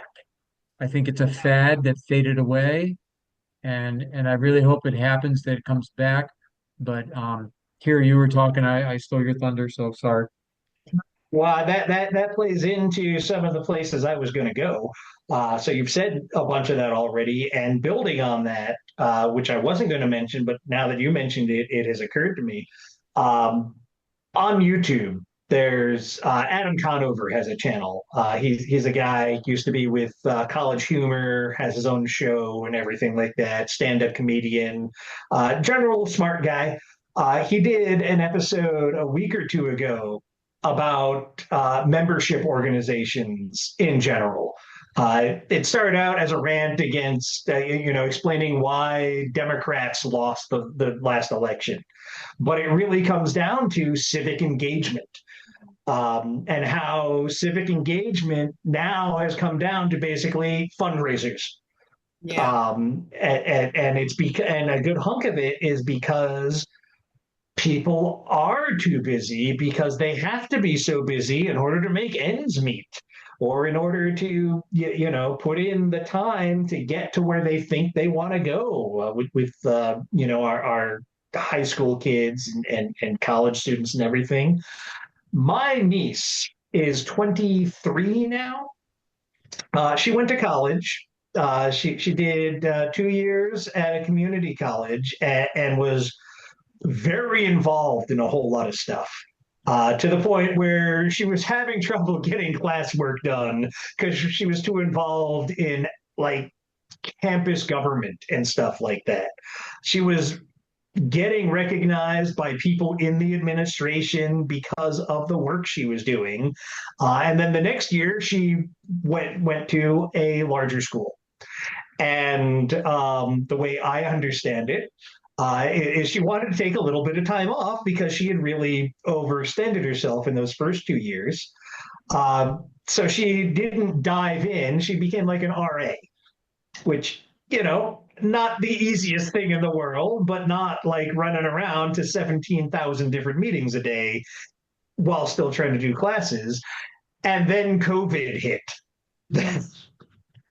And her college experience changed so fundamentally through all of that that she hasn't finished yet. She's got a handful of credits left, but she has no draw to go back because she has a couple of friends that she met there that she still goes and visits every now and then. But there's no impetus. There's no community calling her back. Where when I graduated RIT, I was thinking, well, maybe I'll do grad school somewhere. And then I thought about doing grad school somewhere, and I'm like, one, I don't need to do grad school for the stuff that I'm interested in doing. And two, I don't have the money for grad school. And three, how would that even begin to compare to what I've already had on the community level? And after college, I spent 5 years back in my hometown working for a community newspaper there. And I saw community involvement start to slide off over those years. And so that's from 98 to 2002, pretty much. And I saw community involvement slide off because that's stuff that we covered. We covered the various membership organizations like, the Elks and Kiwanis and Rotary and all those. They were all having trouble getting members. Yeah. And that is the state of things right now, is everywhere is having trouble getting members. And there's just so much in our culture as a whole that I see at this point as fundamentally broken that we had when we were all in CSCH and being out in the real world now for more than a couple of years. The difference is stark and depressing in a lot of ways. And to talk to people who've gone to other schools and even ones who are part of Greek organizations and everything, they don't have the same volume and the same depth of memory and experience and emotion that most of the people I've talked to over the years from CSCH and other special interest houses have had. I talked to some people from International House every now and then, a couple other people here and there, but our experience was just something amazing. Yeah, by and every measure possible. I think it does exist out there, but definitely it was definitely our flavor of it was definitely something unique for that period of time in that place. Because of all the changes in the outside world and whatnot, but also because of the people who were a part of it. I mean, being able to, like you said, have, I had friends that lived on regular dorm floors or whatever who, they had some community and everybody, would get along, or, they had their RA meetings every week and stuff like that. But also for us to, be able to, like, we had a lot of stuff going on that threw us all together. Yeah. And it wasn't all just parties and whatever. I mean, it literally, there was a lot of television watching and group It television was watching. the quiet moments are what counts. Right, sure. Or, even, going in the study lounge or whatever, just to, have those deep conversations that, the young folks like to have and, whatnot. But yeah, getting something to eat, going down to Nate's, All and of that stuff. getting off campus if you can, Yeah. Well, and Now I will say that I do know some people in my current circles of friends who do have fantastic experiences, and I have to say they're all the weirdos. They are the absolute fringe edges of normal humanity. They are the people who are deep into the SCA stuff, who do things like Penzic every Yep. year, where they spend 2 weeks camping in Pennsylvania. They are the people who are deep into music and go out to Europe to follow bands around on tours, and they are the theater people who have been working together, putting on plays for the last 20 years together. So I have a question I'm going to put out there. So since CSCH, I mean, Karel, you've talked about it a little bit in terms of different things that you do throughout your community, and, all on and off and stuff like that. I know, Rob, you're deep into Scouts, or have been with your kids, like deep. Yeah. I did like Girl Scouts and stuff, but I also did like church youth group and, all of that kind of thing, PTA, all of those different sorts of community types of things as well. Jiff, I know let's see. what do you would remember? say? What stories? What do you remember about me? What do you do these days, Jeff? Bird. Do. No, I'm a member of the American Legion Auxiliary, and and I do things through.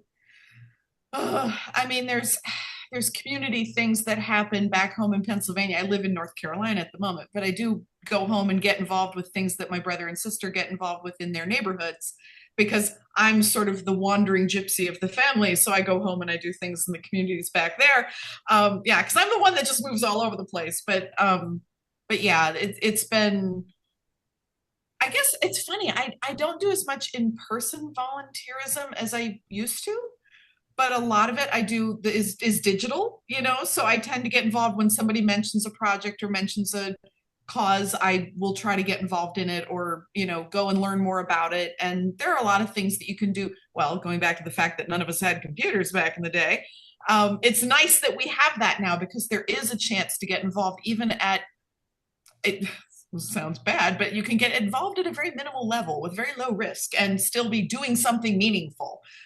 Even if it's just a contribution, even if it's just getting involved in speaking, and helping with other people. So there's things like that I've done. And I would say too, just to speak to something that Karel and Keir have both mentioned, that I don't see as much hopelessness as I did perhaps maybe a year ago or so. There's something, because part of my role in my professional life, managing an art department, is that we research trends for various age groups, economic groups, socioeconomic groups for our customers. And that influences the designs we create on our products. And so what's interesting about that is that we are seeing trends towards more desire for involvement, because things have been so shut down and isolated because of the pandemic. Now people are seeing and they're feeling that urge to get out and do those things. And so I use my own family's examples for that, because I have a niece who's 13, who's her soul, she's got to be 40 in her soul. Anyway, then I have a niece who's actually 30, she's 29. So it's interesting to have, family at different ages, and I see them getting involved for real with things in their neighborhoods, with things with their friend groups, and wanting to do things and make memories. So it's not just building their own little communities, but also getting involved to do things for the community. So volunteerism is in their minds, and they want what they do to not be an empty activity. They want to do things that have meaning, and they want to give back. So, like you said, fire people, first learning to be first responders of any ilk, but also learning to just get involved, even if you're just getting out there and helping to collect the things that are going to be shipped to help the people in the fires, or offer to be a foster home for pets that are being rescued from the hurricane, a few miles west of me when that was happening. And it's amazing how it's right over there outside that window, right over there. It is weird living right here in North Carolina again. It is odd. I love it. And I don't know why Ged isn't on this call. Yeah, because Gideon is in Greensboro as well. And he's literally he's right over there. Right outside that window. Right over there. I should really literally have called him and said, dude, get on here. Anyway, I didn't. Sorry. Yeah, there was a little bubble of us in North Carolina for a while, because Dave and I lived in Greensboro, and Jiffy and Bob lived in Greensboro. Yeah, for about 4 years. Hollows live in Greensboro. So he's still here. Yeah. Yeah. He's around. He's not going anywhere. We're not, because as Karl likes to keep mentioning, we are in Berea, Ohio now. So we have a good range of people here from like 1990 to 1998-ish. So looking outside of CHCS, what would you describe as kind of the student culture or just the student experience at RIT? So, give me an overview about how it was to be a RIT student at that time, at this time when there's just a lot of technological innovation going on, and how both students reacted to it and how the school reacted to it. Well, within that vein, when we were talking about the changes, I know that my student ID, when I came in as a freshman, I had a photograph that was taken and developed for my card. It's here somewhere. And each quarter, we would have a sticker put on by the bursar or whatever. Yes. Do you know that, Jiff? Yes, I do. Mine's here somewhere too. It's in a box. So I have, and then somewhere in my, I don't know, junior year, maybe, we switched to, the digital card. 1993. My and it had a strip. Year. Yeah. I can remember the sticker cards, and I can remember my freshman year, and I don't know if it ended by the time you got there, Anna, but my first ID card, it was a huge deal, because at first nobody even thought about it. Every single person's ID card had their social security number printed on it. That was your ID. Yeah. That was your student number. I think it was my sophomore year, or maybe my sophomore year, they decided, no, maybe we shouldn't be using your social security number. Nope, for everything. And that was a huge security thing that changed. But the picture was so big on the ID card. And then when they switched to digital, it was like the pixeliest, grainiest, just jumble. It was like 80 pixels by 80 pixels. Yeah. It was, and that was high tech. That was. Yeah. And I'm like, okay, I guess this is me, whatever. But I just thought it was funny, because I'm like, we used to have stickers we got to put on. Oh, yeah. I can remember when I worked. taking away our stickers. Sorry. Yeah, they took away our stickers. I liked it when Dave came around one year and put "this is a product of chemistry" on everything. They had given him shoe stickers. I don't think anybody escaped. Everybody was covered with stickers that said "this is a product of chemistry." That was from National Chemistry Week. We got those at the mall. Yes. Oh, and there was one sticker that said, "This is not the product of chemistry." Or is it? Or is it? Oh my gosh. That's great. I can remember when I worked at the library, and I worked at the library most of my 4 years at RIT, when we would get a call on a certain phone, and it was the NTID calling in and doing the touch type, and I was a student manager, so I'd have to go into the office, answer the phone and put it on the special thing, the cradle that would take the old corded phone. And then I'm basically on chat with them through this phone line to help answer their question or find their book. That was neat because that was very before computers. The other thing I was going to say was, I remember coming home for like Thanksgiving or something and talking to my other friends who went off to their colleges and universities. And I asked all of them if they had email addresses.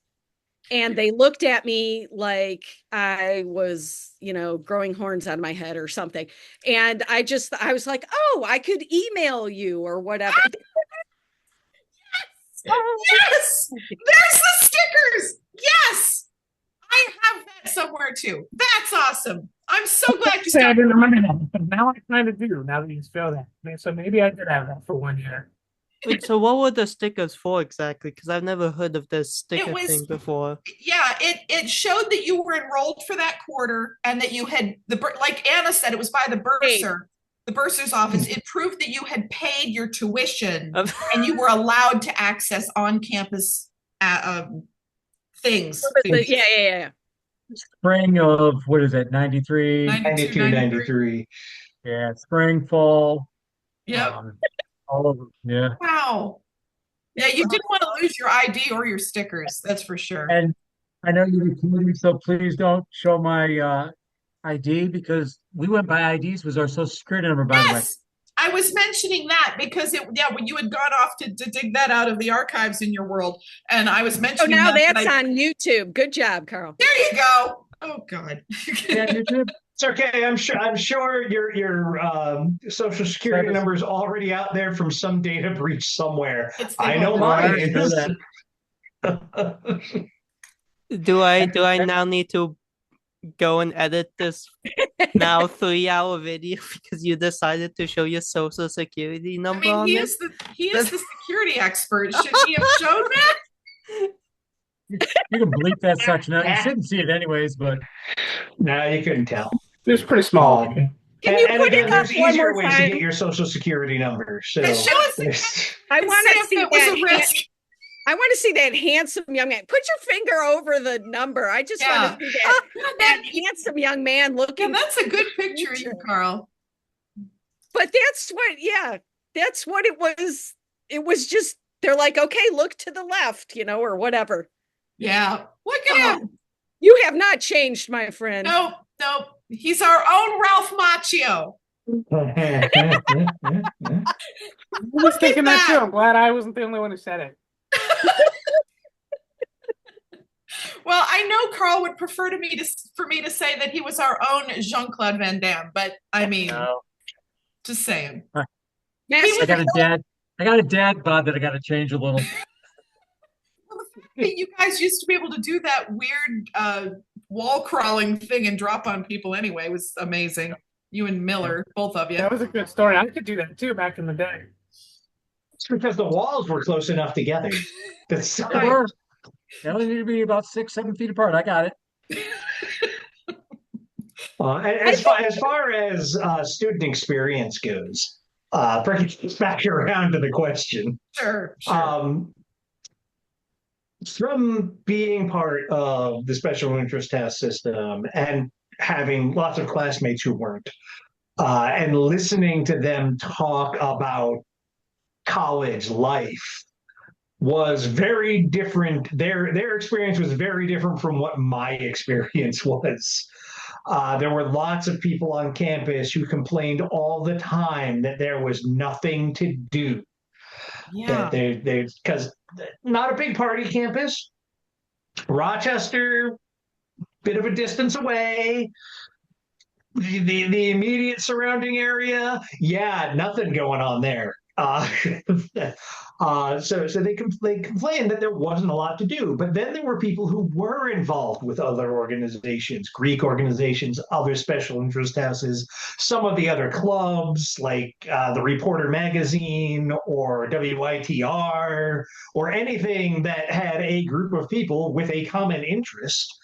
And they complained a lot less. And the whole thing is that there were tons of things to do. You had to if you seek would it out. take the minute to Yeah. look You and had actually to step show initiative. somewhere. And that's actually, that right there is the key. Everyone back in those years, you had to show the initiative. You had to go get involved. And we in CSCH, I think, went and abducted people and got them involved, which was We would pick up stragglers. We would, that was, 100%. I mean, we found the lost sheep and brought them into our fold. But I think that's because a lot of us that got involved, it helped to give us the bravery to go out there and say, yeah, I want to be part of, I love being part of the Reporter magazine. The hours drove me crazy. Mhm. You know, working at the library was fun. Somebody please walk me home so I don't get killed, you know, or whatever. It was just, there were neat things to do at all hours of the day and night, whether you were getting paid for them or whether it was free fun because there was volunteering or whatever. There was neat stuff to do. You just had to go and find it. And I think, and a lot of people did. yeah, a lot of people didn't. And if they were complaining, then that kind of told you something about them, because if they didn't have the initiative to go and seek it out and grab it, you know, okay, what's wrong? And we don't have a football team. Yeah. And hockey, I mean, hockey was important, but it wasn't like it is now. I mean, they're what, Division I now, right? Yeah. I mean, hockey in the world in general then isn't what it is now. Right. And I mean, you know, I remember going to, you know, on campus events. We got to go see Spike Lee and who else? They brought music groups on campus that were really cool. Yeah. They did. It was neat. Well, that's what They I might said, be like, giants. Even meeting Jimmy Carter and shaking his hand, building Habitat for Humanity. So many opportunities out there. You just had to go and just read a poster, figure out life. Yeah. I mean, I don't mean to discourage from other colleges, but my son's looking at colleges right now. And right now, he's going to do this whole, like, I don't even, Tinder type thing where he picks a roommate. Like, who do you want to room with? What clubs do you want to belong to? And Igor, I don't know, but back in my day, college tuition was anywhere from $18,000 to $21,000. And I just looked on there, and that was per year. And I just looked on RIT's campus, and it said $57,000 to go there for a year. Is that a true statement? Yeah. Yeah. So people like my sort of let me go there at that cost. I'm so sorry, but I was never going to have a successful career, I thought, coming out of RIT with a fine arts degree, to go to a technical institute to be able to draw. I already could draw. What was I going to college for? But it was what I learned from everyone else around me. But yes, the cost, I mean, cost for any college is astronomical. So I think what Karel's maybe starting to say too is that, boy, that experience better be worth it for that price. Yeah. And for that price, I don't think people are going back in my day again. I had to pay my own way. So I had to work the whole time, and my paycheck was there, and I had to make a decision. Do I go to class, or do I pick up 4 hours a shift and make some money so I could pay for the next class? So when you taken that kind of statement, I think a lot of us came from non-rich backgrounds.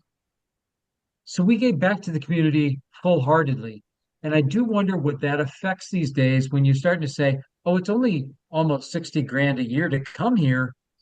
does that change your community involvement because you're maybe from a different class of life than somebody who goes to a community service college or a college where my son he's already doing 2 years of community service before he moves on, and it's only costing me like about 8 grand a year. So I don't know if I that plays into effect. I will say too, though, well, everywhere is more expensive now, but the improvements that have been made on campus since we were all there are just mind-boggling. It Uh, is. I looked at truly. a map not too terribly long ago. I'm like, I remember when all that was empty ground. Yeah. It's incredible. Yeah, the well, even the residential life that's, all a lot nicer than the cinder block rooms that Yep. we were just happy to have with our, camp bunks and little wooden desks or whatever. That we most certainly never put up on extra sets of cinder blocks. Oh, Nope, certainly never. not. No, we did not actually build furniture out of random construction materials. No. But yeah, and just the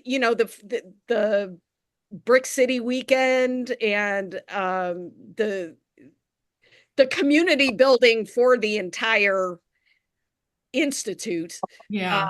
is I think much greater than it was when we were there. Not that we didn't have, our pride in RIT, but like now they've really branded it with like all the innovation center and It's all incredible. that kind of stuff. It is pretty amazing. Actually, Yeah. one of Lily's classmates, I found out they're there this year for their freshman year for game design. And I was so excited. And of Yeah. course, it's like one of her friends that, might not enjoy my excitement because I don't know, I can get a little in your face or whatever. So I didn't want to like overwhelm her, but You're I was so just, enthusiastic. you're going to RIT. And I've been in I've met people since I've been there that went at different times. Like we just overlapped but didn't know each other at all, that had completely different Yep. experiences Yeah. than what I had.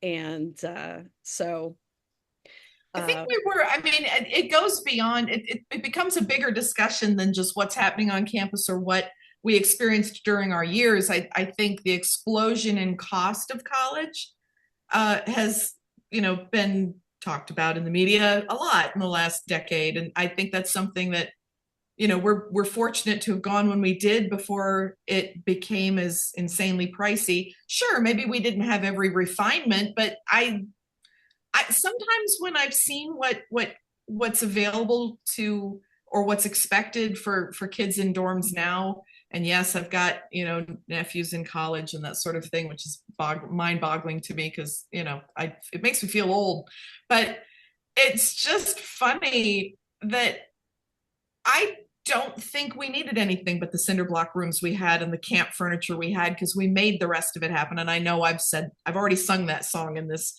concert, but I do think that, Anna's right too. There's wonderful things being done at RIT. I love getting the new magazine to see what's going on, like the latest announcements and stuff. And I like the fact that I went to a place, not just CSCH, but RIT, that I can be proud of now for the stuff they're doing that is known and seen around the world. I've been thrilled because the company I work for has hired RIT graduates from time to time. And so I have that connection with them, even though they look at me and say, okay, you went to RIT for art, and they went for some like major mechanical engineering or, other skill that actually helps our manufacturing, which is great. I'm proud to work for an American manufacturer, but I am proud that I went there, and I can't imagine what my life would be if I'd gone to any other college. So and it's a place to be proud of.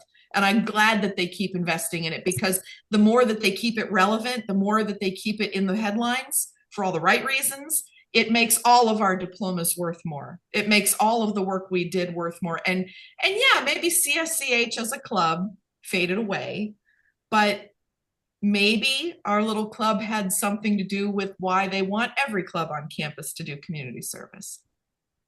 I think that we might have been, not to bring up a sore subject or a good subject, either one, we're Robin Williams' awakening. Mm. During our little point, we woke up, we affected the community, we all walked away better, richer in our hearts and souls for it. And I don't know if it can ever be reproduced. I don't know if that's a great answer for you, Igor, but it was a special time. And you see the people on, and you see our passion and our excitement and the stories we want to share. It might have just been a small awakening that I don't know if it can ever be recreated, but boy, I really hope somebody can extract what we did and awaken somebody in 2025 and be like, wow. Yeah.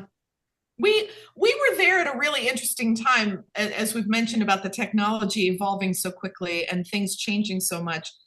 You know, it just seemed like, yeah, we were in dorms where there was a phone attached to the wall that the two roommates or more had to share, because this was before cell phones. You know, it's just incredible to me. And you had a code. And you had a code, yeah. You know, all the things we talked about, even the IDs changed over to something more digital and got away from the stickers, which I think stickers are awesome.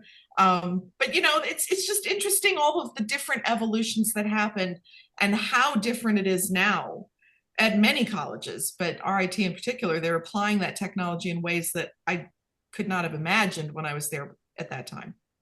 In community service, it brings value. Any which way you look at it. And I'm glad you grabbed a hold of us and said, hey, I have questions, because we brought value to the world, and we're still all bringing value to the world. And we all are not embarrassed, mostly, about things we did. I'm a little embarrassed about some things Karl did, but that's different. That was only in Speedos. But you know, that, to be honest, I think that sense of giving, that sense of volunteerism that was part of what Community Service Clubhouse was all about, has helped me in my work. I mean, I try to bring a spirit that I think there's something a little, I mean this with sincerity, not just in silliness, but there's just a spark in all of us that is a little different than you get from typical college folks. And I like the fact that, you know, I got tapped to be part of a very small morale boosting committee at my work, because, you know, I do like to give back, and it has nothing to do with my daily duties I have to do. This is something I get to do, and I like to be part of that. And yeah, sure, some people could be cynical, but frankly, I love it. I just love it. So, oh, I like that picture. Oh man. When someone was talking about the current dorms and how great they are, and they're not the cinder block anymore, it made me think, yeah, I'm not so sure about that. My son, he just got to be an RA, super excited. He's wanted it for a year, and he's got a single room. But yeah, it's all right. It's different everywhere. It is. Oh gosh. I will say that because of the diversity of majors we had on floor when I was there, I learned stuff that I didn't learn in my classes that came in very handy in jobs I have had, like hanging out with print majors and photo majors. When I was working at a newspaper for those years after college, I'm like, oh, I know the answer to these questions.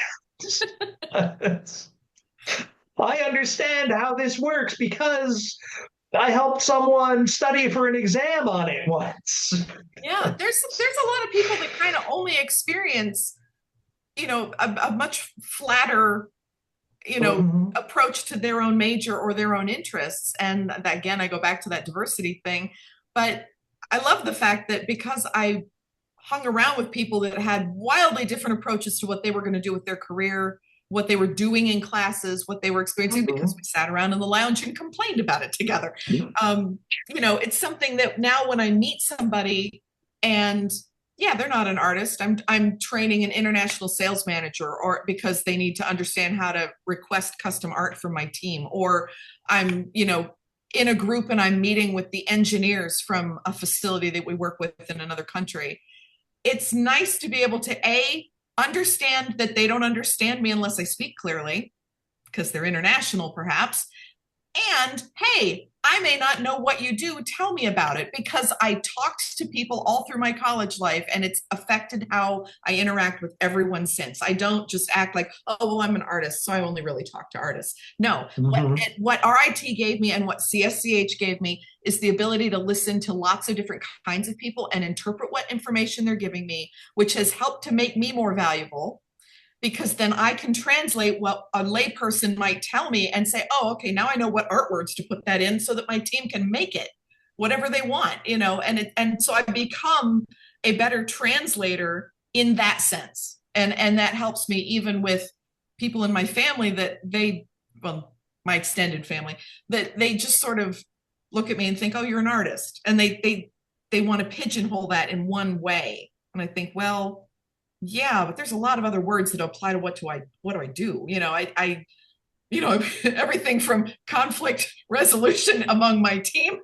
and, you know, everything you have to deal with when you work in business to, you know, the fact that I never thought I would have a successful career because I like to draw pictures. And I'm so lucky that somehow when my mom and I went and toured all these different schools that I was going to go to, that I hoped to go to, and I forget if we were at Alfred University up there in New York State, and they were explaining to my mother that, well, you know, we bus some of our students to RIT sometimes to use the computers. And my mom said, yeah, we're done with this tour. You're going to RIT. And I'm so glad she said that, because she was afraid for me too. She thought, oh, maybe you should just go to a school that has lots of artists. You'll be happier there. But she heard that person say that and she thought, nope, I don't want my kid to get bussed once in a while to use the good stuff. I want her to be where the good stuff is. So it's a neat place. Okay, so, oh, I'm sorry. No. I just want to share a memory real quick. So I met Dave as he was riding his bike past the CSCH table at orientation. By the way, Dave is asleep now. He turns into a pumpkin at 10 o'clock. I remember this well. Something like that. Yeah. Yes. Yeah. And but then when I moved in, the first person I met, as I remember sitting like unpacking something in my room, and Jiff just comes barreling in to introduce herself and starts giving me the rundown of everything, all on, you know, about the organization, about the people on the floor and all this kind of stuff. And it was so funny because I just completely introduced herself as Jiffy. And I did not question that Jiffy was her name for like months. I was like, oh, okay, it's Jennifer. Yeah. And do you know what? I still use my nickname. I mean, I've had that nickname since I was 2, but I didn't use it professionally until I got to this job. And I've been in my current job for 14 and a half years. Well, Jiffy at Zippo just sounds like a carnival of fun. It can be. It can be. I mean, like for today, I got to do a concept review meeting with all of the artists, and we're designing for upcoming catalog work. And so the theme for today was cannabis, because we designed things to put marijuana themed stuff on our products. Anyway, it was really fun because then we're like, there's a lot of jokes. We always end these meetings with a joke. So I do try to keep, I know it's shocking with my personality, but going back to my nickname, just to throw this out there, because I think it's funny, I really can instantly tell a lot about a person if they are not comfortable using my nickname. So, you know, the fact that the last time I was sort of on campus, because I go back quarterly or more often, but the last time I was on campus, I walked into a big group meeting where there were a lot of important people and, executives and everything else. And there were people from outside the organization that were there for tours and stuff. And the VP, who's over our entire division, said, Jiffy, look across a room of people, and then proceeded to introduce me to everyone as Jiffy. And he didn't question it, and other people didn't question it yet. There are other people in the organization that cannot understand that and are just very uncomfortable and only call me Jennifer, which is funny. So, I think it's personality can handle it, but I didn't have that personality until I kind of got there and learned. I don't know what my parents thought when I went, okay, so I'm talking about school. I have Jiffy, and then there's Gid, and Talib, Neb, and, just a very diverse amount of names, Yeah. With a K. Yeah. One one other thing to get back to, I think, what Igor was asking before, but if we did did we drift? Have we answered anything? No, but we're telling some great stories. Yeah, let's land this plane. But just thinking about student life at RIT in general, in terms of somebody go through what they would say would have been like a typical day. I think we talked about registering for classes. When I was there for orientation, it was standing in big long lines in a gymnasium and hoping you got to the front of the line before the class filled up. Yeah. It was taking classes for 1 to 2 weeks, hoping somebody dropped out, so you might be able to sneak in. Yep. So you're wasting 1 to 2 weeks taking extra classes. Yep. I remember specifically being in a gym and making the decision that I should broaden my horizons and take world history instead of just American history. And I broadened it so much, I had to take that class 3 times. I enjoyed every one. That's a lot of history. That's a lot of history. Oh, Igor, as a history major, bless you. Good for you. I enjoy history greatly. I just don't test well with it, apparently. But anyway, and then every quarter having to get on the phone and try to get a line in, and Igor, you had to push every number in the code for each class, and then hope that it took and hope you didn't get kicked out or whatever. But I mean, it was like, it took a long time and it was very stressful. Yeah, the phone lines would go down. I don't even know how they do it. I assume it's just online or something. Essentially, we have this whole website where you just put all your classes into this kind of shopping cart, and then it's one click and it automatically enrolls you in all of them, and also automatically tells you if it fits your prerequisites or if you can even take the class. So, listening to all of these stories about how it used to be just crazy to me. It is crazy because there used to be this like newsprint catalog with all the classes, and I honestly, it felt like thousands of classes, and classes I'd never heard of, but I had to have the same catalog as every other person because they had one printing of all the catalogs. And then if you were lucky enough to not have to go stand in the gymnasium, and you could do it by the teledoc thing or whatever, not teledoc, it's not medical, but whatever. I'm in there, and you had to redial and redial and redial, hoping the phone lines weren't going to freak out because of the time of the morning it was, and everyone else on your floor is doing the same thing. Plus, back then, of course, you shared a phone with your roommate. So you had to hope they weren't also registering or wanting to. We had phones that were on the wall, Igor. That's the thing. Yeah. They existed. Floors everywhere.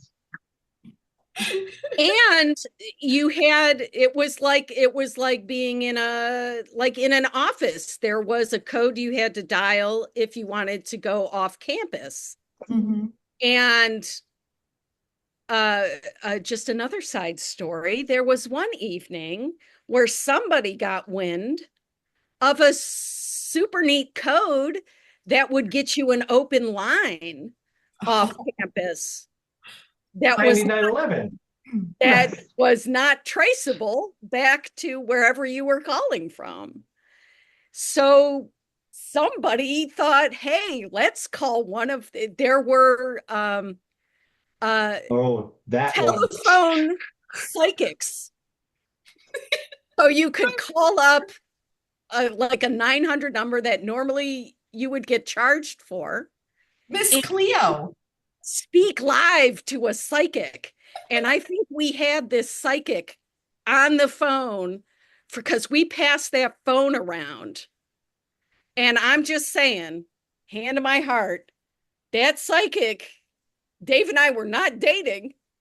That psychic said that Dave and I were like halves of a whole, you know what I'm saying? Hilarious. But yeah, I just remember like passing the phone around. Ah, Do that's you remember cool. that, Carl? Were you there? I I remember of the incident. I don't think I was there at the incident. I think if Carl was adjacent to the incident, it's because he was working out in the lounge again in his gi. Just saying. Yeah. So yeah, between what was it, Kevin Sherwacky and all of those guys. Yes. Oh my, Yes. and Drew? And Drew. And And Drew. Drew. Oh, and do you remember the years when Tony Bacchiacchi would wander the halls in the evening to do the evening serenade for everybody with his DJ machine? Apparently that's a career for him now. I see him on It YouTube is. all the time. Yep. Yeah, he's Is, still DJs. does He Drew exist? Is he on Facebook? Let's see. Yeah, he yeah, he is. is. Oh Oh yeah. yeah. He and his wife are very good friends of mine. I Oh, feel that's like awesome. it is. Oh, they're wonderful people. He Okay. doesn't- So again, I digress before I What we get in. do. So as I said, I've met other people that went to RIT that had different. One was somebody who actually became one of my best work friends when I lived in North Carolina. I started at this company and uh, he's showing me my computer. I was in a communications department. He's showing me my computer and he asked me if I knew, about icons. And I was like, why, yes, I do know about icons. I was like, have you ever heard of the Icon Factory, which Gideon, our house manager, is one of the founders of this business and is very successful in it. And Kevin, my friend Kevin was like, I love Icon Factory. I'm like, he's like, you know those guys? And I'm like, yeah. Gideon was my RA at RIT. And he goes, you went to RIT? I went to RIT. And like we were both at Spike Lee in the same gymnasium, but never crossed path till later. This is the other Kevin, isn't it? It's not Sirwaki. It's No, it's not Sirwaki. yeah. And so fast forward, a parent in Berea, Ohio, Where you and live. I'm where I live, and I'm picking up my child after school, and I'm wearing an RIT alumni hat, and somebody outside of who I knew because their child was also in class with mine. They went, did you really go there or did you do you just have that hat? And I'm like, oh no, I'm paying for this hat. I mean, this hat is earned. And she's like, I went to RIT.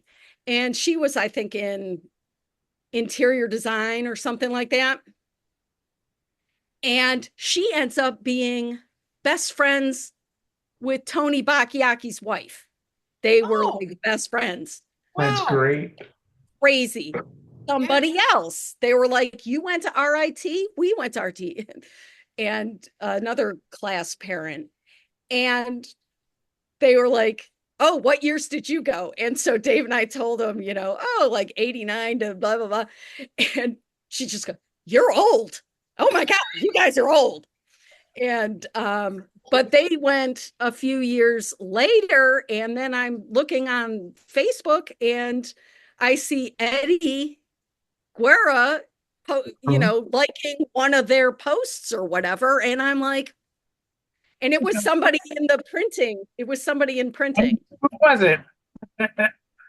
Do I say it right here on Ryan Sitko? Oh, Don't know. Yeah, I know that name. Yeah. But they're after. Yeah, but it's a small world. But yeah, they both went to, and I went to RIT. I went to the 30th School of Communication 30th anniversary thing with his wife. You had an anniversary thing? I never get anything. All I get is like that, like once a flyer, once in a world. I like this college because they never ask for money from me.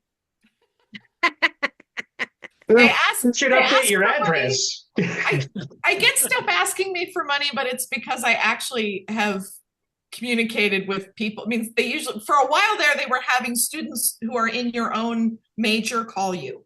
So I sometimes would talk to them, especially, as I was kind of curious as to how things had changed on campus. I would get into conversations. I didn't always give them very much money, but I have contributed back for specific projects on campus because I think it's neat, and they have done some awesome stuff. So I was looking for the really sweet coasters I just got in the mail the other day. Oh, your RIT coasters? My RIT coasters, yeah. I only have this one. I've been to too many colleges apparently. Those are the ones. Yeah, I only have one because I only gave the money for this one, but I should have gotten a bunch of them because I love this. We have 2 alumni, so I guess they sent us 2. Oh, okay. Well, I'm a Carl, you went back for more. I don't know how you did that, but at the time I graduated, I was done. I couldn't imagine going back to school. So yeah, I've got almost 14 years of education now. Wow.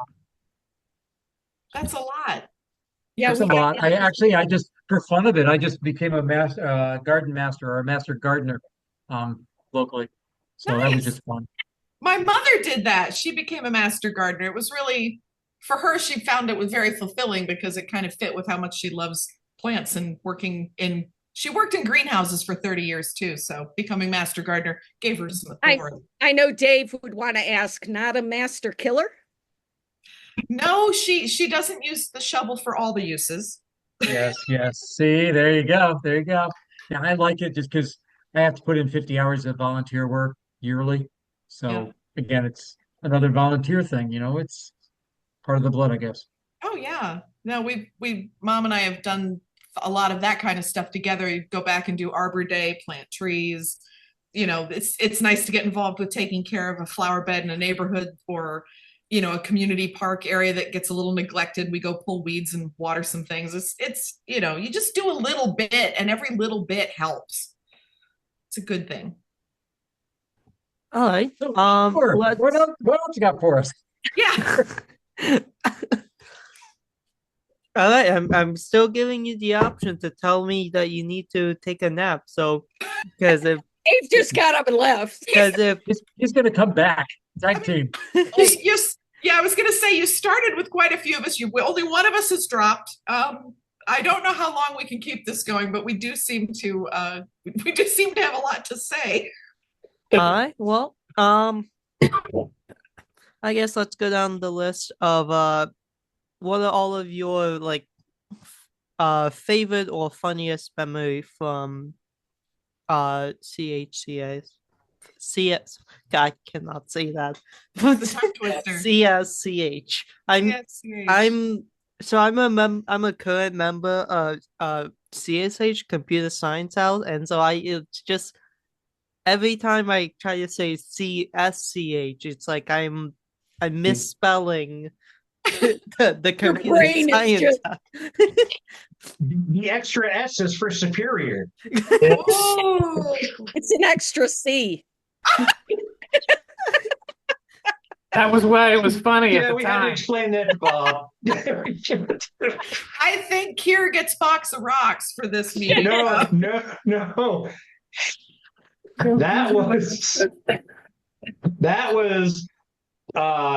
we bunch of us were out. CSH was yelling something, and Bob here yelled back. Yeah, well, we're CSCH. The extra S is for superior. Yes. And then he And we all broke just the looked at him and sign. went, Oh my God, "No." what a night. What a night.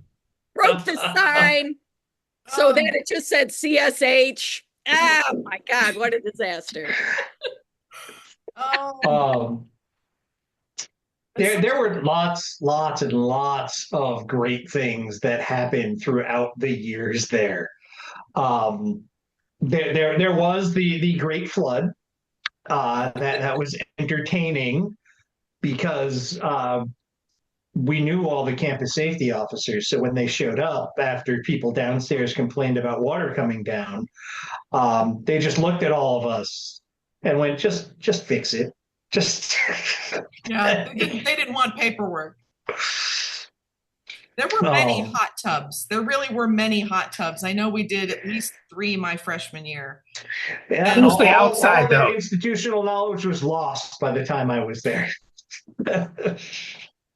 I fit in a sweet spot where nobody did nothing with water, really. I mean, every now and again there were cold buckets of water over showers. Showers, yeah. During one of the I know that I'm a heavy sleeper, and I know that during one of the many fire drills, I sort of woke up hitting my alarm on my phone because I wanted it to stop. And then Christine told me we needed to go outside.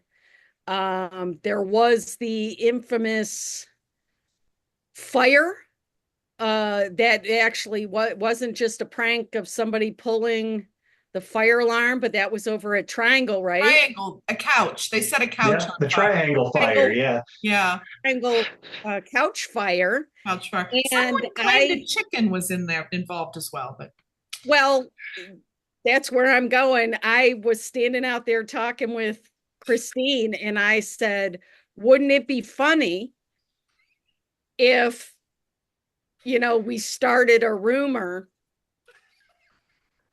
that, I can't believe that they set that chicken on fire.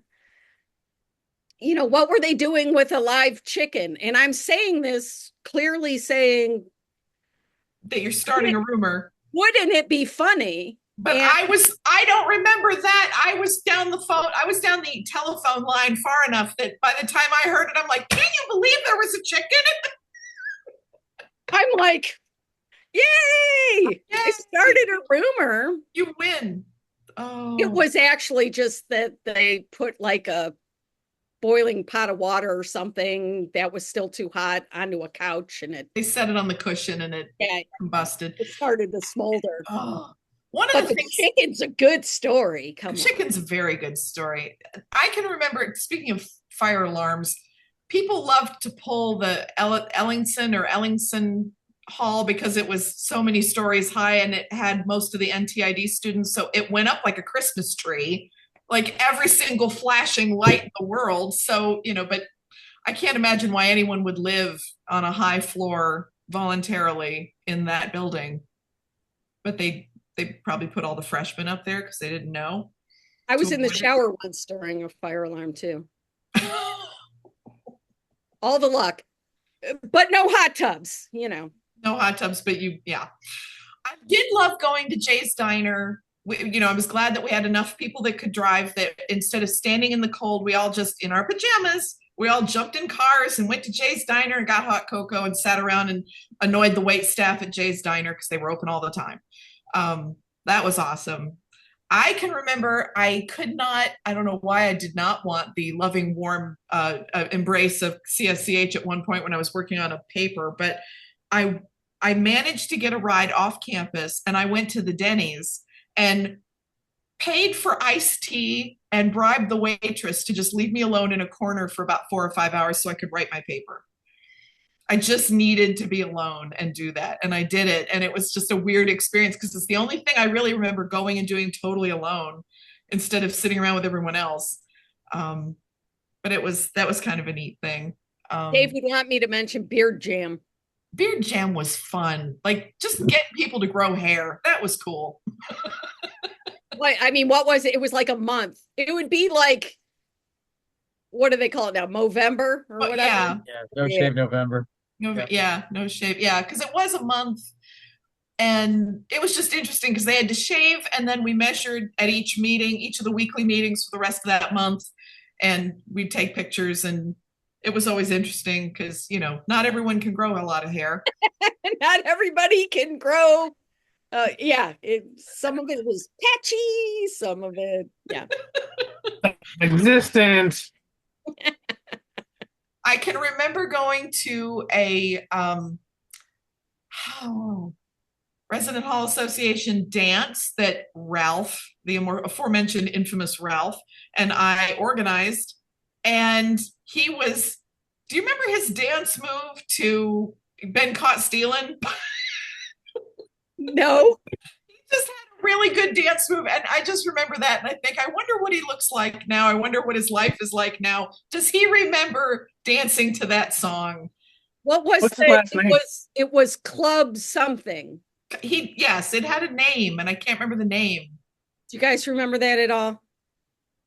Come on. I just barely remember he was from Canada and he knew that he wanted to be the president of the United States but couldn't be. Yes, that's right. That was Ralph's entire personality at the time. What's his last name? Gaboury. Yes. Gaboury, because he's Canadian. And I remember that because he's from Canada and he was going south to Rochester, he didn't bring a coat for the fall because it probably wasn't going to be cold. He'd just bring it down. No, his blood runs thick like maple syrup. Miss you, Ralph. I have two stories that I remember. One, usually Dave is involved. So it was cutting up the Jello and snorting the Jello. In the mess hall. We used to snort Jello and do shots like that. So that was kind of a fun time. Never snorted Jello before in my life until I met Dave. And then the other one that I was kind of like invented and had kind of handed to me, not invented, but it was handed to me, so I kept it going. It was Century Club, where you drank 100 ounces of beer in 100 minutes, which was equivalent to about 5, almost 6 beers in an hour and a half. Wow. And I remember being like the king of this thing and prepping it and doing it and getting it set. And I remember finally turning 21 because I never did it before then. No, of course not. No.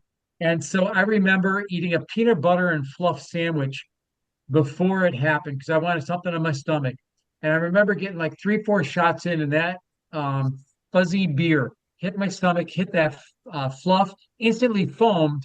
And the rules are, if you throw up, you're out. And I threw up like after like 4 shots of beer because they hit that fluff and the fluff and butter sandwich. And I remember getting really sick. And I was like, I have to sit out for the next hour and watch these other people succeed while I failed immensely at my own event. So, oh man. 4 words: Silence of the Lambs. Ooh, Silence of the Hams.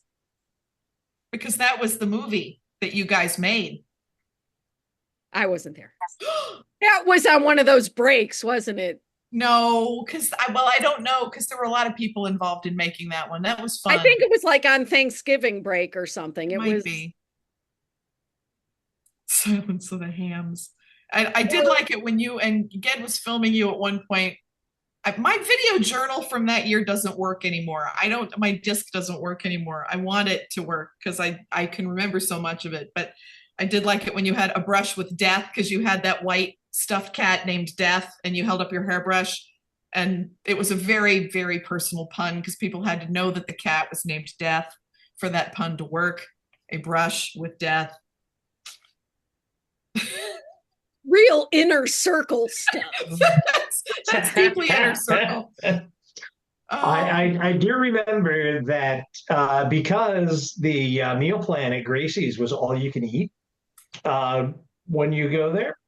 Yeah. There was one year where I believe it was John Charlton and Joe got the idea to make a cookie puss, classic All Carvel sounds ice cream familiar. cake.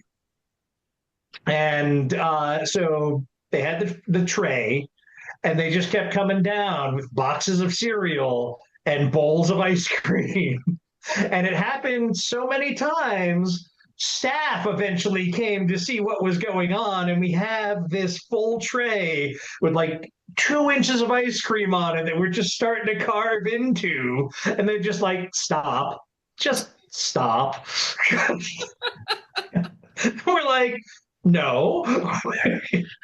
I oh, go ahead. And then there was the time where because we had house members that worked at Gracie's on the dish line.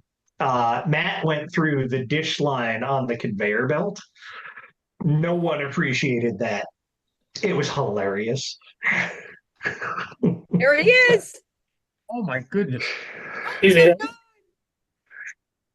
Hang on, I gotta see his hair. His hair was always, oh yeah, that's him. That's his smile. That's Ralph. Wow. Yep, that's him. And his That's hair's it. still the same. He only Maybe a has little two thinner. friends. That's your takeaway from that picture. It's him and his brother, or his brother and his mom. I don't know, you know. Maybe that's only his American friends because he hasn't remembered any of So us. mean. So mean. I always liked So, Ralph. He was funny. so I had to do work study. And I was like, I figure anywhere but food service, I would do okay in. And then I think Laura was the one who was like, you need to work over at Hetty Shumway. Oh. And so I was like, okay. So I ended up working in the office over at Hetty Shumway. I still have an apron, even though I didn't work on the line. I just I think I probably just grabbed one out of the bin, but I still have it. That's my apron that I wear at home. And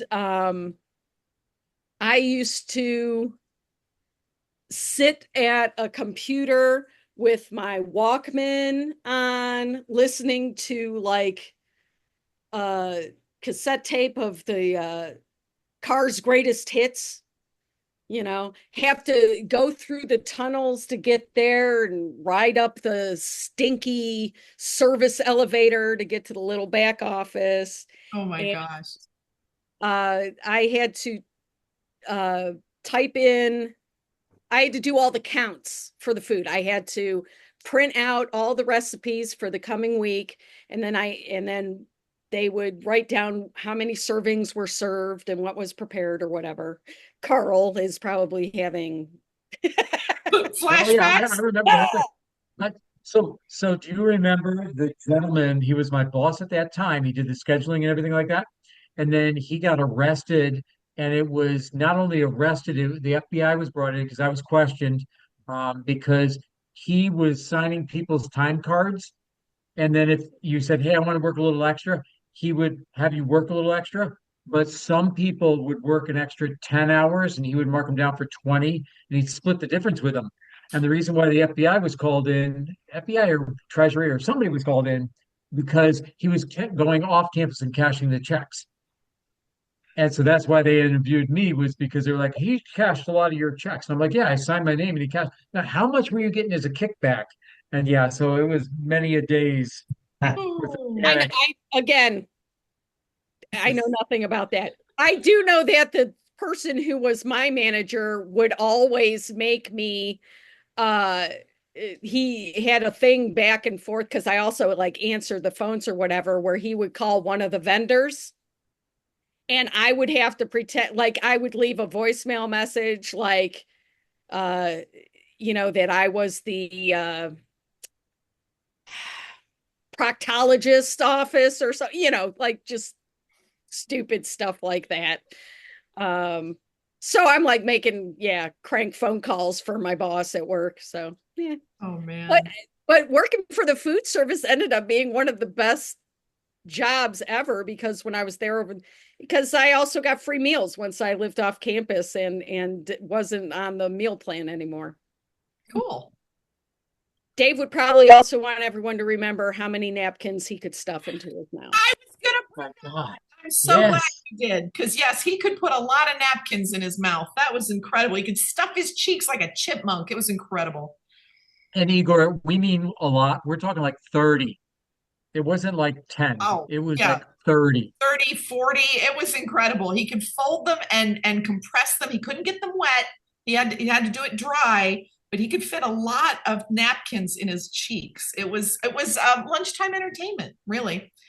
Another thing that happened in the lunchroom that's a terrible idea, and I don't suggest anybody do it for the sake of the food service workers who have to clean it up, is that the butterscotch pudding was a certain consistency, and Keir knows what I'm talking about.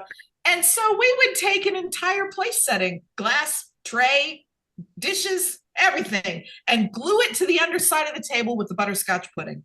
It was a sight to behold. Again, not something people should do. Also, did anyone else ever make salt and pepper volcanoes in their soda? Yeah, that was always fun. Also a mess, but you know. And then we would go out and serve our community. Yeah, really, this is just a very fascinating, angels versus demons, or like the ducks. Yes. Oh, and there were always the sort of campus rumors. Like, of course, you know about all the tunnels on, the residential side and all those wonderful murals that we love.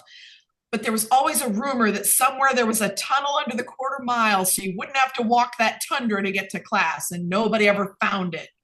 But it was top secret. Well, there's one student that found it, but we never heard from them again. Oh, well, yeah. There were a few times I thought carrying a portfolio across campus with that wind that I would not be able to land. I saw with my own two eyes an art major with one of those big portfolios on rollerblades, thinking they were being smart and getting across campus quick, and then they realized how fast they were going and that they couldn't stop, so they had to ditch in the grass on the side of the pavement.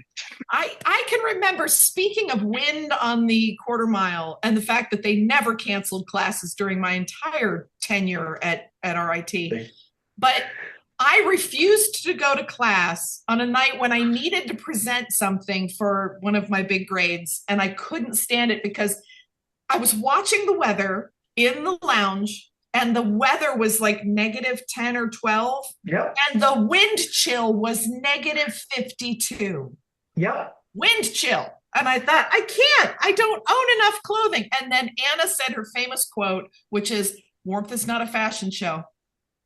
And yeah, so I mean, I made it across campus because I think 4 other people loaned me clothing because I had coats and hats and scarves, and we wrapped. I swear I had a hot water bottle stuffed down my pants or something because I made it across campus and survived.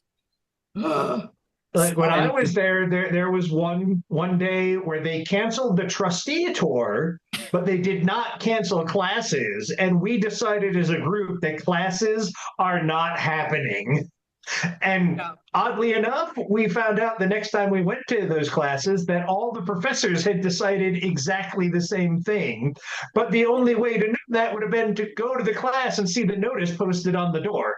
That's the killer. That is true about those years, because there was no method, Igor, of notifying students that something was going to be canceled. If you didn't go to the class and see a piece of paper taped to the door, you just had to hope that nobody else went either, because if you were really lucky, you had a professor that would send an email. If you had email, I'm talking would about. Include I'm far more ancient than you. No, not that far. You had to go to the computer lab below Gleason just to read your emails. But I remember going the quarter mile, and I remember them putting up the rope. So as you walked across the quarter mile, there was a rope line in case you needed it to pull yourself across. Yeah, because the snow drifts. That events building was not there. Yeah, And there so was it nothing. was, It's like I Little mean, House on the Prairie, Little House in the Big Winter, or whatever. Like honestly, you think Anna, the people like when they had Oh, the the. one you're talking about. There we go. Yeah, because This honestly, this, Stadium this is footing. this is one of our Halloween parties. When was the It was stadium interrupted put by in? a I snowball always fight. remember it being there. that's wonderful. We went We trick or also treating. there's a we sign. also had a Sign. band for Go a little back. while. Go back. That's the sign. That's the sign in the Yeah, that's background. the Yeah, sign. that's awesome. We also had a band for a little while. Nice. They were called uh yes, Yes. Yes, that's the name. that was the name. PBT exclamation point. Okay. They were a ska punk band. They Okay. played more than a few shows, including down at the Claw when that was a thing.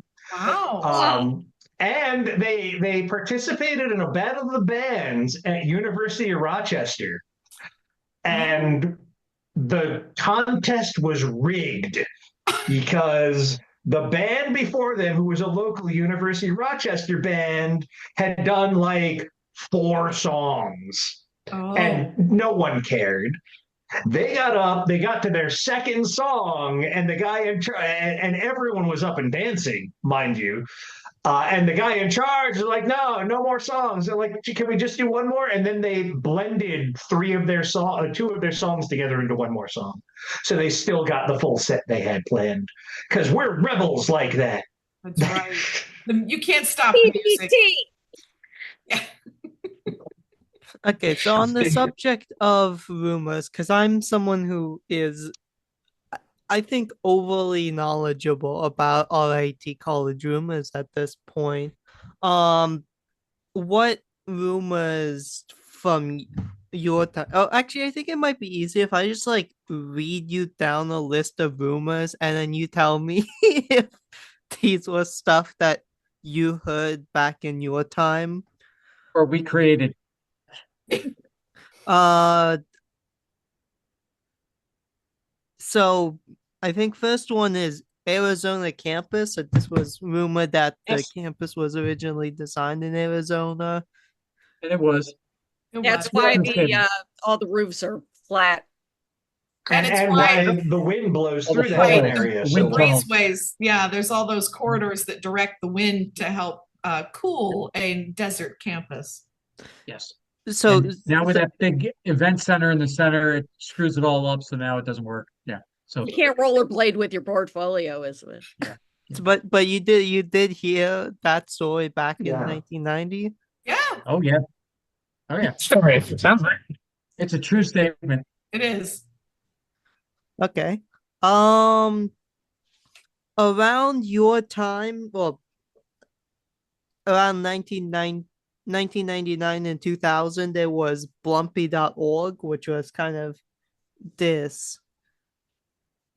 It was started by now the creator of Vimeo, but it was a bunch of funny internet videos, two of which were shot at RIT.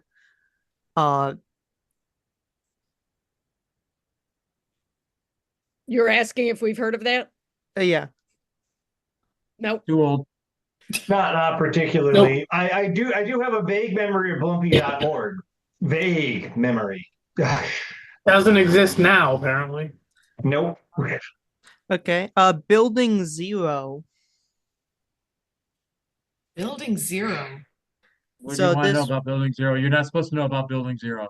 I don't think we're allowed to talk about Building Zero. I think that's the Building first Zero rule of is- Building Zero. Building Zero, that back in my day, that was the CIA building, which was the my Imaging science. building.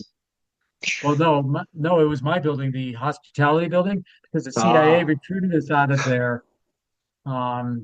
Yeah, fourth floor Yeah, of see, Building Zero. the imaging science building was the actual CIA building because they were secretly funding projects there and got in trouble for it. Well, and Building then, Zero moves around. yeah, and so It's not so much a Scott- place as an idea. Ooh. Scott It's that Scott brick used to building have over there. his final project was that he had to draw a blueprint for a desk that had at least 5 hidden compartments in it, and every year all kids that did it or all the students that did it, they would never get their blueprints back. And that went off to the CIA, is the claim. Building Zero. Yeah, that's it. Because nowadays, Building Zero is known as McGregor's, the bar and grill that is a few miles from the campus. Okay. Yeah. Okay, you go with yours. Yeah. All right. The Crack Shack. This is a basically weed shack that has persisted in the Gracie's woods for a very long time now. Oh. The Yeah. crack. I never saw anything like that back in those woods. Yeah, and I'd say the same because I used to go and do the martial arts out there with my boys, and the stream was out there and all the trails. No, I never Yeah. saw a shack. Tony and I went mountain biking back there a couple times. That was fun. But I never saw a People shack. hold weird pagan rituals back there, and never saw anything like that. Okay. Jiffy, do you have any stories about the woods behind Gracie's? Come on. No, but if Dave was awake, he might say something that would embarrass me, and we'll just leave it at that. But things happened in the woods behind Gracie's that do not need to be discussed here. Just saying. Okay.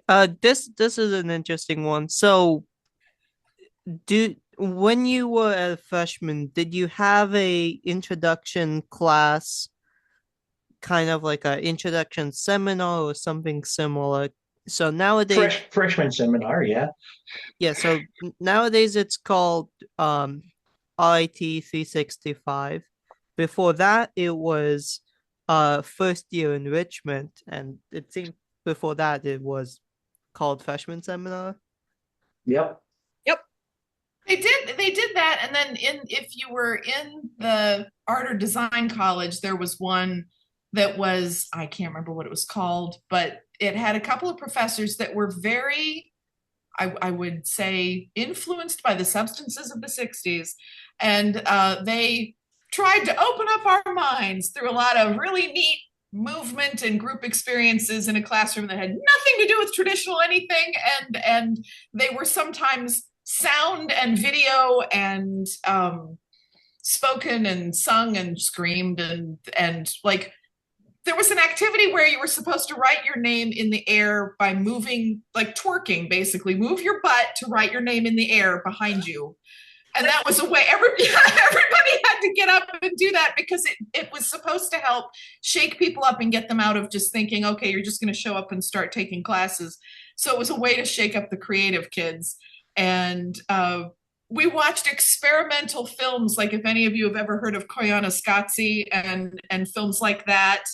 So that there were some films, there were activities, and there was all this weird hippie stuff that was really. I think back on it fondly, but at the time I thought, what have I signed up for? Oh my God, what major should I have moved to? The funny thing is that the butt signing thing is still done at orientation.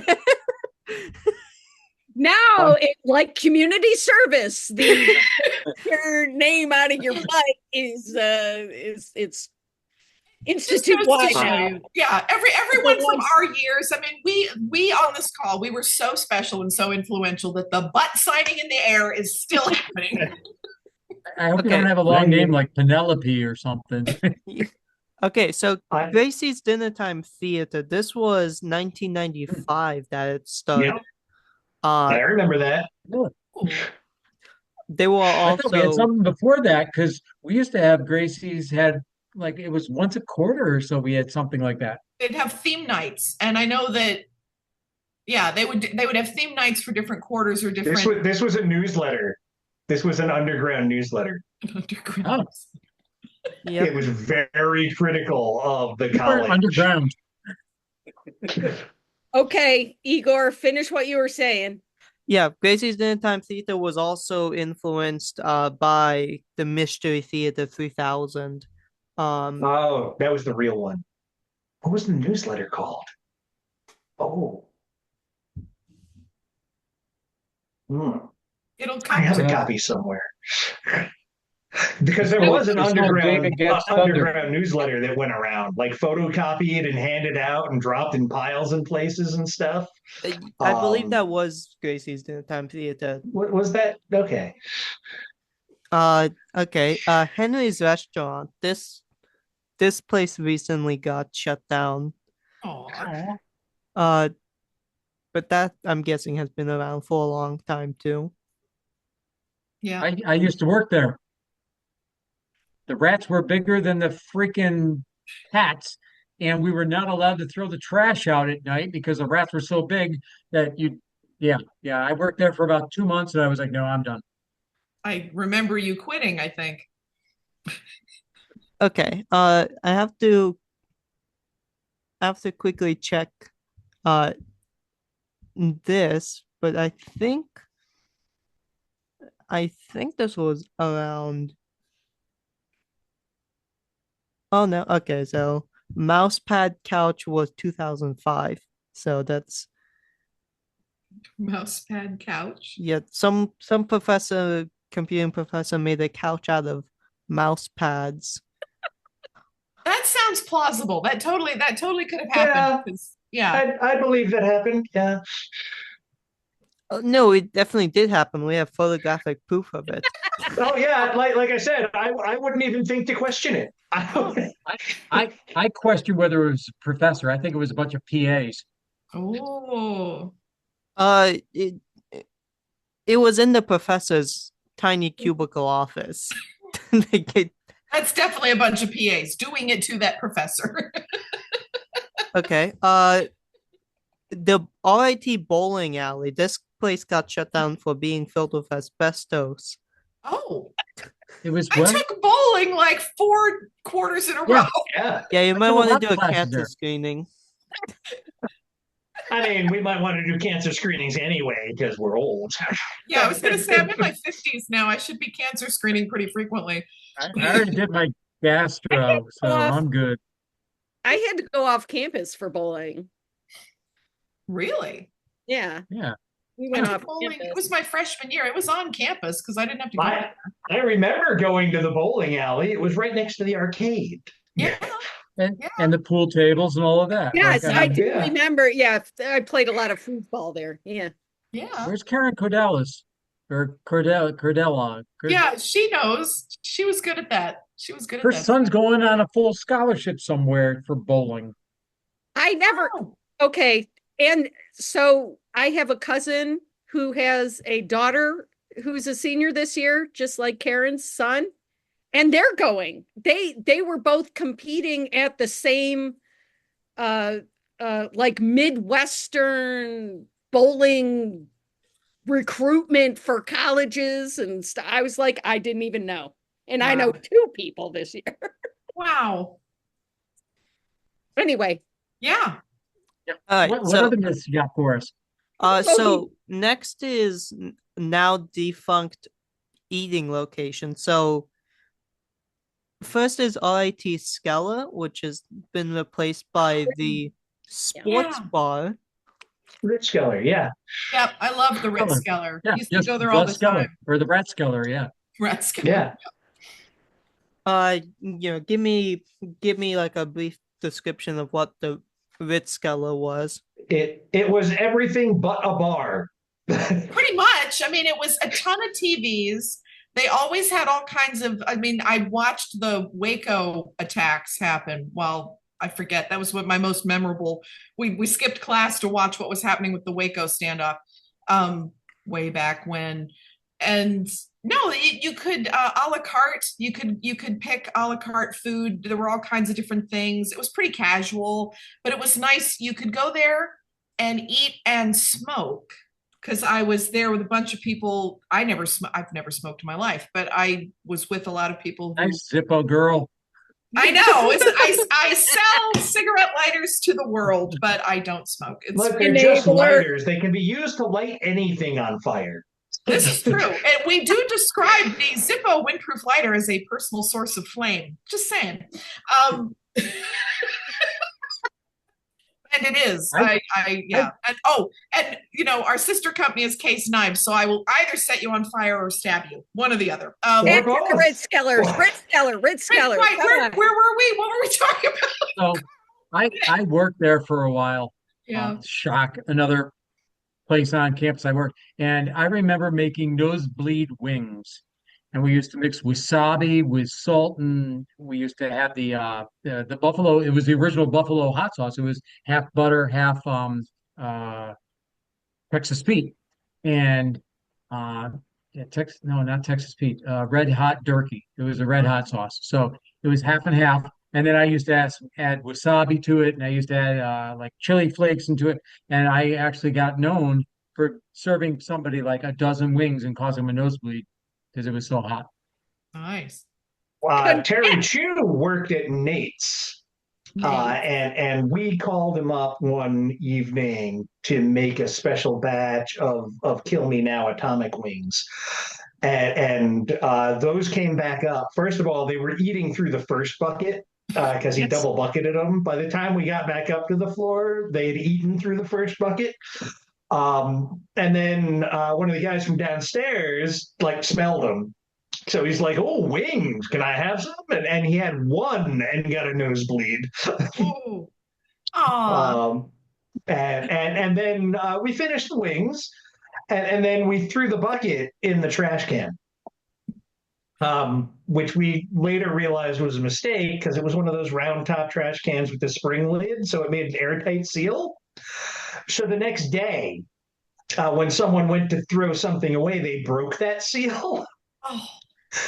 And it was like chemical warfare because everyone's just like, "What the hell is going on? Why can't I see anything?" And we had to, wet towels around face, grab up the bag and run it down to the dumpster outside. Not as bad as when we had to clean the freezer that hadn't been cleaned out before we put it away for the summer, but a close second. Wow. I mean, I think Carl went away for break one time and left. My fish? The fish! I remember the tank just closed up in the room for months, and we got back, and he couldn't remember, and nobody could figure out where this horrible smell was coming from, and the whole floor reeked of it. Your room was the worst center of it. We knew that's where it was coming from. But it was it's a biohazard, definitely. Yeah, I had an aquarium that was not sanctioned, and my fish died. I don't know why they wouldn't allow fish tanks. Oh God. Be fine over the break. No, it's fine. Everything's fine. It'll all be fine.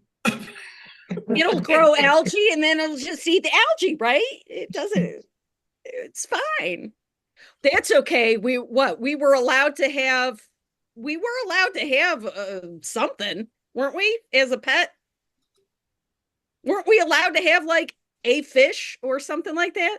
I think so, but I don't think you were supposed to have as large a tropical tank as Carl had. Oh, and I swear he had like a bass or a trout in there. It was not a fish. So, side note, I am known as aquaponics guy around here because I grow fish and vegetables and everything with aquaponics and hydroponics and do all that kind of stuff. So that's why I became a master gardener, because I'm actually speaking at the local conference soon. So nice. Awesome. Yep. Well, so on the subject of pets, so really very limited pet options for the dorms. So freshman year, I was next to Kevin Serwacki and Mike. Oh. And Kevin had a scorpion and a tarantula. Do you remember the scorpion's Not name? that. Yes. The darn thing hit him. Oh, the scorpion's name was Marshmallow. She was very sweet. I didn't pet her. Kevin said she was Did you go to the sweet. Smithsonian because it was so large and they said it should not have grown that large? It was bizarre. Yeah, it does. Yeah, There's a myth. there's a legend of CSCH for everyone to remember. What were the Hysterical. oh But I'm like, oh, okay. Ooh, somebody's gonna sneak in a fish. Oh, the guy next to me has a scorpion and a tarantula. I'm sure that'll go fine. everything's fine. Fine. Oh yeah, I Okay. can remember Kevin Serwacki had a friend named Gil who lived off campus, and his comic strip in the RIT Reporter magazine was named Perky and Slick, and it was named after his rat and his ferret who lived in the townhouse. And they were sort of allowed to freely roam. So anytime you went over there to watch movies or hang out, you never knew when Perky or Slick might just appear out of the couch next to you. You really had to be careful. Also, all the feral cats. All of the feral cats. Yes. All of we fed a lot of cats on campus. There were a lot. Okay, so on the subject of food, so underneath in the tunnels, I believe you had the corner store underneath Soul Human, and Yeah. then it was Nathaniel's underneath Yep. Nathaniel Yes. Rochester Hall. Yep. Those were both great places. The corner store was a great place where you could pick up anything, but most of us went there for the Ben and Jerry's ice cream Yep. because that was always great. And then Nathaniel's was just great because, like Keir was saying, you could order, pick up, get stuff at their side window, or you could go in and sit, but seating was kind of limited. It was always kind of a small place. But it was fun. People would go there and watch stuff on TV together. And they had Nick at Nate's nights. Yep. Right. Fun fact, we acquired their big screen TV when they replaced it. Oh, nice. It took us a few weeks to get all the grease off of all the bulbs and realign everything so it wasn't fuzzy anymore. But we did. Yeah, the funny thing about that is that Nathaniel's and the corner store switched places, and so Nathaniel's became Soul Humans, or actually no, it became Soul Underground, and then that place overheated and got shut down. So now we only have the corner store. Wow. So does the corner store still sell cigarettes? Because we used to have to sell cigarettes separately and hand them the matches. And then I remember so many people coming in and trying to be sly about buying condoms. They'd be like, can you put this in a brown paper bag? And yeah. Price check on condoms.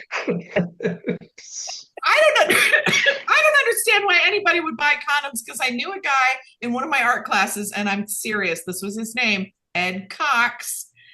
And he would dress up as Condom Man and hand out condoms by the basketful on Valentine's Day all over campus. Well, why would anyone buy them when Ed Cox was dressed up like Condom Man? I mean, you couldn't escape him. Totally trustworthy, high quality condoms, I'm sure. I mean, I have no idea what brand they all were. He just was prolific in handing them out, flinging them at people, frankly. He would walk up and put them in your pocket. And he was dressed as a giant condom. And then he was escorted off campus. Okay, next is I wonder if any of you have ever heard the term Southern Henrietta Institute of Technology. Oh yeah. Oh yes. Heard it and used it plenty of times. Yes. Well, I went to college with shit. Okay, so this is one of RIT's most prolific traditions nowadays. So do you remember, actually this might not have even existed in your time, but behind Gosnell, the science building, there's a fountain, and that fountain has been attacked mercilessly by people with a lot of dish soap. And so if you pour dish soap into an active fountain, well, suddenly you close off the entire backyard of Gosnell. Like if it floods the place in a cloud of bubbles. So I was wondering if that was something from your time as well. I blame Dave. No, this is mainly a Greek thing.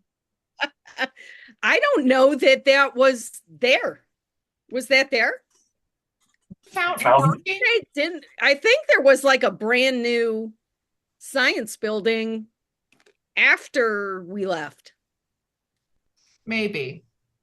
Because there were some feature. I know there was some place that had a water feature, but they always kept the water shut off. And we always wondered if it was because people would put soap in it. Because that was always the thing with the hot tubs we built, was that we would fill them with bubbles because that made it fun. So we were prepping, but then they wouldn't leave anything running. They were waiting for you to leave. I think perhaps. Yeah. Or turning the water. Exactly. Yeah, there was the infinity symbol that's over on the academic in that quad, that one quad. I forget what the name of that area is, but Wasn't this fun? it didn't for many years. But if you sat under it and looked up, it was beautiful when it did work. And it worked the first few months of my freshman year, and then something happened and it didn't work again for many, many years. Yes, I remember when it started working again. Yeah. Yeah, the reason is because it spins so slowly that no one even realized it wasn't spinning for many years. Took an infinity to figure it out. It took an infinity to figure it out. Thank you, Carl. I love that sculpture. That's one of those things that I just love on campus. It's one of my favorite places. It twisted. I remember it moving. Yeah, I used to sit under it and look up and watch it move because it was nice to sit there and sort of have a quiet moment. Although people probably thought, why is she sitting there staring up? But that was. Did you? Oh, and there used to be like a little Japanese garden. Yep. Right over by that area. There was a walking path and everything. You used to go up. Yep. Yeah, and you could walk in and sit. And once you were kind of inside it and seated in it, everything kind of disappeared. You were just encased in this wonderful little. Yeah, it was a beautiful place on campus. I hope it's still there. So the garden is still around, the Tojo Memorial Garden, but the surrounding woods that used to be around it are no longer there. So now it's just kind of a puddle in the corner of one of the quads. It's just a That's puddle. too bad. My lovely place to go and reflect is now a puddle. I have such fun memories. I have a photograph of it that a friend took for me because I love going there so much. So I actually have a framed photo of it. So before it was a puddle. I think we've rubbed off on Igor. It's a puddle. Yeah, we're all enjoying things and also laughing about things that have just changed irrevocably. Well, that's the nature of being a historian.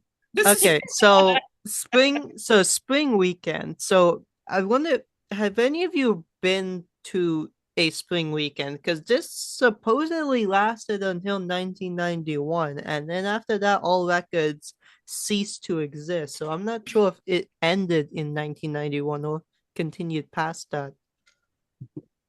Isn't that our spring fling that we were talking about? I think that was spring fling because it was. No, that wasn't. So spring weekend was this like multi-day event in May, run by like student government and the RIT Alumni Association, and it was a bunch of competitions and art sales and movie screenings and concerts. The movies. And I remember the movies over on would you say SOL? Yeah. Sol. Yeah. The outdoor big movie screenings. You used to go out there and watch movies. Yeah. But I think that I do remember a spring weekend, and like you say, I think it did end because I don't remember them after my freshman year, which I was there from. My freshman year was 90-91. But yeah, it was mostly focused on alumni sort of coming back to campus, and there were events all over campus, but it was interesting to be a student because there were a lot of cool things going on that you could go and participate in, and then there were all these alumni wandering around too. So it was, I never knew whether I was supposed to be on my best behavior or if I was a caged zoo animal being observed by, humans coming to check us out. I don't know. Both. Yes is the answer. It should be both. It should be both. I was never on my best behavior. Shouldn't be one without the other. Yeah. No, but I was definitely a zoo animal under observation most of my years at RIT. Okay. And then the the final one I have is I don't know if these were put in time back in your time, but if you were outside of the Seoul human building, there were these big circular concrete like barrier things.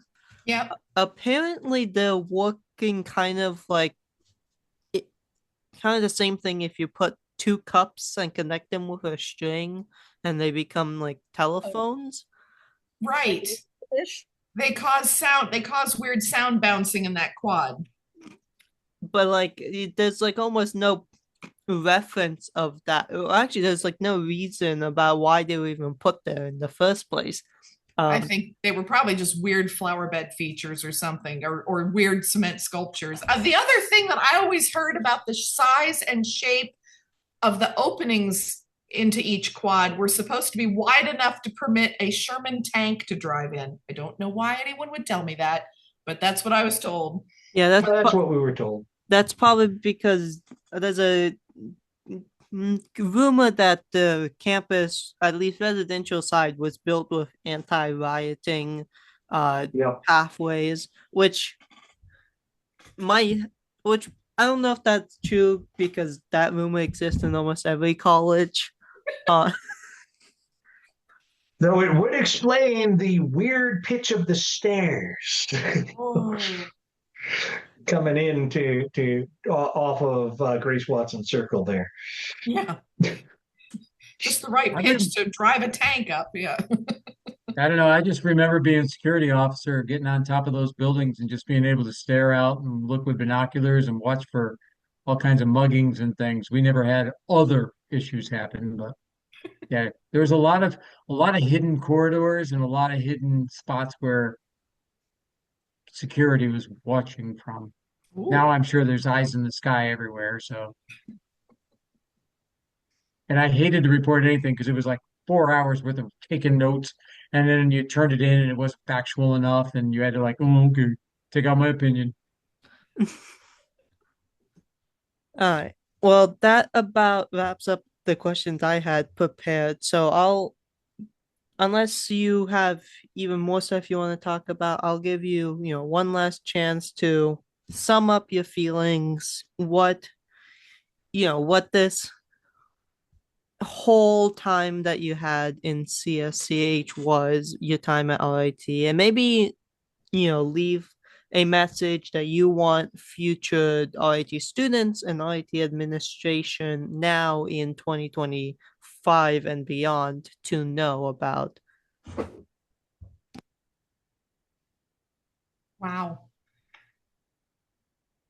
Yeah, I mean, it's hard to sum up. I think we've certainly talked through a wide variety of topics and everything from the mundane to the ridiculous. But I'm really proud that we were there together, and I'm happy to know the people that I met there. And I'm glad that so many of us are still, able to reach out and say, oh, hey, yeah, you're okay. You're still good, right? And, I'm sorry we don't get to spend more time together because, we have adult grown up stuff we have to do and life gets in the way of us just hanging out like we did in the lounge all those years ago. And, that place has had and always will have a profound place in my heart. So, I'm glad that they're taking care of it and still making it a relevant place and doing really cool things. And so, I hope that they continue to keep that legacy alive because it just means that what we all experience there matters. So, yeah, I think it's just nice to be remembered. Yes. That it was a thing that we, not necessarily us individually, but that it was an interesting organization within a college campus that really I haven't seen the special interest houses in general were one of the things that attracted me to RIT in the first place. And then to have a community service one, which was my jam in high school, to be able to sort of feel comfortable that I was going, as somebody who was nervous, leaving Berea, Ohio. You did. Yes, I did. To go into the unknown of college, but to already, have a place where I knew there would be somewhat like-minded people with at least that interest, which seems to be a good one, I think. And then that would be a community to hook into as a, freshman out in the world kind of thing. So the fact that we're still in the archives somewhere, and all of those silly meeting notes are written somewhere and are being kept somewhere, and that I mean I well, clearly my life, we talk about it a lot in our household because we were both there, and just have so many memories that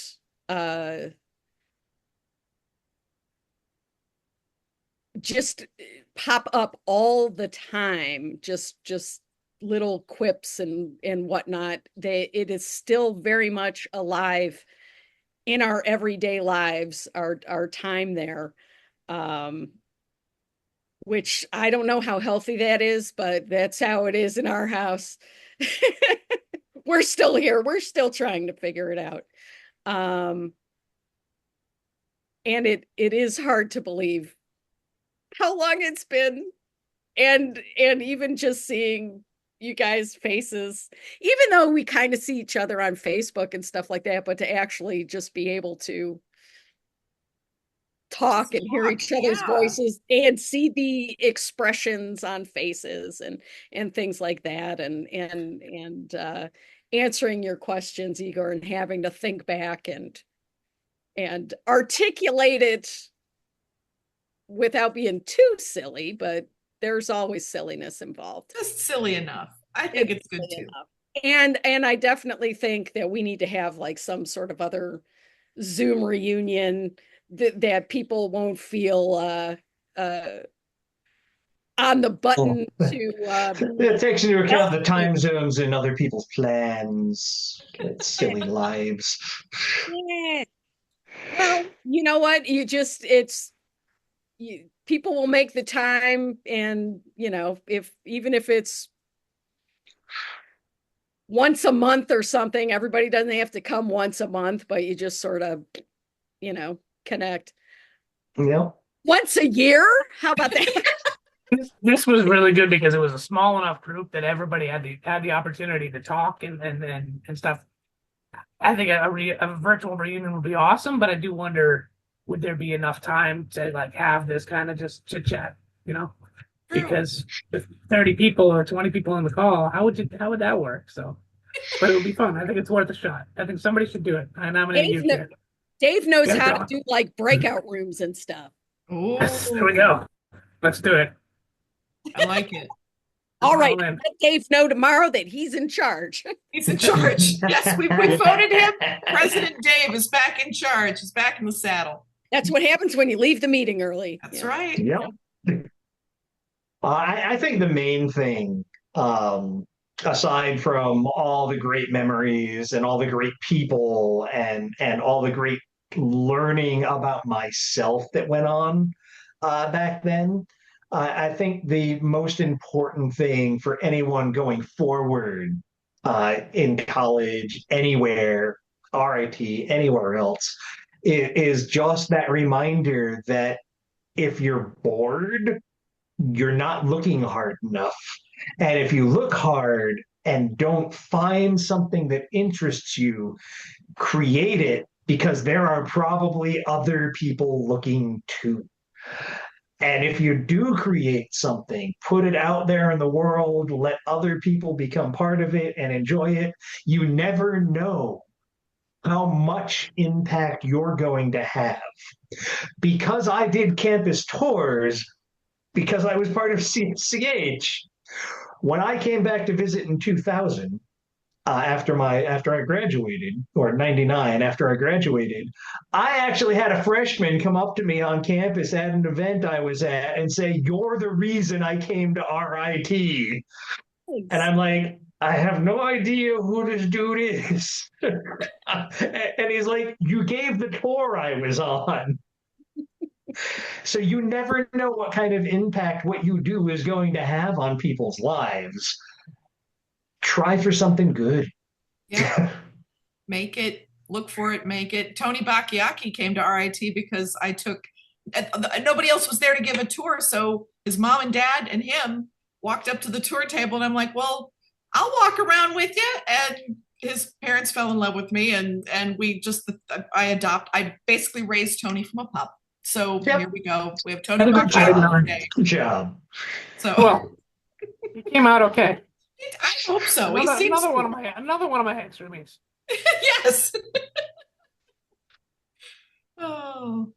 I'll express that I feel people should be like we are, comfortable to pick up where we left off.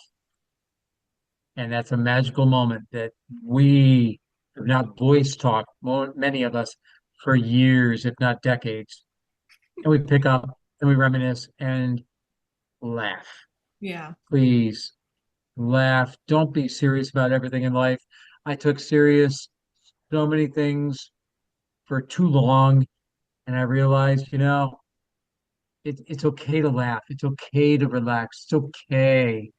And I think that that's kind of what inspired me more to go more deeply, deeper into like community service. My neighbors all know me because I've checked all their routers. I can tell them all their passwords and say how you got to lock it down.